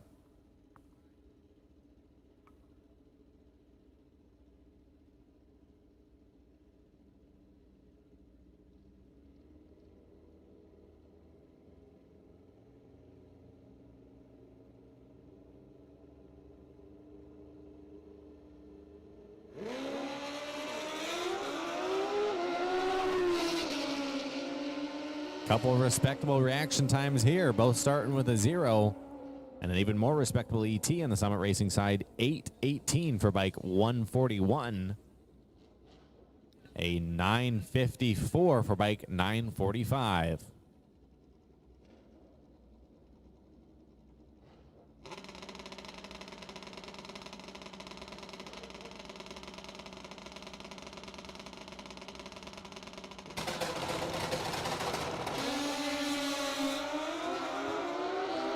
They leave at the same time. Strange Lane is 032. Summit Racing's 038. Taking it to the stripe, 873. Bike 2146 first to the stripe. Not far behind, bike 253, 886.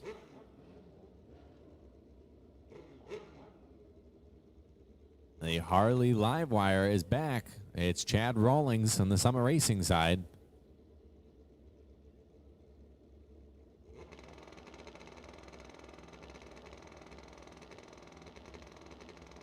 Racers competing for big money in MPS Racing Pro ET. Rawlings goes red by 045.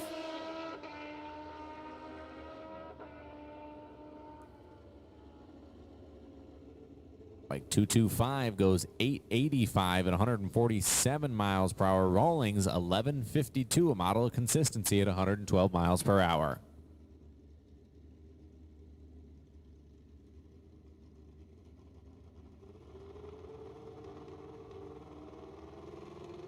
John Markham in the tower lane. 048. They're glued side by side as they go down. Looks like Markham starts to put some room in between them. Goes 944. The bike 911's 1001.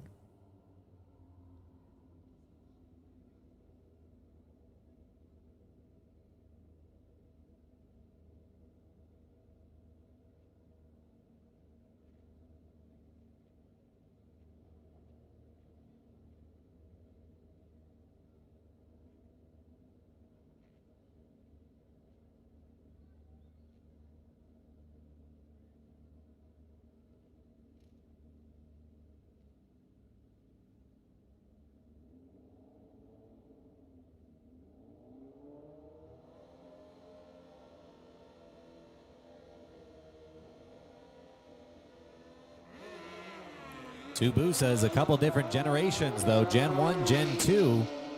Gen 1 is in the tower lane. Gen 2 is in the strange lane. And wouldn't you know it, the Gen 1 actually quicker, 895 at 155. Second generation, bike 090, 938 at 148.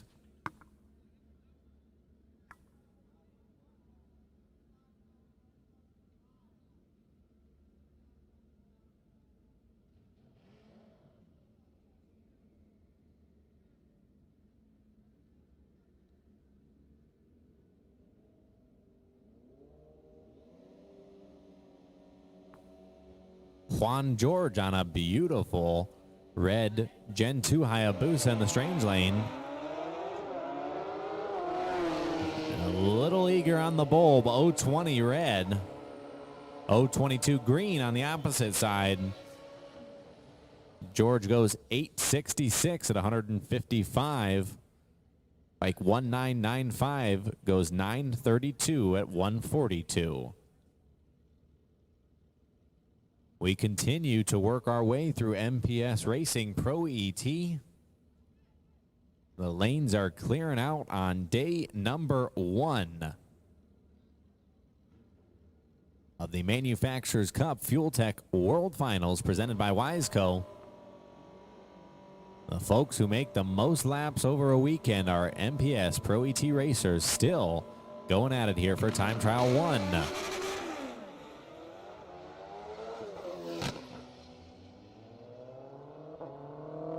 Colin Nash in our strange lane has issues after turning the red eye on. Bike A3568 is 091 green, goes 995.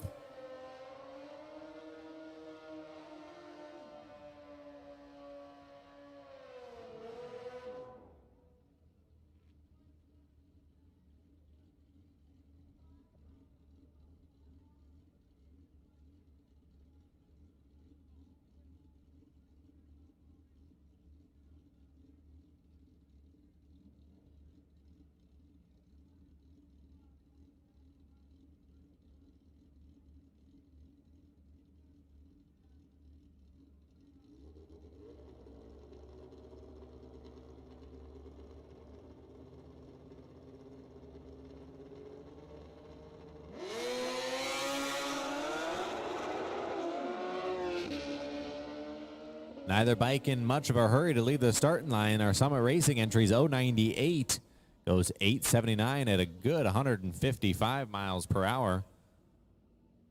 We got a slow rolling 622B as he approaches the finish line at 18 seconds.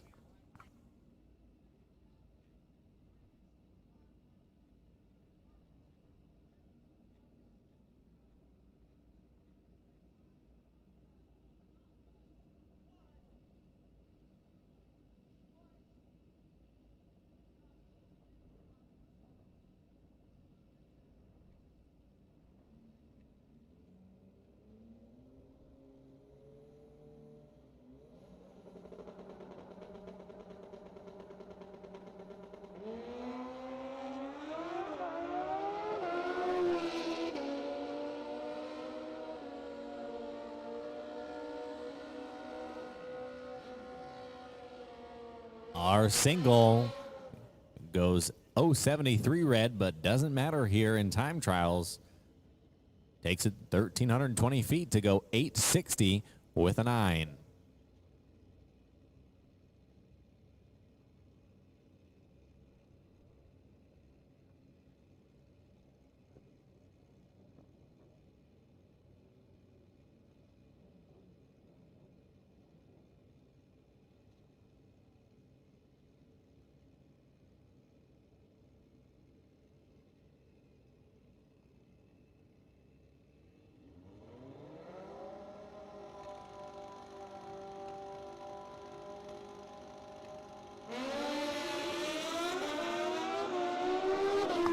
Barry Paul making yet another lap on another weapon of his. Goes 001 green, the best reaction time we've seen here in MPS Racing Pro ET, to go 966 at 166. Impressive mile an hour for that ET. Dusty Branzo goes 086 red, 871.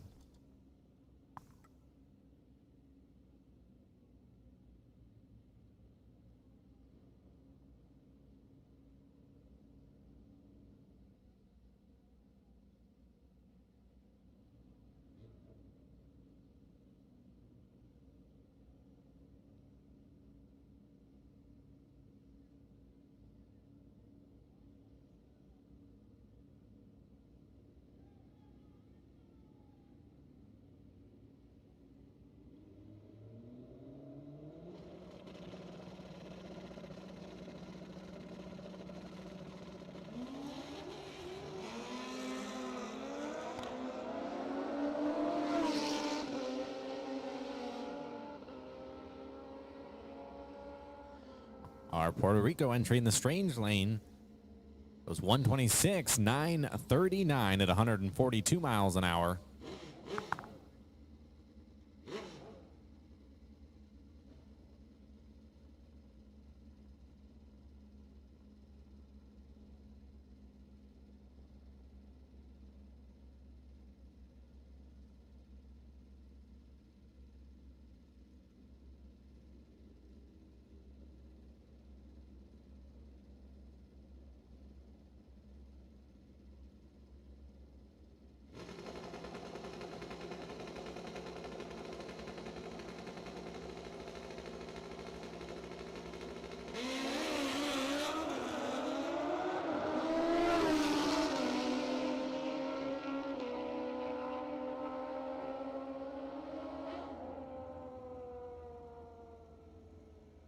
Bike 302 in the strange lane is 047.901 at 144 miles per hour.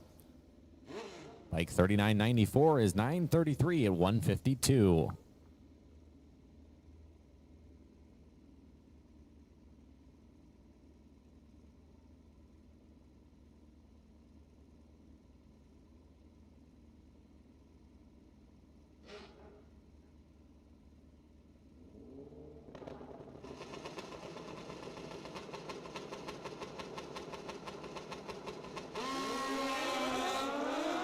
Marshall Hutchinson on his Kawasaki, the Ohio-based rider, goes 015. He's been on the bulb all day today, 946 at 135.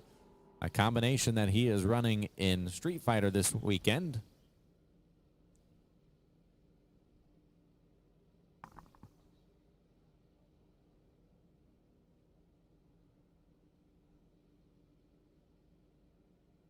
We've got one more bike to complete our racing action today.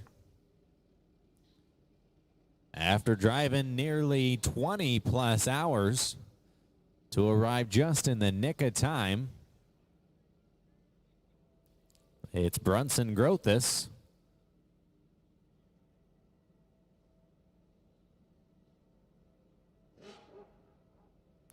Riding the Shane Epperjesse, Larry's Paint and Body GSXR.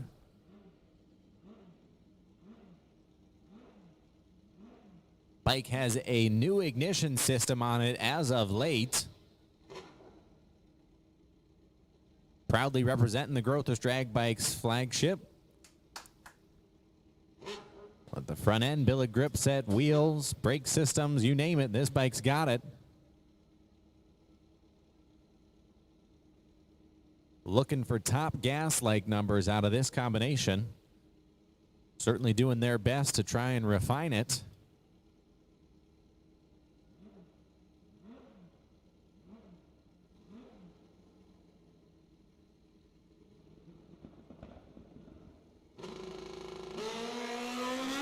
Goes 009 red. As of now, the bike seems to be going through the gears.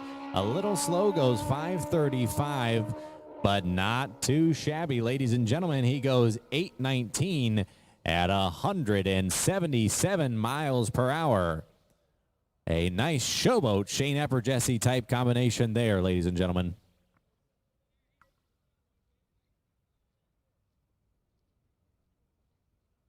That will bring a close to our racing action for day number 1, and what a way to close it out. For those of you still with us on MotorMania TV, we thank you for tuning in and hope you'll join us again tomorrow morning for day number 2. On behalf of Jay Reagan, the Manufacturers Cup staff, I'm Bradley Grothus saying thank you to the SGM Track staff for their diligent work. Thank you, racers, for your attendance. Good night, and we'll see you in the morning.